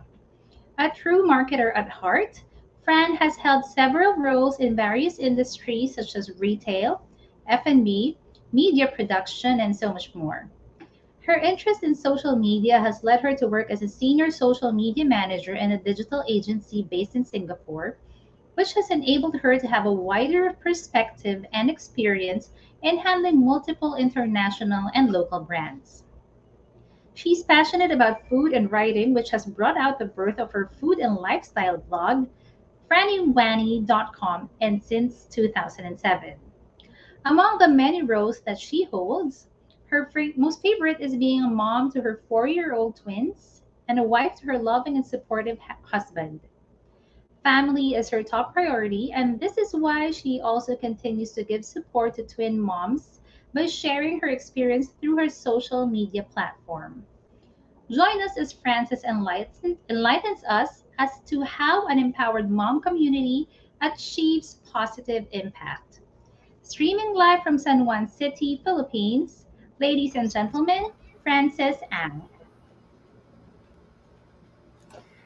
Good afternoon, everyone. I'm Frances Ang of the Asian Parent, and it's truly an honor to be one of this year's Global Women Who Rule. I'm thankful to have this opportunity to tell you more about a project that is very close to my heart. But before anything else, let me tell you about the Asian Parent. We are the largest community of parents not only in the Philippines but in Southeast Asia. Headquartered in Singapore, we are also present in countries like Malaysia, Vietnam, Thailand, Indonesia, and of course, the Philippines. We are here to be every mom's best friend. In every stage of her life as a mom, from the time that she's planning to conceive and as she goes through her pregnancy until she raises her family, we are here to be her guide by giving factual information from fellow moms and experts. Through our research, we found out that moms are the biggest decision makers in her family. This is why we call every Pinay mom the chief household officer, or the CHO. Nanay, inay, or mommy makes the call when it comes to the things that the family uses on a daily basis. More so when it comes to more serious matters that involves her family's health. As with any project, it started with a problem. Back in 2018, we found out that our country's vaccine confidence level has dropped to an all-time low of 32% from 93% in 2015. Furthermore, we found out that 45% of our moms in our own community are hesitant to allow their kids to get vaccinated due to possible side effects that they've been hearing in their own circle. This is something that we give great importance to. And as we continue to fight and win over the pandemic, we know that we have to play a role in ensuring our moms are well equipped with factual information in order for her to make better decisions for her family. So this was how Team Bakunanay was created. It stands for Bakuna Nanay, a non-judgmental, all-inclusive online community for moms for her to openly discuss matters in relation to vaccines. We have created a safe space for her to share her personal experience and to allow her to learn more from experts in the medical field. So we started with the Facebook page, followed by an online launch, together with our fellow celebrity mom influencers, and we made sure to build an army, our Bakunanay ambassadors, who are ready to fight and help us fight misinformation and disinformation about vaccines. In the span of a year, we had over 200 Bakunanay ambassadors with over 3 million collective reach on social media. We ran more than a dozen Facebook Live and online discussions on various topics in relation to family health and vaccine. And we were able to partner and get the support of the Department of Health and a number of private organizations like Sanofi as we increase our presence in the community. Our first year flew by so fast. And before we knew it, we were celebrating our first year anniversary last November 2021 with more than 9,500 community members on our Facebook page. And more so, we cheered as we found out that our country's vaccine confidence level has grew and reached 75% in May of 2021. Lastly, we also got our very first recognition in the Marketing Excellence Awards 2021 by getting a silver for excellence in customer engagement. We have big plans for Team Bakunanay, and as we want to reach more moms and help more Filipino families in protecting themselves from vaccine-preventable diseases, this is why we need all of your support. Through Team Bakunanay, we will continue to host live events and initiatives in partnership with the Department of Health, our local LGUs, and the support of the private sector, and of course, our parents in the Asian parent community. So before I end, I would like to introduce our very own Team Bakunanay to all of you. Video, please.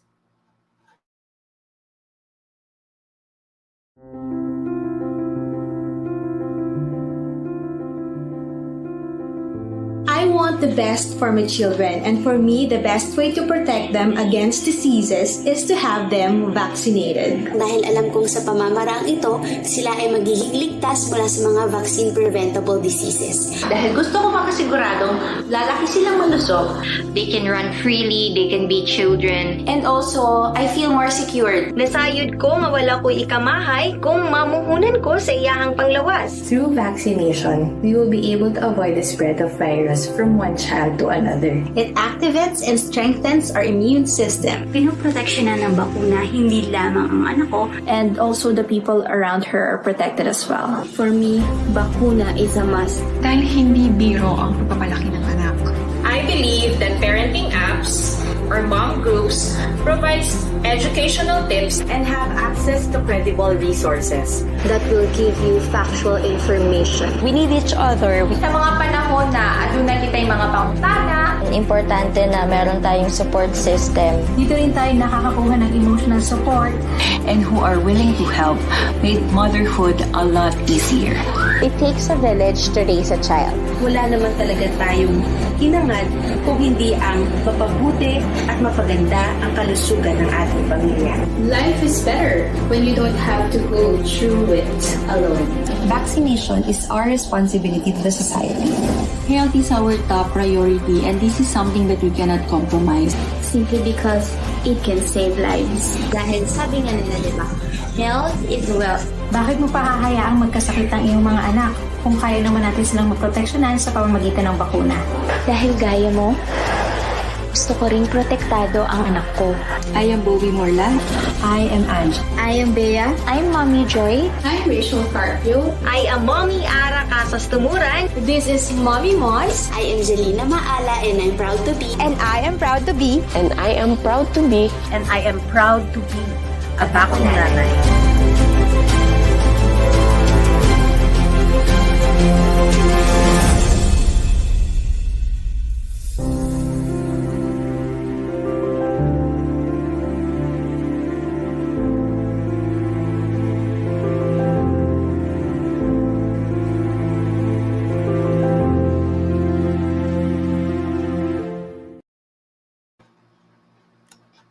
Okay, so together with our Bakunanay ambassadors, I would like to invite all of you to join us on Facebook by simply typing Team Bakunanay or pointing your camera to the QR code on the screen, and we can't wait to see you there. So to end, this is Frances Ang, General Manager for Operations of the Asian Parent, mommy to my adorable twins, and I am a proud Bakunanay. Thank you.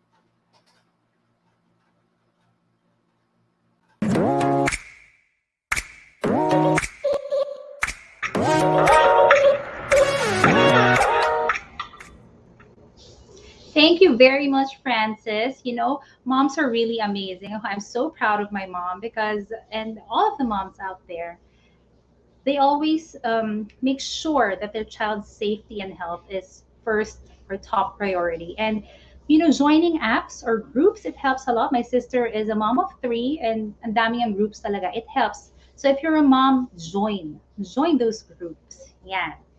Right, again, thank you, Francis. And on to our next speaker. Our next profile has won first runner-up Gold's Gym Philippines Bodycon 4 in March 28 in 2019 and champion for 2 divisions as a newcomer and open categories as a bikini athlete in the Philippine Bodybuilding Summit of November 30, 2019. And of course, Century Tuna Miss Ageless in September of 2020. Shirley Garcia has been active in the gym since 2013, but was not eating healthy. Her road to a healthy lifestyle spun from a wake-up call when in an interview with Philippine Star, she revealed that in 2017, she was diagnosed with fibromyalgia and osteoarthritis. Since then, she switched things up and eventually recovered through regular exercise and proper diet. This gorgeous health enthusiast claims that she is clumsy and OC. But more interestingly is that she is a kid at heart at the age of 50. A bikini athlete and CEO of Ageless by Shirley will share her tips on health and fitness at any age. Achieve the healthy body you deserve, she says. Streaming live from Pampanga, Philippines, ladies and gentlemen, Shirley Garcia. Good afternoon, everyone, and welcome to Global Women That Rule 2022. I'm very humbled today to be one of your keynote speakers to share my story. As mentioned, thank you so much for that wonderful introduction. Yes, I am 50 years old. I've been with my husband since the age of 17. We have 3 beautiful children. We have a 33-year-old, John, and a 30-year-old, Dante Jr., and their youngest and only girl is Meg. She is 13. And wait, there's more. Yes, that's right. We are grandparents too. We have a grandbaby. Her name is Addie. She'll be turning 5 in April. Love you, Addie. See you on your birthday. Join me in this health and fitness journey that can change your life forever. In the past, in 2017, when I was 46 years old, I weighed 160 pounds of the height of 5'3". I developed health issues. I had hypertension, osteoarthritis, and fibromyalgia. Fibromyalgia, for those of you who've never heard or not familiar, is an autoimmune disease, which in my case caused the top of my feet to stiffen like this, and I would walk like a duck, penguin for months. To get out of my bed to go to my restroom just a few steps away was a very big struggle for me for months. This was my trigger point that I had to change my lifestyle.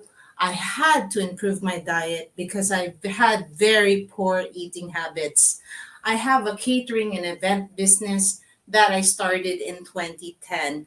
Being a hands-on mom, hands-on in my catering business, of course, is not easy. We all have our stress. We all have our fatigue. So in my case, this is what caused it to happen to me.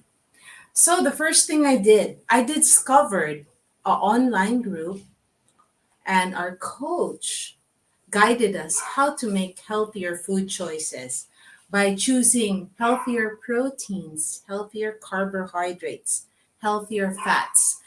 These are our micronutrients that we find in our food. For example, if I were to have a snack, I saw a bag of chips and an apple, I would grab the apple instead. Healthy, better food choices can heal you, can make you a healthier person. You can even lose weight. The key to losing weight is in the food. It's 80%. And training does help too, 20%. So in 2017, I was 160 pounds. Started dieting in 2018 when I came to my 47th birthday in June of 2018. I was 120 pounds. It wasn't such a crash diet. I did it nice and easy, and I still maintain the weight of 120 pounds till today.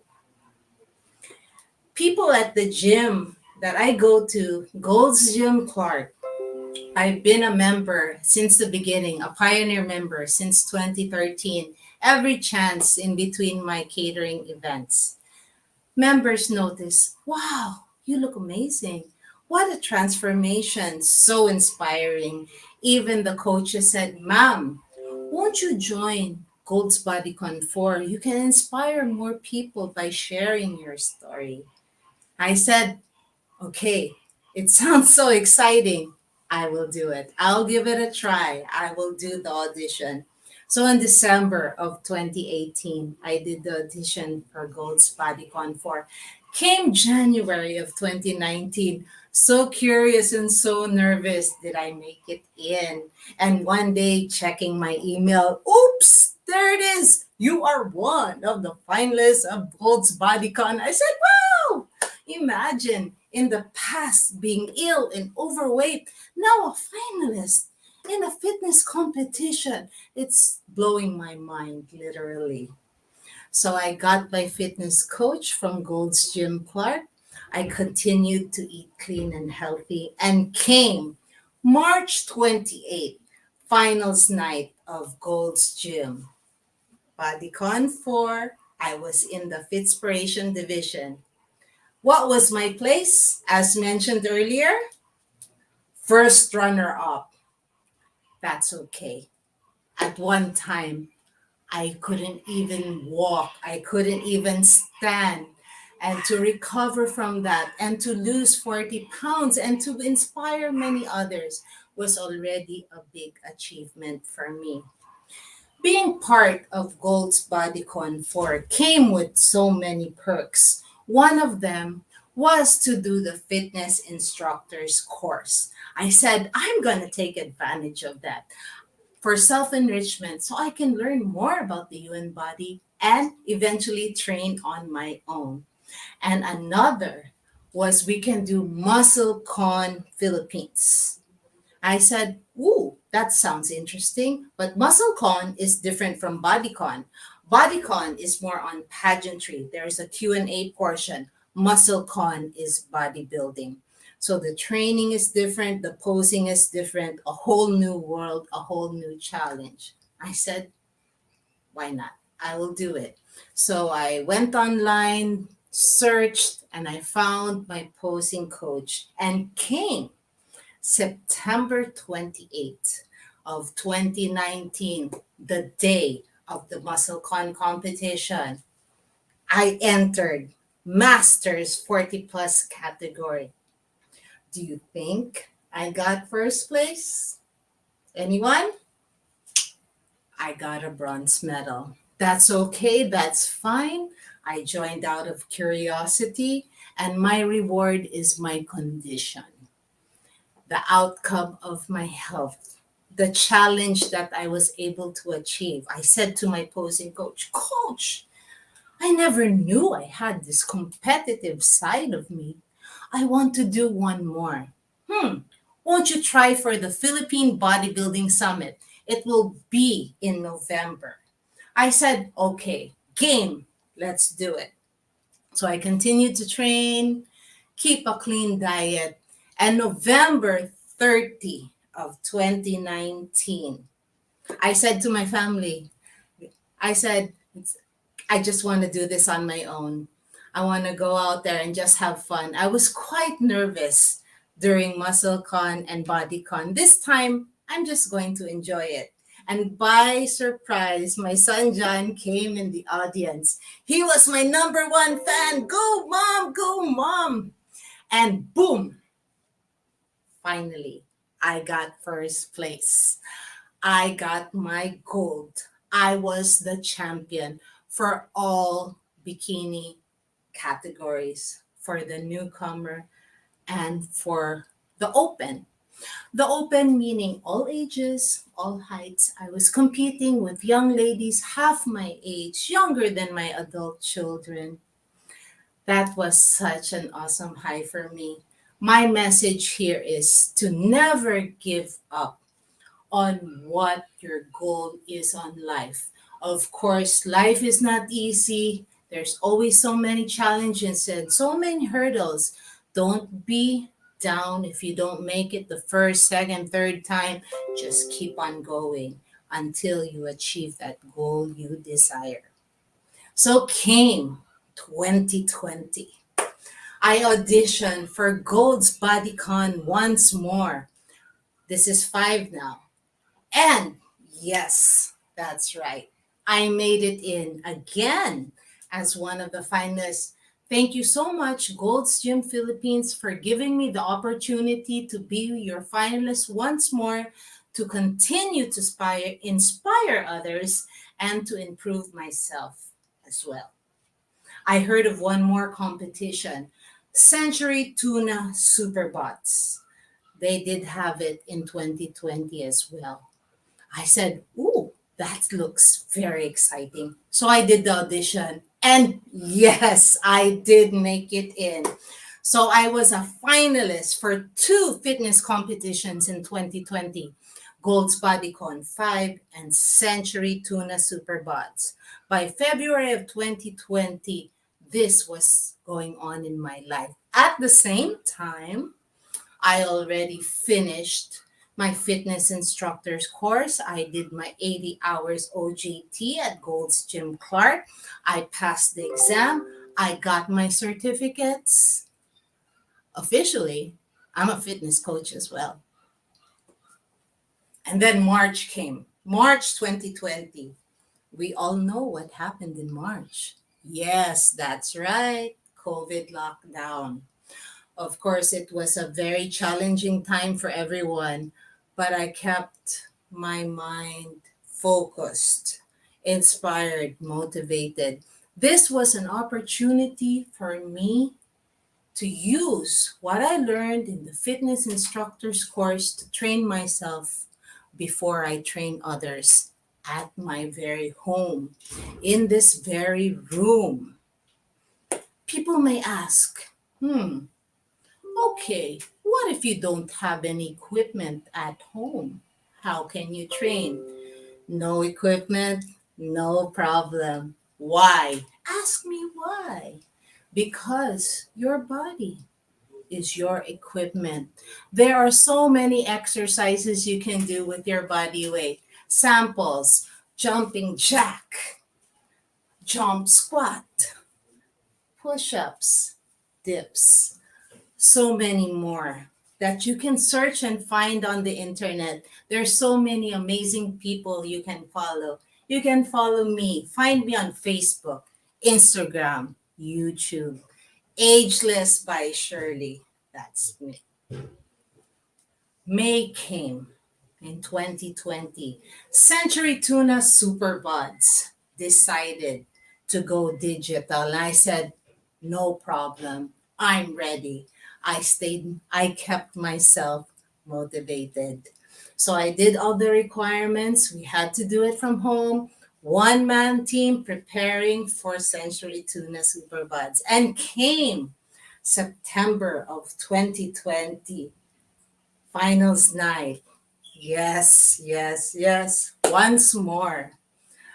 I was awarded their Miss Ageless for Century Tuna Superbuds. Thank you very much for seeing my efforts, for choosing me to be your Miss Ageless. Till this very day, I am very proud of that achievement. After Century Tuna Superbuds, my journey as a fitness coach started. I have guided many people to achieve their fitness goals, weight goals from that time until today. I have a fitness group. We are called Abs Fitness. Abs is called, or it means, Ageless by Shirley. Slowly by Shirley, you can be fit and healthy. Let me guide you to be a better version of yourself.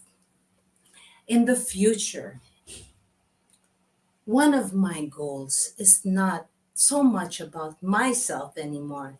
It's for me to train my own athlete, someone who has been overweight, having health issues, achieving the weight, got their goals, and going to the next level to becoming an athlete and getting on stage. And when their time comes to be champion, that would be the ultimate goal for me as a fitness coach. Like I said, not so much about myself anymore. It's about giving back, being there for someone else, and I can be there for you as well. My message is so very simple. Age is just a number. Be inspired, be motivated. Follow me on my social media handles. Let me guide you to be a better version of yourself.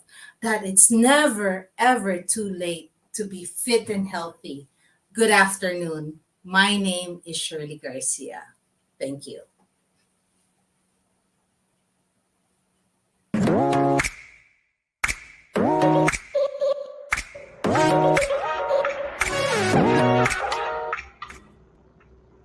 Thank you very much, Ageless Shirley. Truly, you're the epitome of age is just a number. And I like it when you said that keep on going until you achieve your goal. Don't stop. Don't stop. Keep your eyes focused on your goal. All right. Now let us move on to our next speaker. Christine Lim is being able to draw before learning how to write foretold what Christine Lim was born for. She graduated cum laude from the University of the Philippines, Diliman. As a university scholar for 4 consecutive years, she passionately explored her chosen path, which has always been her calling. Hence, she grew as a multidisciplinary artist with painting, drawing, graphic design, film and digital, photography, and digital art as her areas of interest. Over the years, she has come to understand what visual arts mean for her. Art is a God given skill to relay and do something beyond what the artist wants to convey, and where the message goes past all known worlds and lexics. Every exposition counts, especially if it positively impacts and transforms the viewer's life and disposition. This artist on a mission was capture the hearts of many after her successful solo art exhibit called Almost There. This marked her official return to the art scene after being on hiatus for years. Not known to many, Christine is a mirror writer and she also sleep talks. Christine will share her mission and the story behind her topic, When a Demanding Woman Faces a Demanding God. Streaming live from Quezon City, Philippines, ladies and gentlemen, Christine Lim.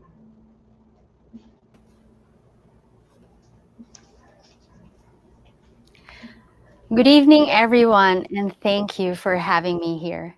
It is such an honor to be part of Global Women Who Rule 2022. I would like to thank my dear friend, Miss Kathy Solis, for nominating me, Miss Apple Esplana Manansala for founding and spearheading this wonderful project, and of course, all of you who took time to be with us tonight. It is such a blessed evening indeed. Before I begin, I first would like to share with all of you who I've been known to be as a woman for as long as I can remember. But I'll just summarize it in one word: demanding. I'm not going to sugarcoat or shroud myself with self-righteousness, especially for tonight.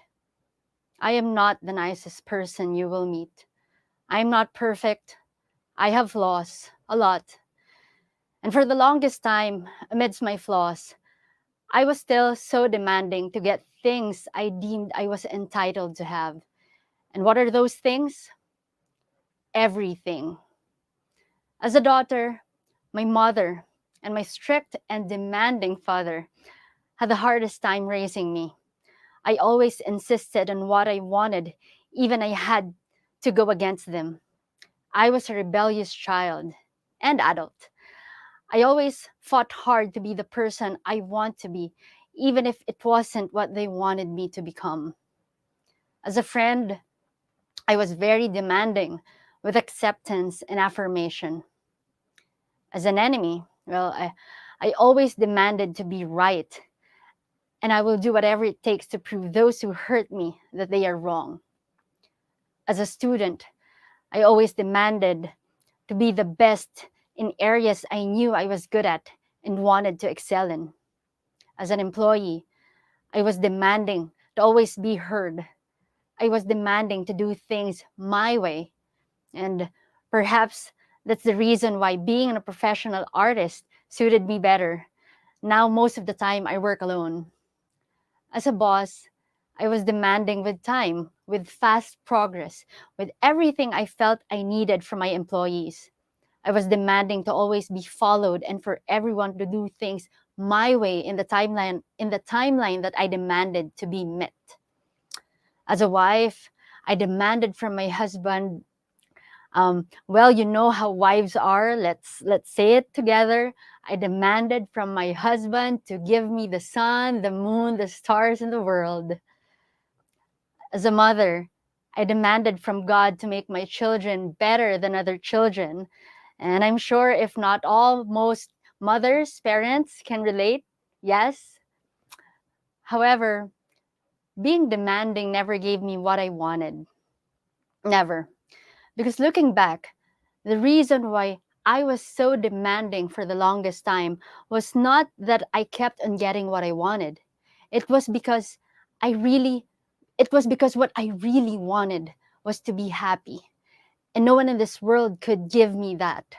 Happiness comes from within. It wasn't just something that I wanted. It was something I desperately needed. For years, I've been looking for happiness from the wrong places, the wrong people, the wrong situations, parties, alcohol, medications, relationships, Even goodwills like charity efforts that I was engaging myself in presented themselves futile in providing answers to my anxiety, depression, and desperation. My reckless and wrong decisions led me deeper and deeper until I was drowning, that I can no longer breathe. The only option that made sense was to take my life away. Then one evening, amidst my husband's strong refusal to go, I found myself inside a church during one of their service, as if the whole program was dedicated to me. In a snap, God answered me and turned my life around.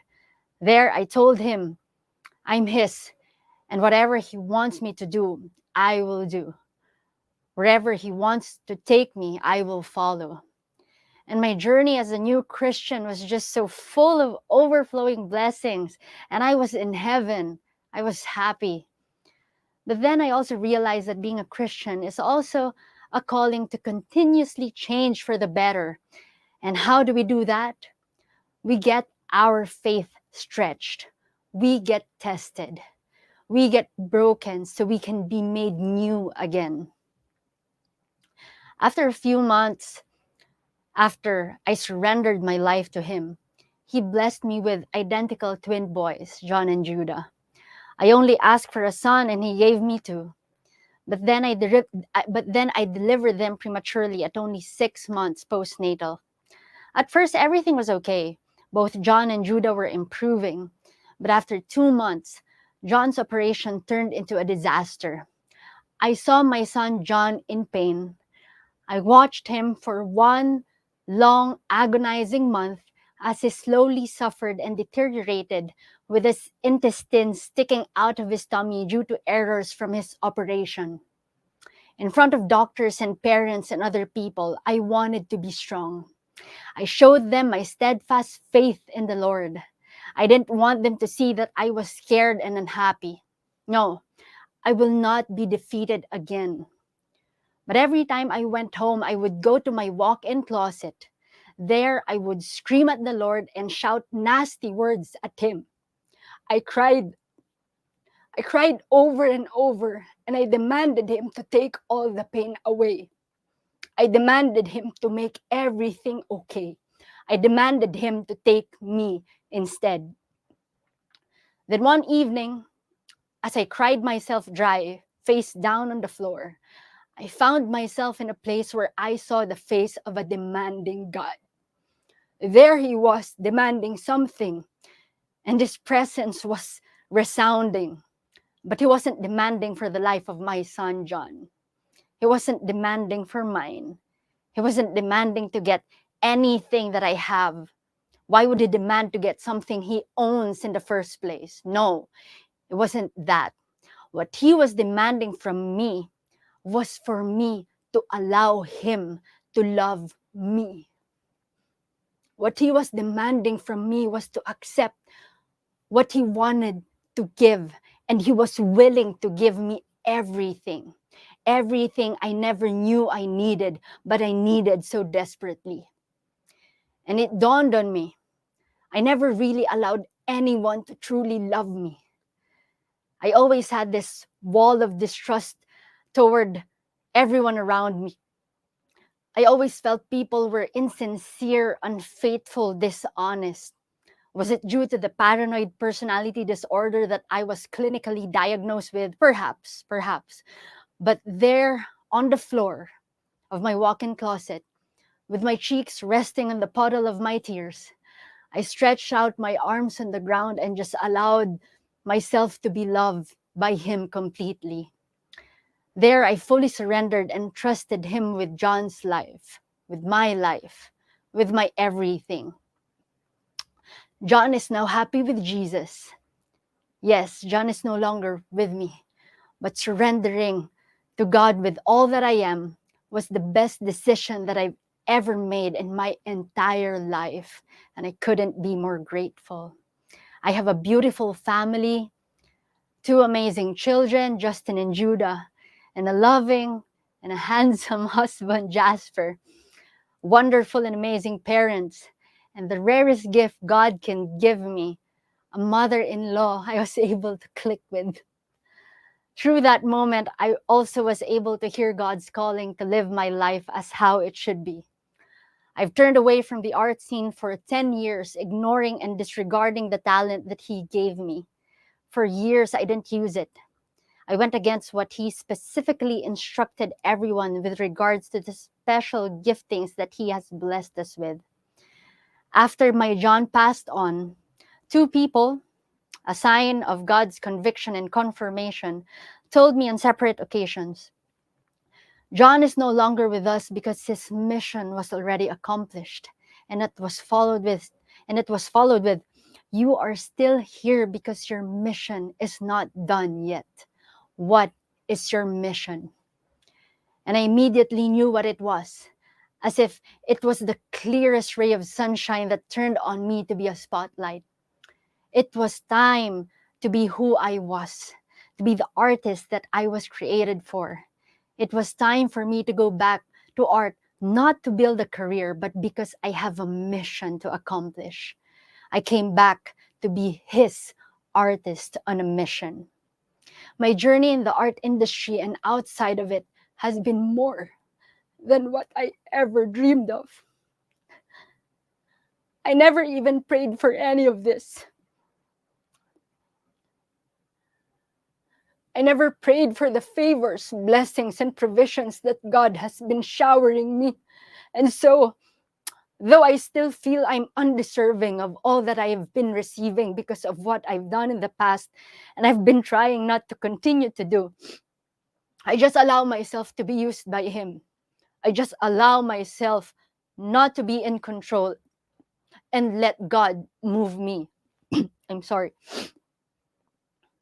I still am not perfect. I'm no saint, but I am no longer the same. I am no longer just a woman. I am now God's woman. Now I'm happy. I have more than what I want. I have all that I need. And it is true. Christ is enough. With all that I've shared with you, I'm sure you ask, am I still demanding? Is Christine still demanding? The answer remains to be yes. But now, as a daughter, I demand from myself to be intentional in obeying my parents and to show them that I honor, appreciate, and love them. To listen and to keep on learning how to breathe whenever disagreements arise. As a friend, I demand from myself to be patient and more sensitive. As a still considered enemy by some, I demand from myself to never try to defend myself or feel the need to explain or share my side of the story. I demand from myself to learn to control my temper, manage my emotions, and be forgiving with or without an apology from those who hurt me. I demand from myself to remember that I'm no better and I too need to be forgiven. As a student, I demand from myself to listen to my mentor, focus on honing myself, and never compare my capacity with anyone. As a boss, I demand from myself to learn how to trust and understand whenever I get disappointed. I demand from myself to be confident that God has something better He has already set before me.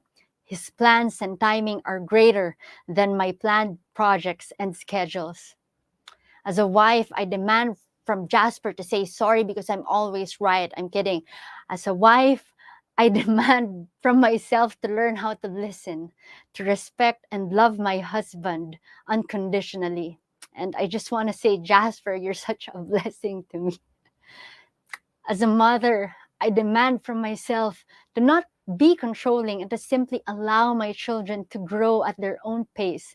And in this beautiful world, to simply guide them and witness as God makes them bloom towards becoming the person that He created them to be. I demand from myself to always accept that they are not mine, but God's, and whatever happens, they are going to be all right. And now, as an artist on a mission, I demand from myself to be intentional in maximizing the talent that God has given me, to be the person He shaped me to be, I demand from myself to use the work of my hands, not for my self-serving reasons, but for God's purpose. To use art beyond art. In endless ways, the Lord calls me and is able to equip me. I demand from myself to move in ways that go beyond what the industry has been used to in terms of what art is about. So yes, I still am demanding. But indeed, what the enemy intended for evil, God can always use it for good. And who knew demanding can be a good thing? And so, as people, as women, who will never be perfect, always a work in progress, but has that drive to keep on trying, we must demand from ourselves to constantly change to be better. We must demand from ourselves to open our hearts, to learn to lift up and surrender everything to our Lord, that He may guide us and transform us. We must demand that God's perfect love must rule in our lives. So let Jesus rule, because this is how God's women will rule. Magandang gabi po sa inyong lahat at hiraya maniwari.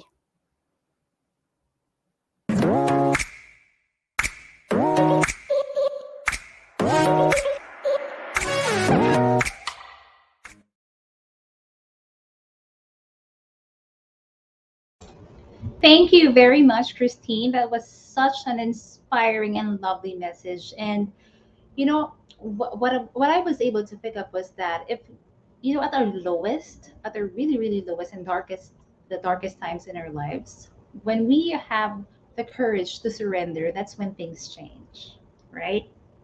All right.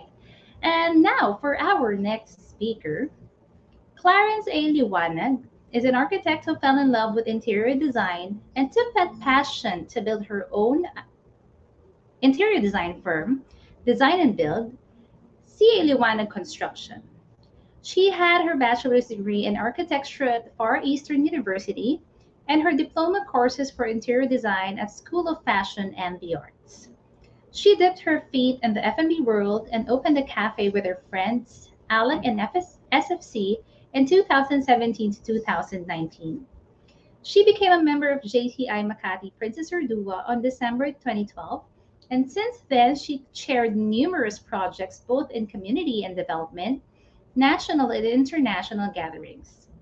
In the same women-led group, she was the 2015 Director for National and International Relations, 2016 Director for Membership Development, 2017 VP for External Affairs, 2020 VP for Internal Affairs, 2021 Secretary General, and now this year, she sits as the 2022 LO President of JCI Makati Princess Urdua, one of the biggest and most celebrated chapters. Let us all find out how she remains calm and steady on issues popping out everywhere as she discusses stoicism in a world full of hormones. Streaming live from Makati City, ladies and gentlemen, architect Clarence Liwanag. So who here believes in horoscopes? How about in your zodiac signs? I am a believer of this only because all the traits of an Aryan I have, or maybe some what I used to be. I am very passionate, I am optimistic, and I'm very quick to action. But of course, Aries are said to be short tempered and we are very, very impulsive. So these traits made me a good boss, but it made me a bad leader. So diving in the construction business when I was just 22 years old, I was unlicensed because I was a newly graduate. And of course, I'm a girl, a female. It did not come easy for me. I had a lot and experiences with my seniors in the industry who were undermining my ability.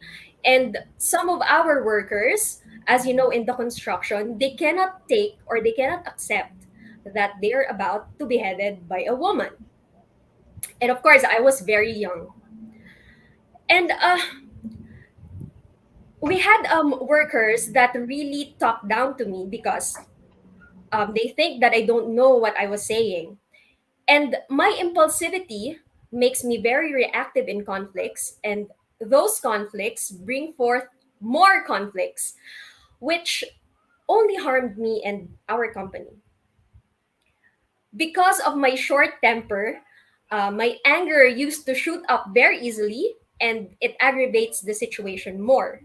So imagine you're in a construction setting, and I'm a girl, I'm the only girl, and I used to shout, and I used to be very, very angry. And there are a lot of men there who are construction workers, and not just engineers, but also construction workers.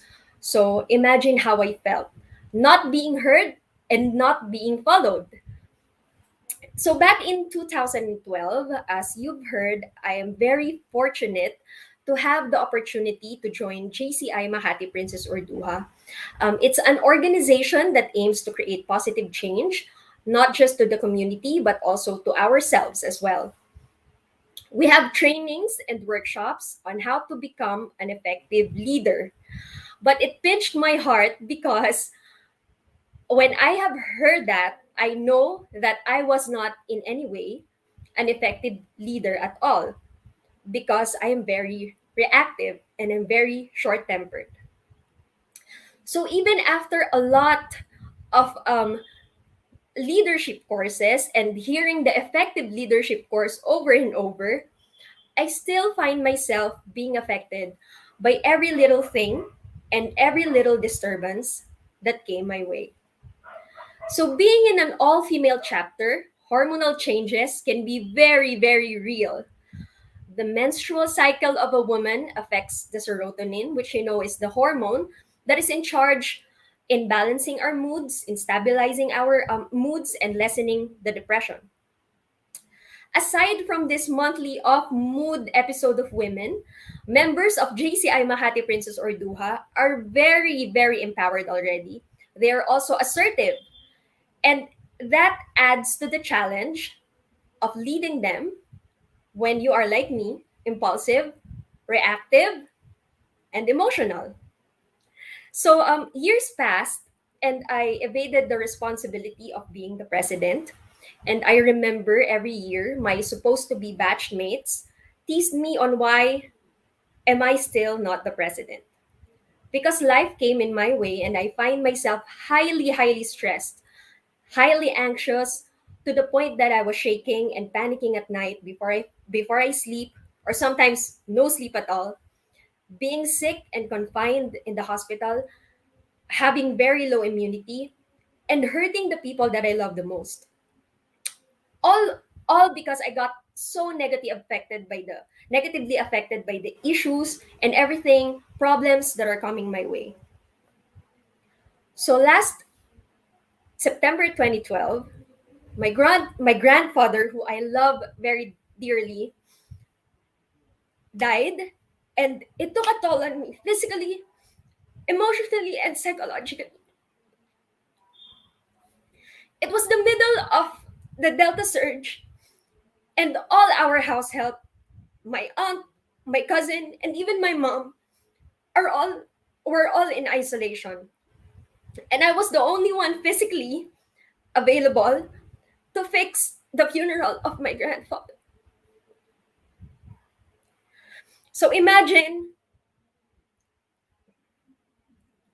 me, I cannot grieve because I have to rise up to the occasion and I have to take care of his funeral. Also because it was very unfortunate that we are affected by the granular lockdown during that time. And I was the only one present who can go out. And my grieving got delayed. It got delayed and it got delayed. And I felt like being strong is equals to not showing any emotions. So I went about my daily routine. I go out with my friends. I work as the president-elect of JCI Makati Princess Urduha during that time. I work as the Secretary General for the 2021 Board of Directors. I still do what I do every day. But I find myself unhappy because I was wearing a mask. And I thought, why am I feeling like this? I'm a strong, resilient woman. I'm a woman leader. I have gone through so many things in my life. But why am I feeling like this? I always find myself extremely exhausted after every meeting we had in JCI. And I find that I take it personally whenever someone questions me, whenever someone shares their opinion, whenever someone says their suggestions, or whenever whatever they throw at me during my campaign as the president. I find and take it personally. I got so affected, but I was also trying so hard to not show it and be stoic.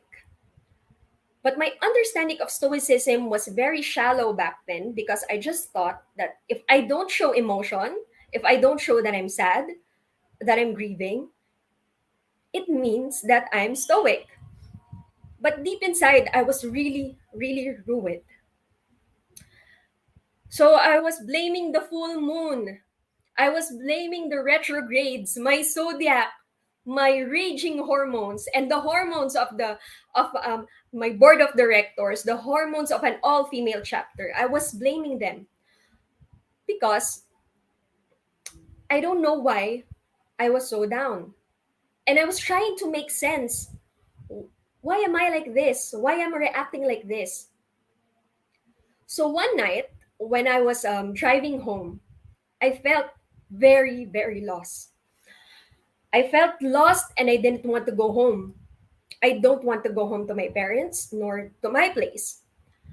I was extremely anxious for no reason and exhausted because of the mask that I was placing on my head. But no one seems to notice. And I felt unappreciated. So that night, I drove back and forth in EDSA, going to Caloocan, to Makati, Caloocan, Makati, and feeling directionless when I was driving. It's like an autopilot. I don't know what I'm doing, and suddenly a bus displaced one of the concrete barriers in EDSA, and because I was running fast, my tire hit the concrete barrier. So my car skid to the outermost lane and I had an accident. So my car went over the sidewalk and it turtled. So my instinct told me to quickly went out, to quickly crawl out, and everything went blur. Days after that, I suffered from depression, anxiety, and of course trauma, because I was in a near-death traumatic experience. But because I was already the elected president of GCI Makati Princess Orduha, again, I needed to overcome what I was truly feeling, that I was really sad. And I was still grieving.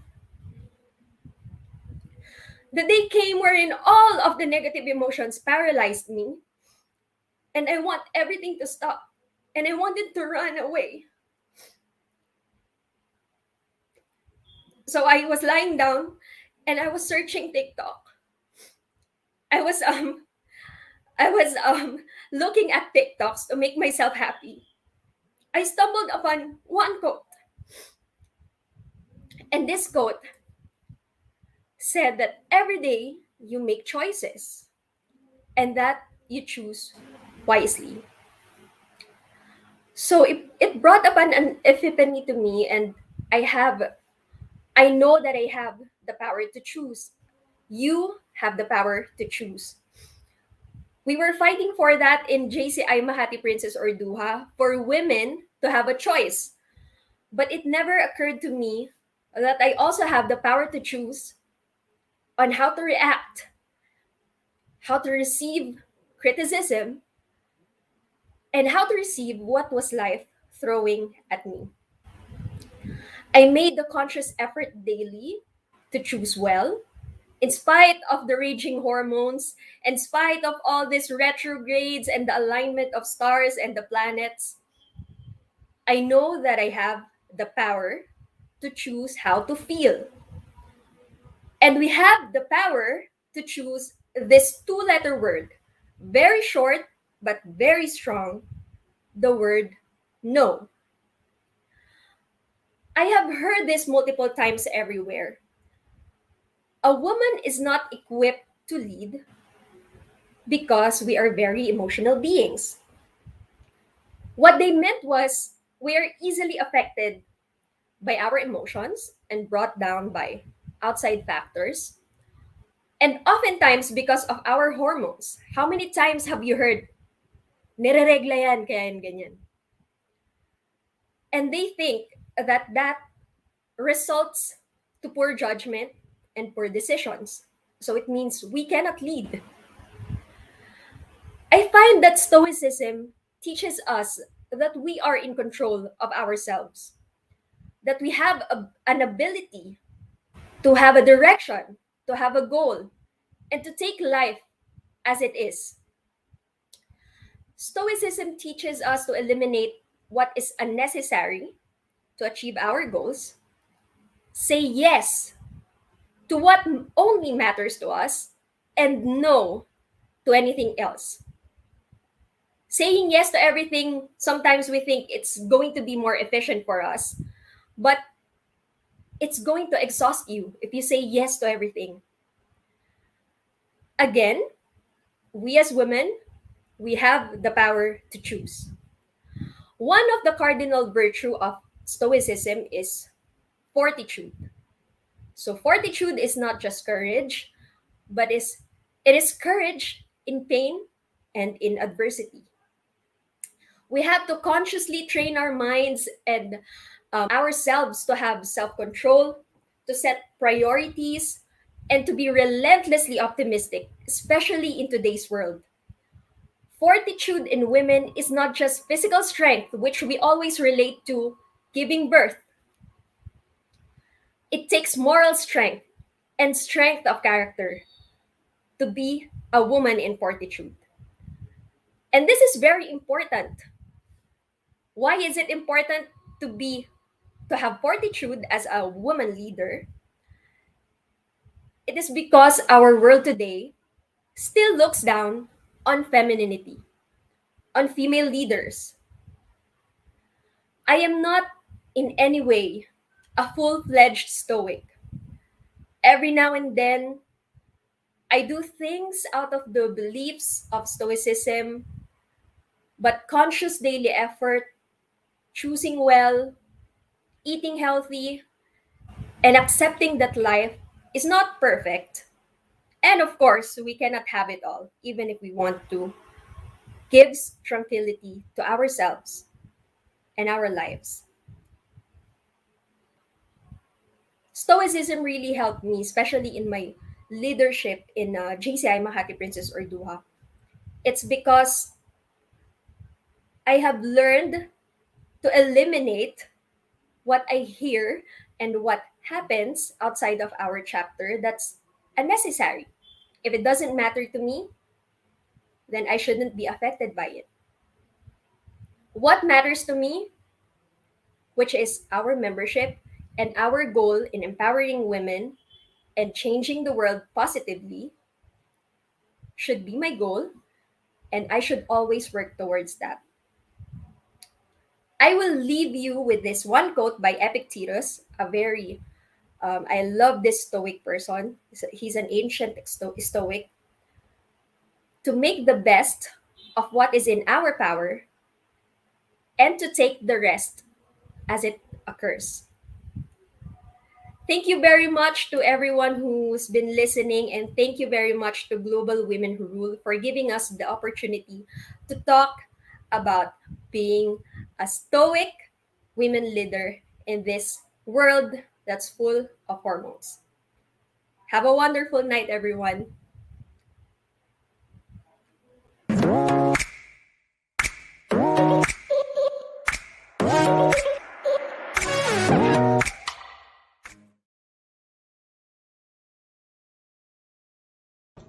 Thank you, Clarence, Liwanag, and to all of the stoic women out there, I hope you were represented well, right?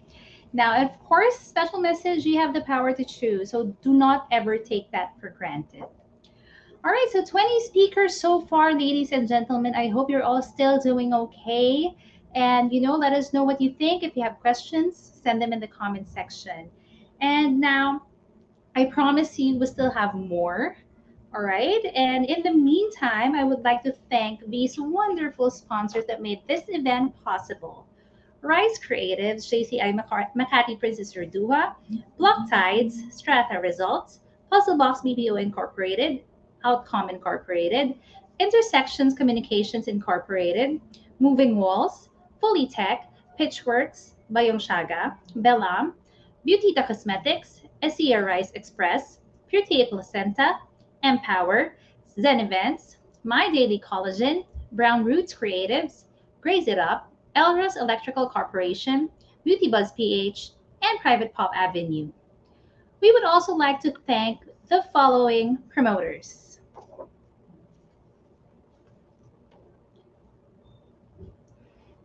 There you have it. And please do stay with us. We are going to be back in a few moments.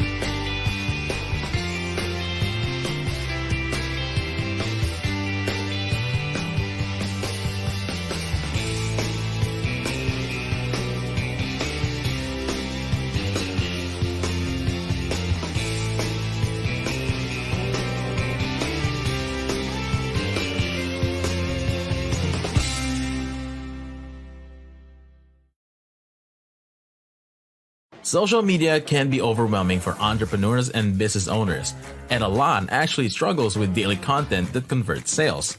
But don't fret.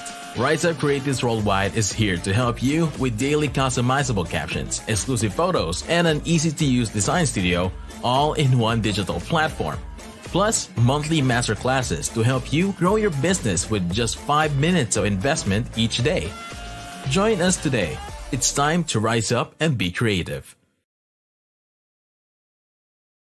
Welcome to Strata Results, where we take a partnership approach to ensuring that your business processes, chosen technology, people, and information are aligned to support your business.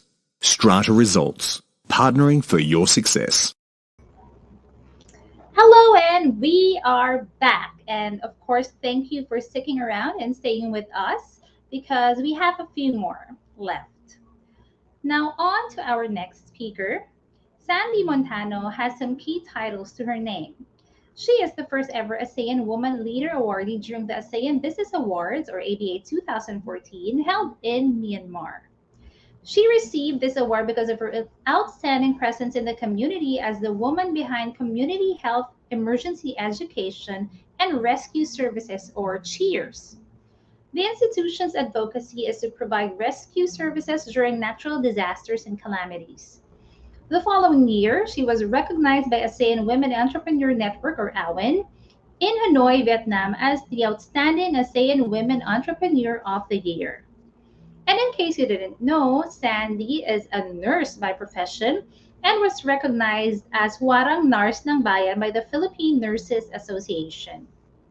Currently the chairperson of the Philippine Commission on Women, or PCW, to give insights on how women are powerful beyond measure and beautiful beyond pressure. Streaming live from Manila, Philippines, ladies and gentlemen, Chairperson Sandy Montano.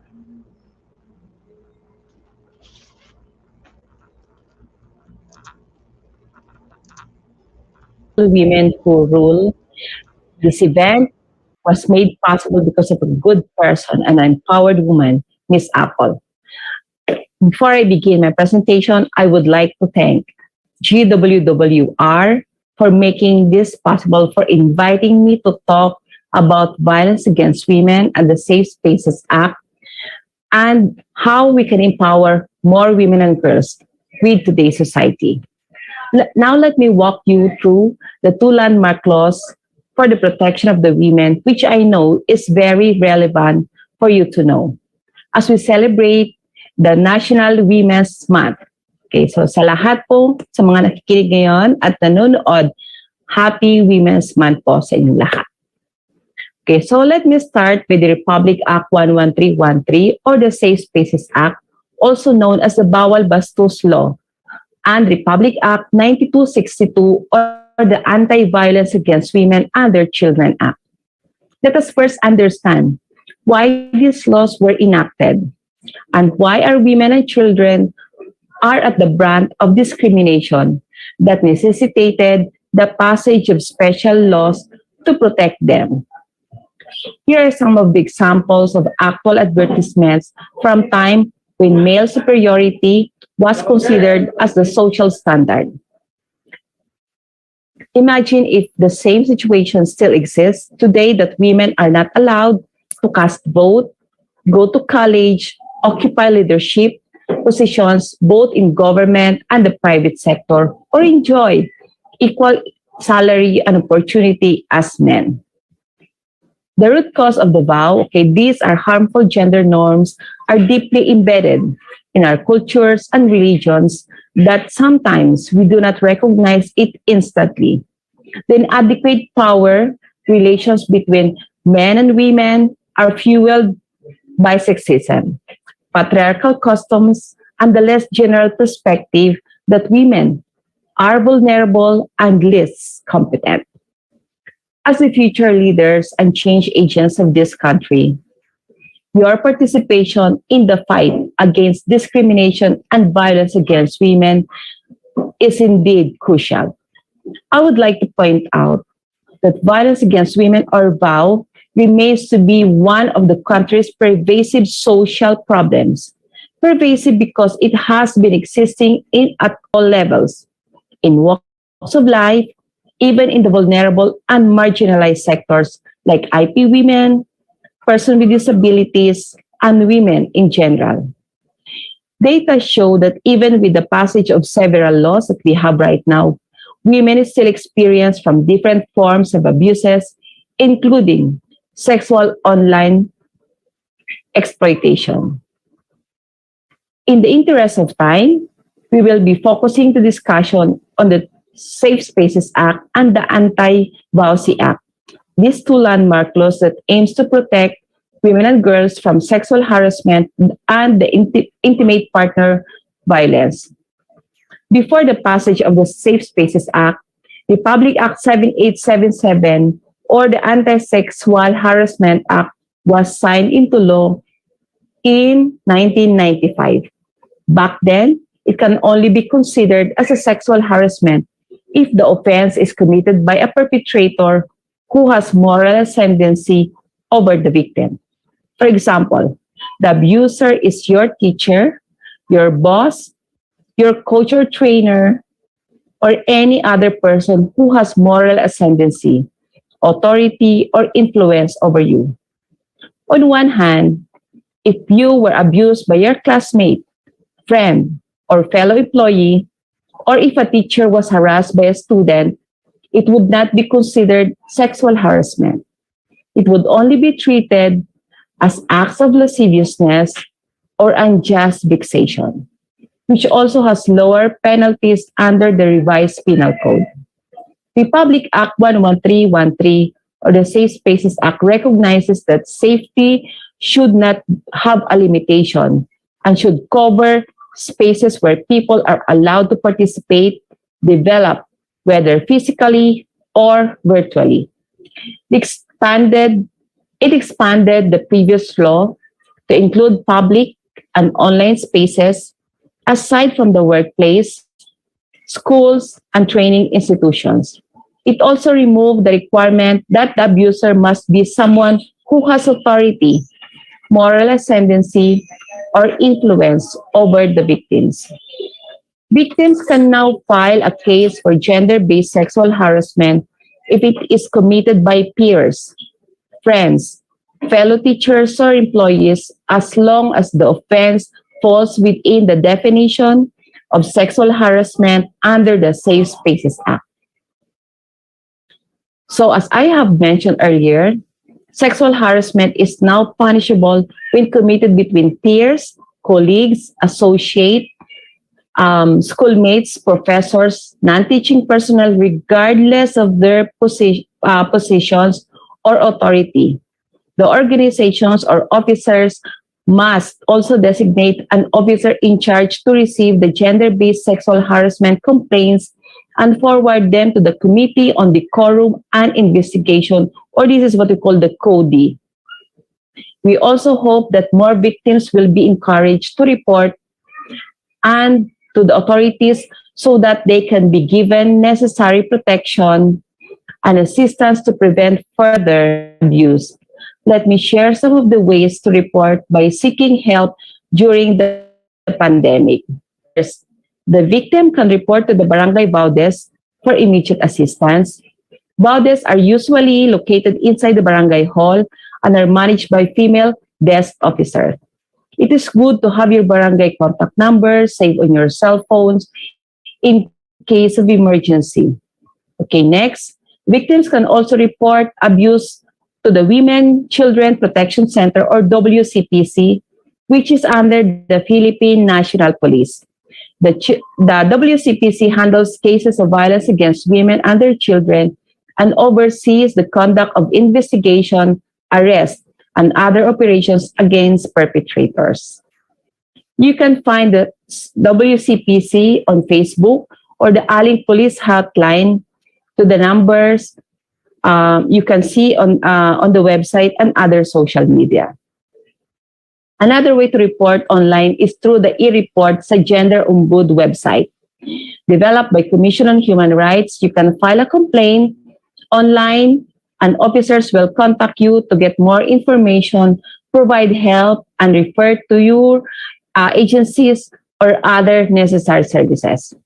We also have the DSWD, which piloted a program called Y Support, where the victim can call, text, email, or use their app to get counseling and other mental health and support services for free. Okay, if the victim needs medical assistance, particularly those who are physically or sexually abused, they can avail of the services being provided by the Women and Children Protection Units or WCPU. Okay, what else? I would like to share to you now that we have just signed an MOU wherein the violence against women can now be included in the 911 emergency hotline.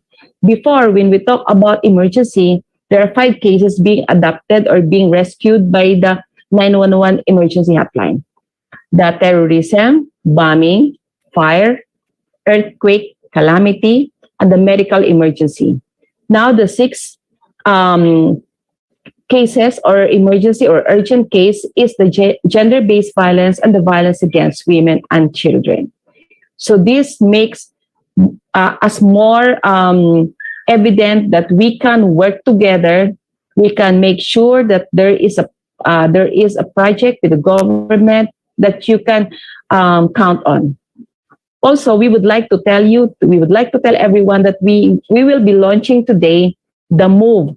Okay, Men Oppose Violence Everywhere, This is an organization under the IACVAUSI and the Philippine Commission on Women, wherein we would like to ask all our male counterparts to join us in this MOVE chapter. If you belong to an LGU in your community, you can check with them and be a member.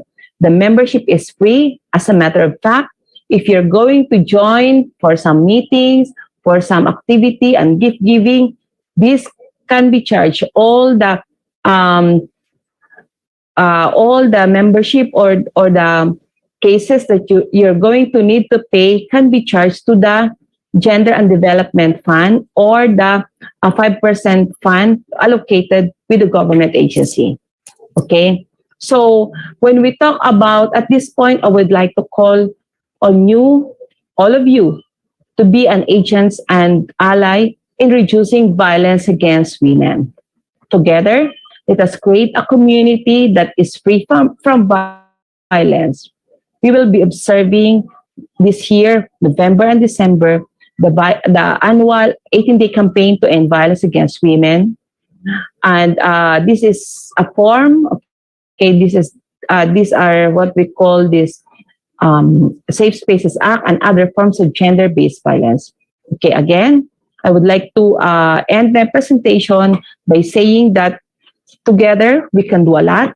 And if we will able to help children and women to empower themselves, so chances are we will have their full potential. We all have a role to play.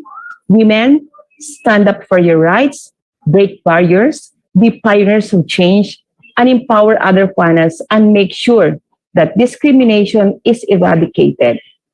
Our men, okay, sa ating mga Kwan na nakikinig at nanood po ngayon, you can help by challenging stereotypes and the traditional macho culture and enjoying more wants to practice positive instead of toxic masculinity. To the LGBTQIA community, you are propellers and key movers of this advocacy towards gender equality. To government agencies and private institutions like the GWWR, we count on you for concrete programs and services that will help turn the wheel of the gender equality and women empowerment. The Philippine Commission on Women thanks all our partners in this advocacy, and we encourage everyone to continue building on the gains achieved and move further towards gender equality. Lastly, to all Juanas out there, this celebration is a reminder that you are strong, magnificent, beautiful in all ways, exemplary, diligent, brilliant, compassionate and passionate, innovative, resilient and powerful, for being pillars, trailblazers, and change makers in their family, community, and our country. We honor and celebrate you. If I may share to you, women are powerful beyond measure and beautiful beyond pressure. This is Sandy Sanchez Montano, your chairperson from the Philippine Commission on Women, saying congratulations at Happy Women's Month po sa ating lahat.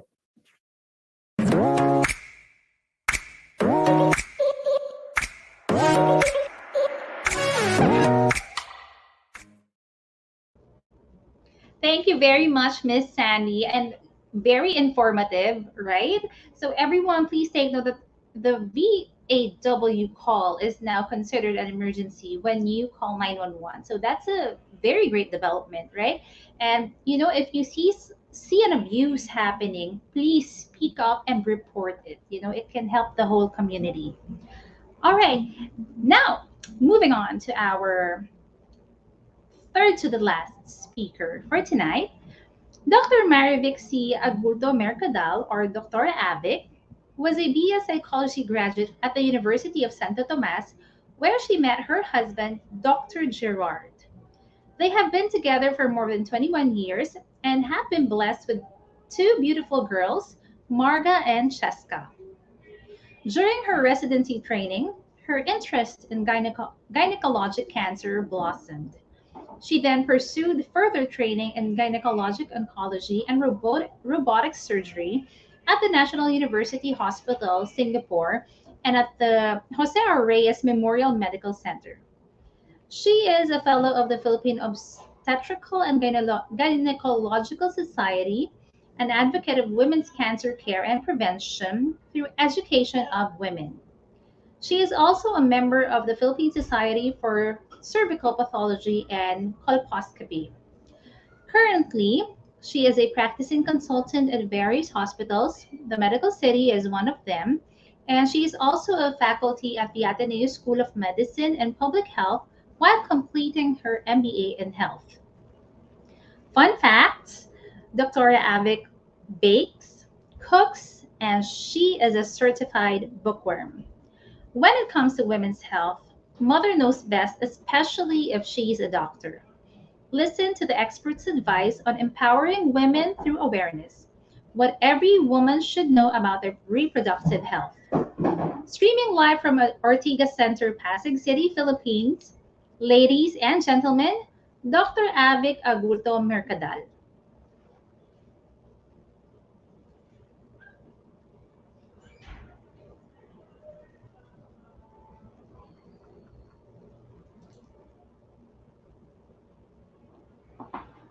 Dr. Avic, I think we're experiencing some technical difficulties. Hi. There you go. Okay. Can I share my slide?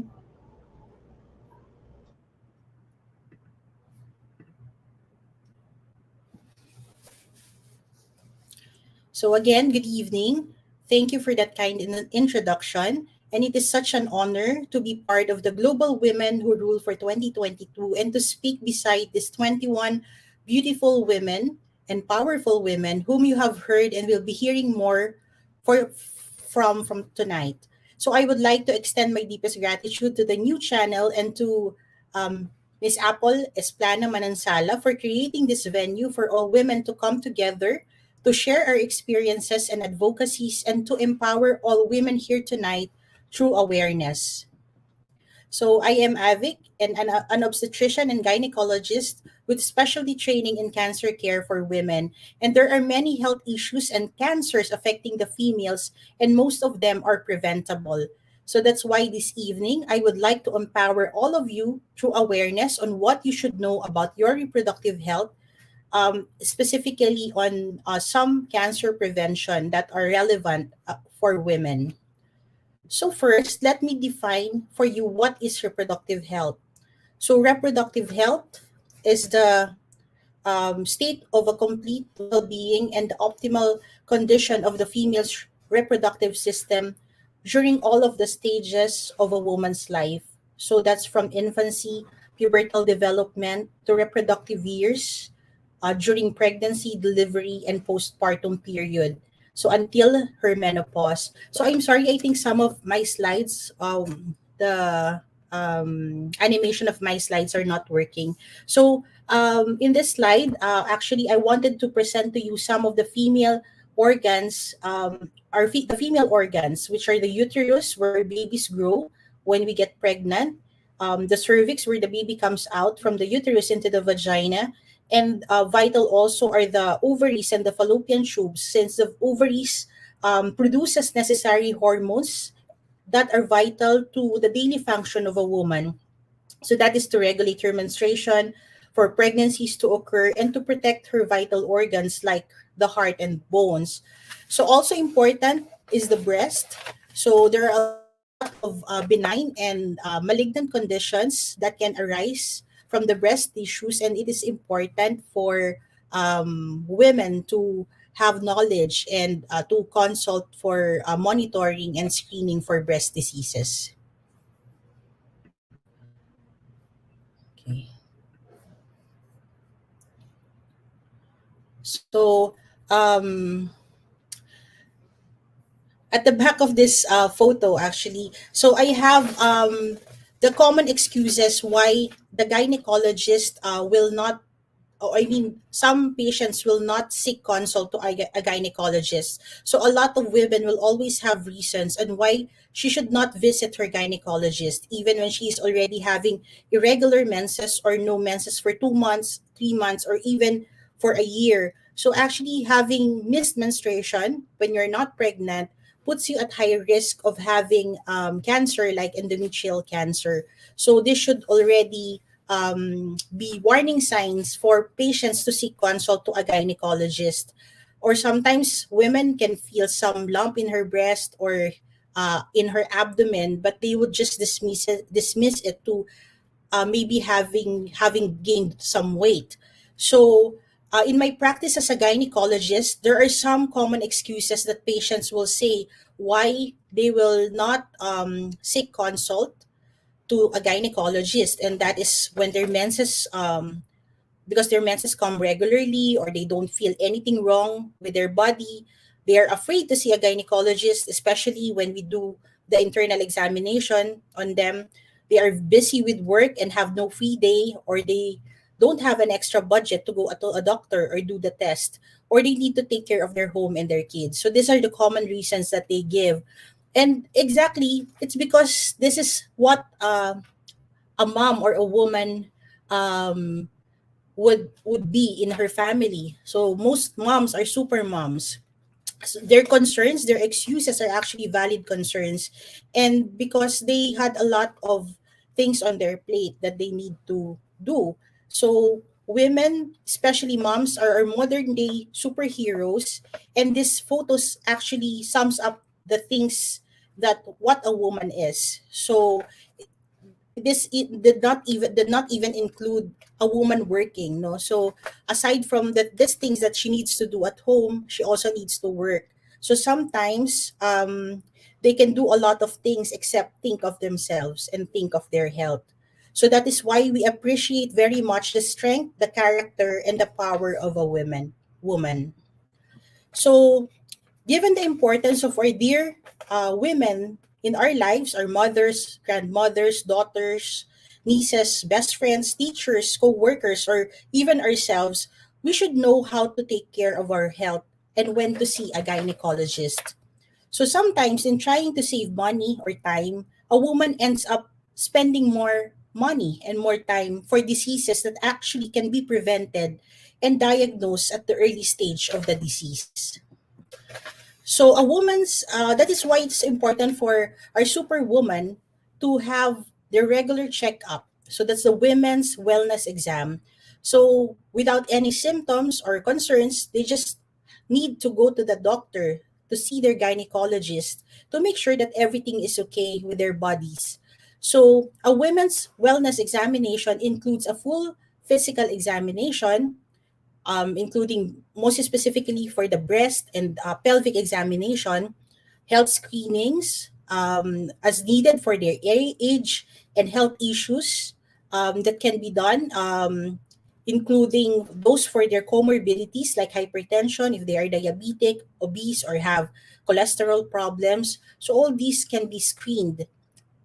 Vaccinations, especially for the preventable cervical cancer, the human papillomavirus vaccine, which is actually the proven vaccine that fights against cervical cancer. So it can also be administered during your routine checkup with your gynecologist. So this is also an opportunity for educating and counseling women regarding the different issues like menstruation, women's lifestyle, sexual health, contraception and family planning, and menopause.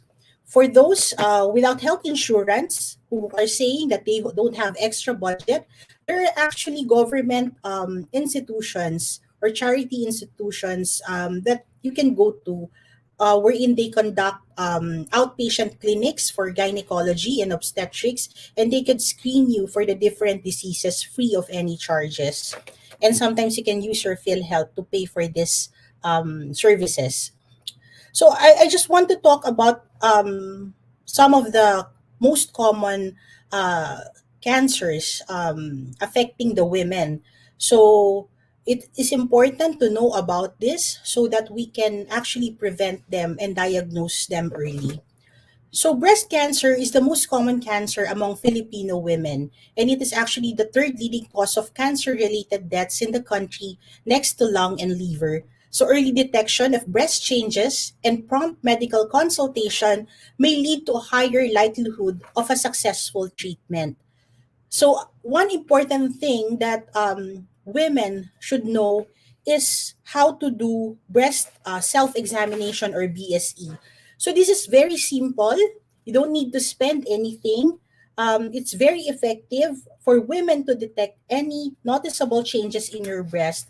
So you can do this maybe about 10 days from the start of your menstruation. So we don't usually do this when you have menstruation, when you're about to have menses, or immediately after, because there are hormones present in your body during menstruation that can cause some tenderness and swelling in your breast. And some cysts may actually be present during this time, but when you try to do it far from your menstruation, maybe about 10 days, 7 to 10 days, then those cysts will be gone. So you need to do this. You can actually stand in front of the mirror. You can raise both of your arms behind your back, and then check your breast, check for any changes. You can also do it by with your hands on the side, and then while holding your hips so that you can better visualize your breast and any changes.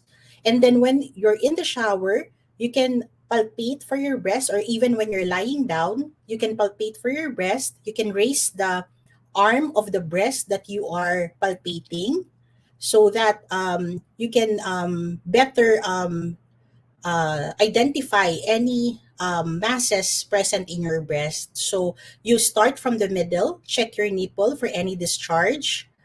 If it is inverted, you check your areolar area. You can, using 2 to 3 fingers, palpate around your nipple, going out and up until you reach your armpit or your axillary area. Because sometimes when you have when you have breast cancer, this bad cells can actually go to the lymph nodes in your axillary area. So you can check that while in the shower and or while lying down. So you should do this regularly so as to have early detection of any abnormal findings in your breast. And once you note any of these changes like mass, erosions, discoloration, erythema, or there's wound in your breast, go and see your gynecologist immediately. And he or she will request the breast imaging for you and refer you to the breast surgeon. So, how do we screen for breast cancer? So, we can do it by doing the mammography. So, a mammogram or a mammography is an x ray picture of your breast. So, women aged 40 to 44 years old should have the choice to start breast cancer screening once a year with mammography if they wish to do so. And the risk of screening as well as the potential benefits should be considered. Women aged 45 to 49 years old should be screened annually by mammography, and those as well as those 50 to 54 years old. For those more than or equal to 55 years old, they can do annual screening or every 2 years. So that is from the American Cancer Society. Next one is the cervical cancer. So this is very close to my heart. We really do a lot of counseling and promotion on the awareness for cervical cancer because there are really a lot of patients suffering from this disease, and maybe the knowledge about this is not yet very known to a lot of women. So what is cervical cancer?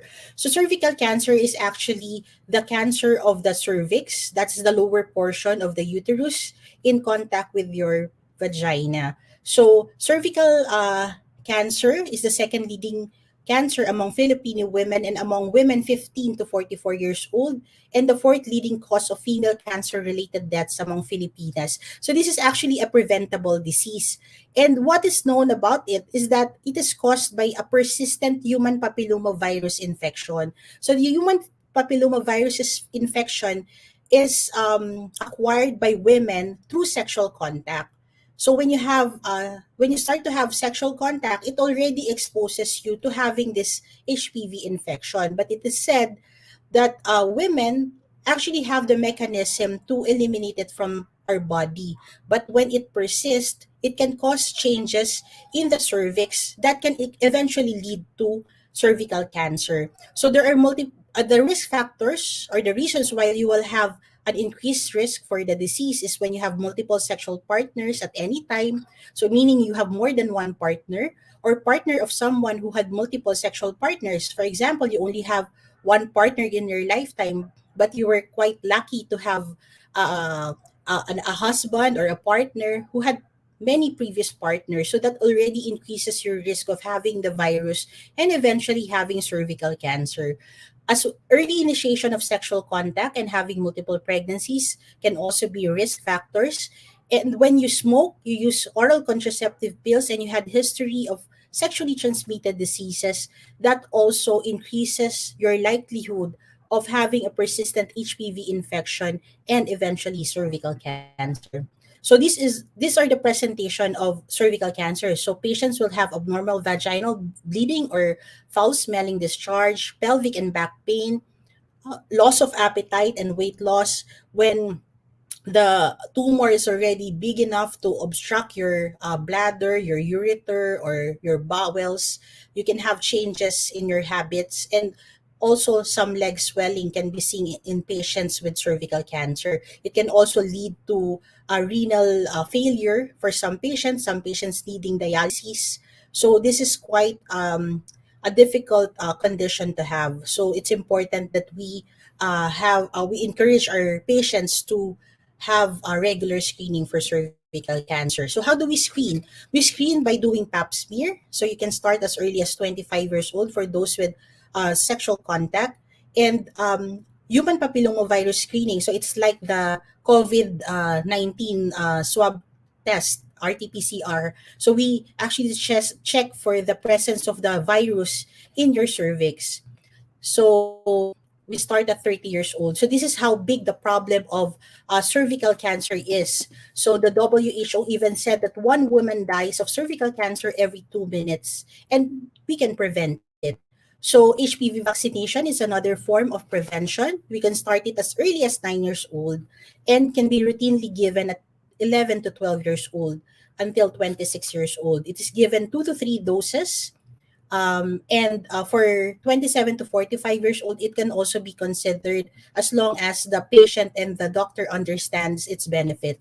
Boys can also be given as early as 9 years old. So other screening conditions, so I just need a few more minutes. For endometrial and ovarian cancer, it can be prevented by having routine ultrasound on regular consult with your gynecologist, preventing the risk factors by having a healthy lifestyle and maintaining your sugars and blood pressures within the normal range. Colon cancer, you can visit your friendly gastroenterologist, and you can have routine colonoscopy starting 50 years old or earlier if with family history of colon cancer. So again, prevention is better than cure in most of these diseases. That's why it is important for women to understand the different conditions that they can have. So another advocacy that the Philippine Obstetrical and Gynecological Society is actively advocating is the one that was previously presented to put a stop against violence against women and children. So if you're having this, you can actually talk to your gynecologist and seek help also. So I hope I was able to impart with you the awareness among our women, so among the diseases that you can have. So there are thousands of obstetricians and gynecologists in the different regions of the Philippines, and my only message to all of you is to empower yourselves. Let us empower each one of us and go seek consult with your gynecologist to have a better health for all of us. Thank you very much. And again, thank you to the new channel and to the Global Women Who Rule 2022. Thank you.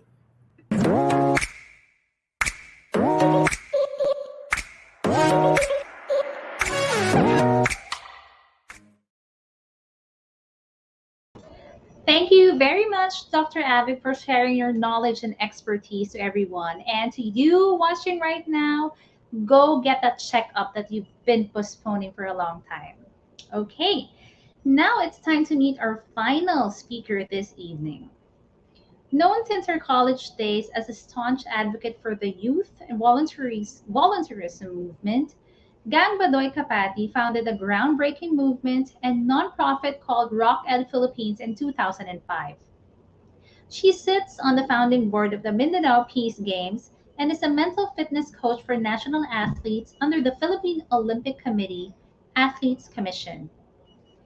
Under Rock Ed, she spearheaded Project Steady Asia, a web-wide mental health initiative focused on creative arts therapy and outside the clinic approaches to trauma therapy.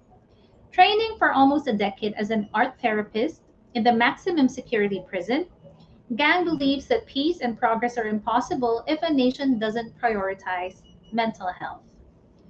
Gang was recognized as one of the outstanding women in the nation's service or towns and received the 10 Outstanding Young Men Award, and so far has been the only Filipino to receive both awards in the same year. Currently, Gang is a Trauma Research Foundation ally, runs a pro bono web-wide mental health learning program for teachers, coaches, and athletes, recently published a book on athletes during the pandemic, and runs a limited mental health private practice. Gang has an online popular French bulldog named Justice.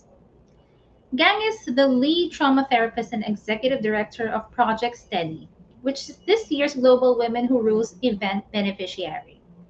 Let's all listen to her as she talks about what Project Steady does and its mission. Streaming live from Manila, Philippines, ladies and gentlemen, Gang Badoy Kapati. Good evening, everyone. I'm not sure if you can hear me. Can you hear me? Oh, good. Alam mo, grabe. Today, we listened to words. We listen to each other. We listen to other women. We listen to stories. We listen to things they know, their expertise, their work. They're being mothers. They're being mothers and wives and sisters and friends who grieve. And I'm thinking, grabe, into buong araw na to, like, Global Women Who Rule, this is a fantastic and powerful gathering you just hoisted today. So I'm really grateful that I'm part of it. Anyway, magkakwento ako. May kwento ako. I have this good friend and she went on a date. Tapos, habang nandun siya sa date niya, tumawag siya sa akin, as good friends do. Tapos sabi niya, Gang, hindi yata niya ako type. Sabi ko, bakit? Nasa banyo siya ang tagal. Sabi ko, can you imagine? There are like 1,000 explanations for why her date is in the bathroom long. Like, pwedeng ang, I don't know, baka nagka-problema sa tiyan, baka naghugas ng kamay, baka may pinick up na phone call, baka whatever. There were so many other explanations, pero ang conclusion niya, feeling ko hindi niya ako type. Like, can you imagine? That's how intensely unkind we are to ourselves. So, as a friend, what will I say? What will I say to my, ano sasabihin ko sa friend ko na Gang, hindi niya ako type? Ano sasabihin ko? Syempre, hindi ka niya type, may taba ka sa hita. I mean, no friend says that. We will not say that to a friend, and yet, or you'll say, syempre, hindi ka niya type, hindi ka masyadong funny tapos medyo chubby ka pa, tapos ang itim mo pa, kulot mo pa, or whatever. These are the adjectives that we've thrown at ourselves. A good friend will never say that. But you know what? We say that to ourselves. And it's intensely important for me to tell everyone, sobrang mahalaga to. You have to be, how do I say this? You really need to choose the words you use to describe yourself. Alam mo yung mga days na, tanga ko, or kala mo wala lang yun. But when you say something, nagsasend ka ng signal sa brain mo And somehow, in the end, pag paulit-ulit yun, naniniwala ka na. I mean, sino ba sa atin hindi nagkaroon ng tita? Ako, may tita ako na ganito. Sino ba sa atin hindi nagkaroon ng tita na nagsabi, ang taba mo ngayon? O kaya, kailan ka mag-aasawa? Or yung matres mo, hindi ka ba nagkakaanak? I mean, sino ba sa atin walang tita na gano'n? Lahat may gano'n na tita. So, sometimes akala natin hindi nag-i-imprint on us, but it stays, it really stays. And hanggang sa pagtanda mo, akala mo lang. Akala mo nakalimutan mo yung 9 years old ka, tapos tumawa yung tita mo kasi masikip na yung pantalon mo. And you remember that. And I'm thinking, I feel very sad. I want to hug all the little girls talaga that encountered something like that. Yung nasabihan ng bata na hindi ka maganda or hindi ka funny or hindi ka smart. And then we think it's nothing and we get older and we realize one of these days we say like, bakit ang bagal ko mag-decide? Kasi natatakot ka magkamali. Bakit grabe ako mag-diet? Kasi naalala mo yung mga traumas na yun. So what I really want to say is, after listening to the words, the stories, the expertise, the grieving, the happiness, the joy, and the pride of Alpha, Ruth, Jamie, Mitch, Prue, Mia, Faith, Jasmine, Maritess, Elle, Beya, Lei, Myrtle, Heidi, Frances, Celia, Shirley, Christine, Clarence, Sandy, and right before me, Doc Avid. When you listen to them, you have to really say, wow, these words are strong. I'm grateful I heard them. I'm grateful I listened to them. I too have a story. But it really matters how we describe ourselves. So I really want to thank everybody who shared their story today. Honestly, how do I say this? One of my best friends died in Madrid 2 weeks ago. So I'm not really in the best position to be exuberant or triumphant because I'm grieving. But I didn't cancel. I didn't send a talk. I decided to show up because this is what Filipino women do. We show up.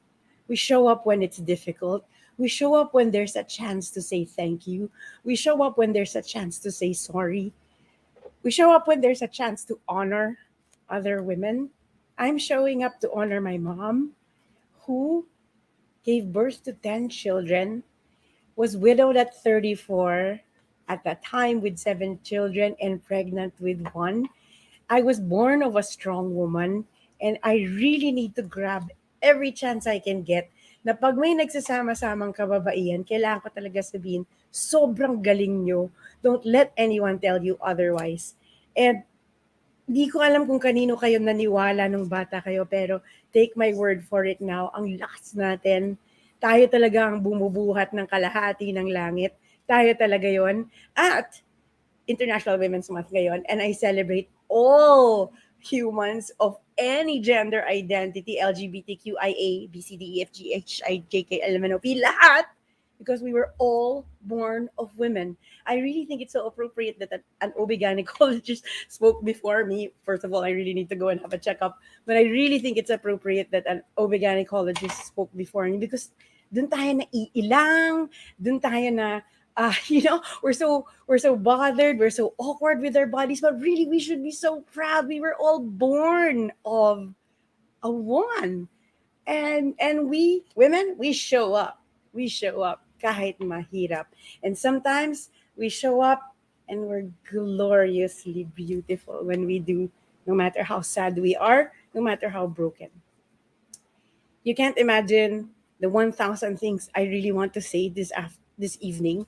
Ang dami ko talagang gustong sabihin, lalo sa mga Filipina na na-offend dahil ang halimbawa, minsan yung the president of the Philippines isn't very respectful of women. I say that nicely. He jokes about rape and violence. He jokes about shooting women in the vagina. This is not a political tirade. I'm just saying, nasanay yata tayo na ganun pag-usapan ng babae. Baka nasanay na tayo na ganun-ganun lang tayo pag-usapan. Baka nasanay na tayo na sinasabi nila, babae hindi magaling, mahina. Ayoko tayong masanay doon. At baka, our parents maybe raised that way kasi galing sila sa generation na medyo iba. Pero kayo bilang mga nanay, you have to raise your children not so much as sons and daughters, but as humans who raise each other with respect, who honor each other because everybody deserves honor and politeness, I suppose. I think that's so basic. I think heartbroken ako the past 5 years kasi nakikita ko na tuwing naiinsulto ang kababaihan, nagiging okay lang sa marami, natatawa pa sila kasi funny. I get it, nakakatawa yun, but this is the only venue I'll actually say this. Not funny. When we joke about women, when we disparage women, when we diminish women, it is not funny because you diminish the wombs that bore you. We diminish the wombs that bore us. And we can't have that. Minsan nga, feeling ko baka self-hatred kaya hindi tayo masyado nag-move forward. Dahil ang dami kong gustong sabihin at konti lang yung time ko at ayoko rin kayo i-bore, Global Women Who Rule. First of all, I really wanted to thank the women who spoke before me, the women who organized this, and the men and the LGBTQIA that organized this, celebrating International Women's Month. I will end with a poem that I memorized. I know, isn't that amazing? Bihira ako mag-memorize. Pero may na-memorize ako na tula from the 1990s. Hindi ko siya tula, pero sorry naiyak ako kasi intense ng feeling eh. Ang intense ng feeling ko and ng joy ko na may ganito. Because it's been hard for Filipinas ever since hanggang ngayon. And I'm really glad every time someone celebrates our gender and our strength. So I'll end with this poem. Sana ma-translate ko, kaya lang di ko siya na-translate kasi na-memorize ko lang siya sa English. So I'll end with it. The title, kukuha lang ng tissue. Sorry. I'll end with a poem called My IQ. Because, words will save us. When I was 4 years old, they tried to test my IQ. So they showed me a picture of 3 oranges and a pear, and they asked me, gang, which one is different and does not belong? They taught me different was wrong. But when I was 13 years old, I woke up one morning. My thighs were covered in blood, like a war, like a warning that I live in a breakable, takeable body, an ever increasingly valuable body, that a woman had come in the night to replace me, deface me. You see, my body is borrowed. I got it on loan. For the time in between my mom and some maggots, I don't need anyone to hold me. I can hold my own. I've got highways for stretch marks. See where you've grown? I write sometimes like my life is at stake because you're only as loud as the noises you make. I'm learning to laugh as hard as I can listen because silence is violence in women and poor people. If more people were screaming, then I can relax. But a good brain is nothing if you don't have the facts.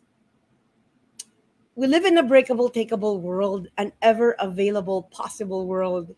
And we can make music like we can make do. Genius is in a backbeat. It's backseat to nothing if you're dancing, especially to something stupid, a measurement like IQ.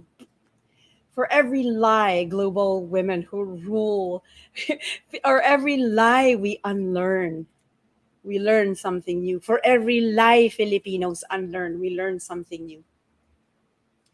We have to post online sometimes for this war that we fight because every tool is a weapon if you hold it right. Thank you for listening and thank you for inviting me. Celebrate women wherever you go. Mabuhay ang Filipina.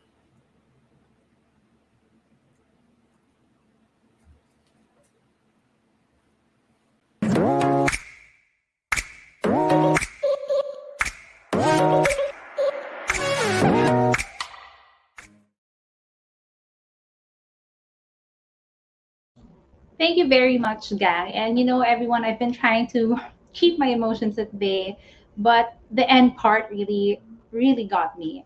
But anyway, some very, ang dami sinabi ni gang that's really powerful, but my key takeaways are, Filipino women, we show up no matter what. We show up. And, for every lie we unlearn, quoting gang, we learn something new. Such a beautiful message. Thank you very much, gang. And of course, shout out. I want to give a shout out to all of our 1,000 viewers that peaked to 1,502. Yes, thank you so much for your support. It has been tremendous. And just to recap, we had our last speaker. I just want to recap some key phrases from each speaker. So find your passion, lead, be sincere, go out there, check for signs, ask for help, be the difference. Life has a purpose. Focus on the life goals. Volunteer. Women are gifted to see potential. Women are reliable. Moms are resilient. Connect and collaborate. A higher power is helping us. Pick up the pieces, live and thrive. Parenting apps and groups help. Please join them. Demand. It's okay to demand. Keep going until you achieve your goals. We have the power to choose. Join community efforts to create a safe space for women and children. Show up, have yourself checked. Ladies and gentlemen, I would like to thank you all for being with us today. But to officially close the summit, I'd like to welcome once again the ideator of this marvelous, empowering, and truly inspiring event, Miss Apple Esplana Manansala.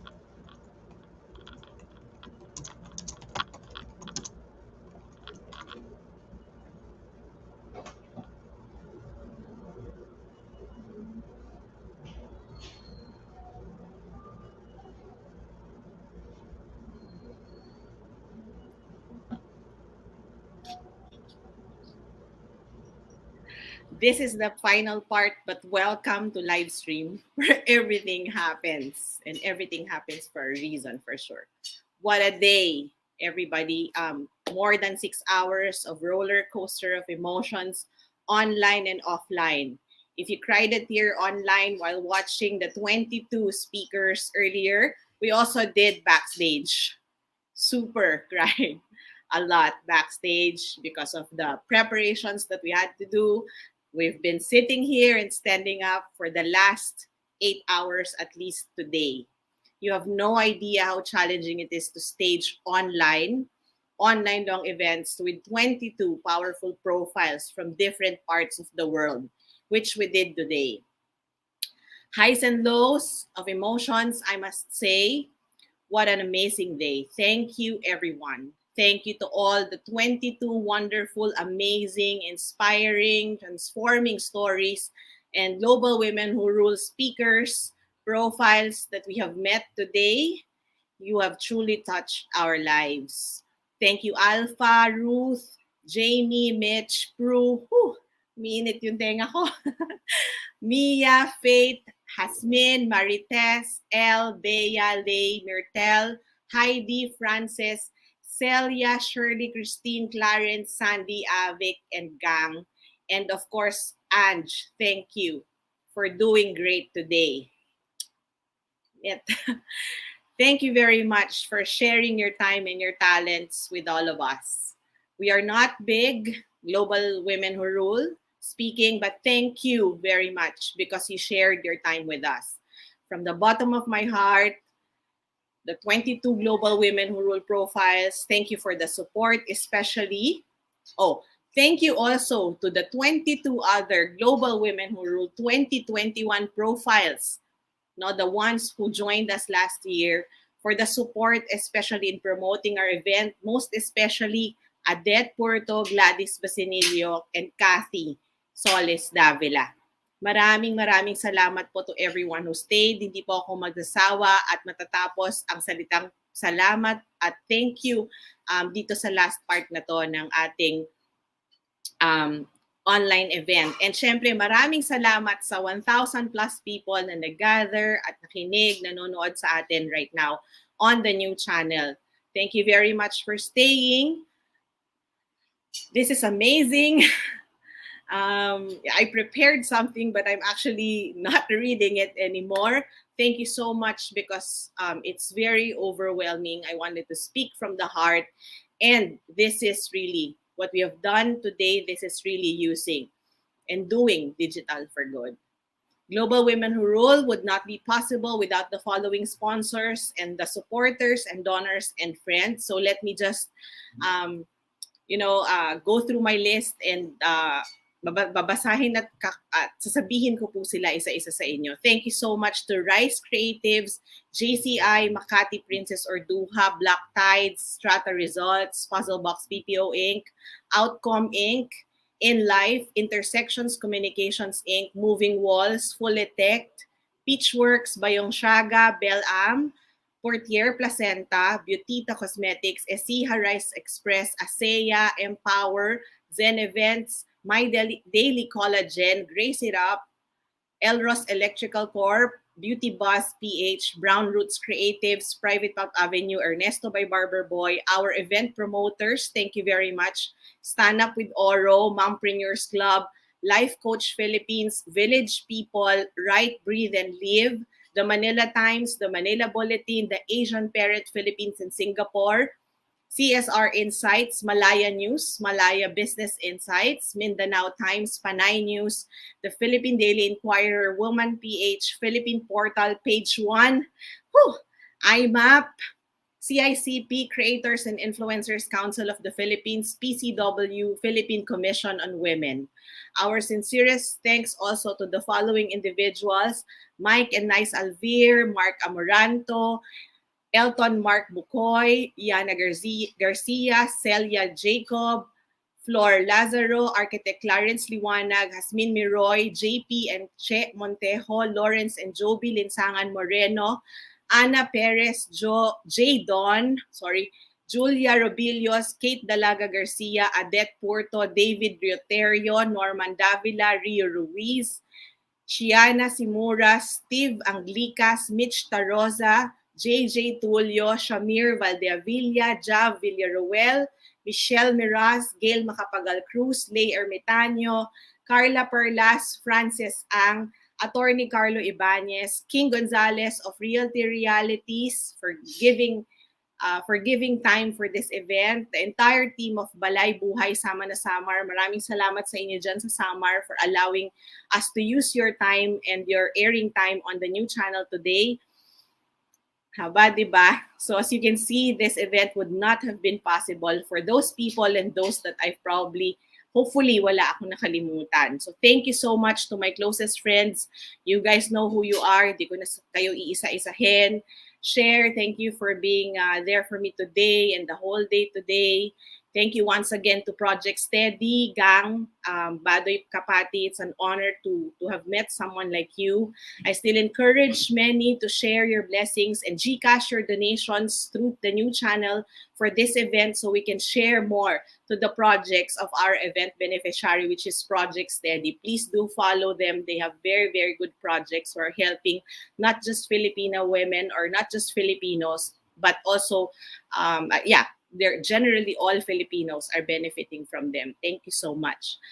Of course, maraming salamat to my TNC family for all the encouragement and support. Thank you so much to all the hosts and the shows who promoted the event during the month of March.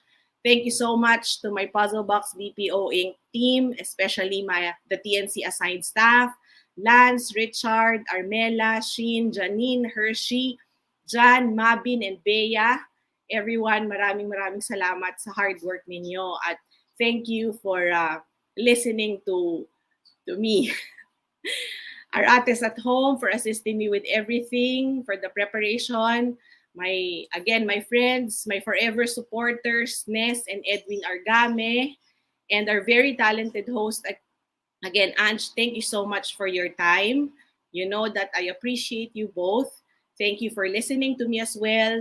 Na kahit minsan parang nanay nyo na ako, you still believe in what I'm saying. Maraming salamat sa inyong dalawa.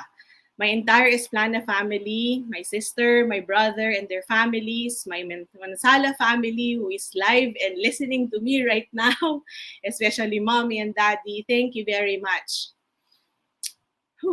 Pinag-isipan kong mabuti ito kung sasabihin ko. Pero yung sabi ng puso ko, hindi lang ng isip ko, I have to speak my mind because that was what I mentioned to you during the opening. So please give me this space because this is really something that we have worked hard for.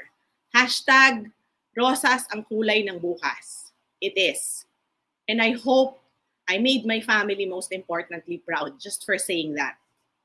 Of course, our not so little fur, Shirley, the love of my life, Erwin, thank you for allowing me to do all of this. Being on stream and being public, thank you so much. My baby love, my Andre, my everything, thank you. And this is for you, anak. From the bottom of my heart, again, together with the growing global women who rule community, who you see on stage, we are on our second year, 44 profiles and a growing community. These women, empowered Filipino women, not just in the Philippines, but around the world, are here to make sure that the Philippines will get into something, if not yet. Maraming salamat po sa lahat ng nagpalit ng profile picture from February to January to support our event and our cause. At maraming salamat po sa lahat ng communities na tumulong sa atin.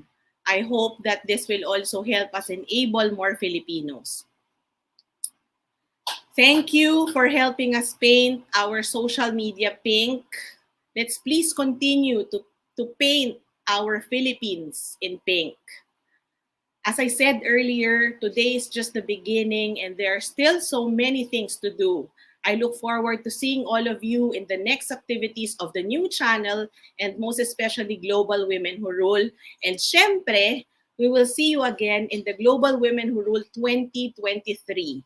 Happy International Women's Month to everyone. Hindi lang po sa mga kababaihang Pilipino, kundi sa lahat ng taong nakakasalamuhan natin at sa lahat ng tao sa buong mundo. Patiin niyo po yung mga nanay niyo, mga kapatid niyo, mga anak ninyo, and let us celebrate being a woman every day. Let me say this again. I have been blessed and so are you. Let us continue to pay it forward. To God be all the glory.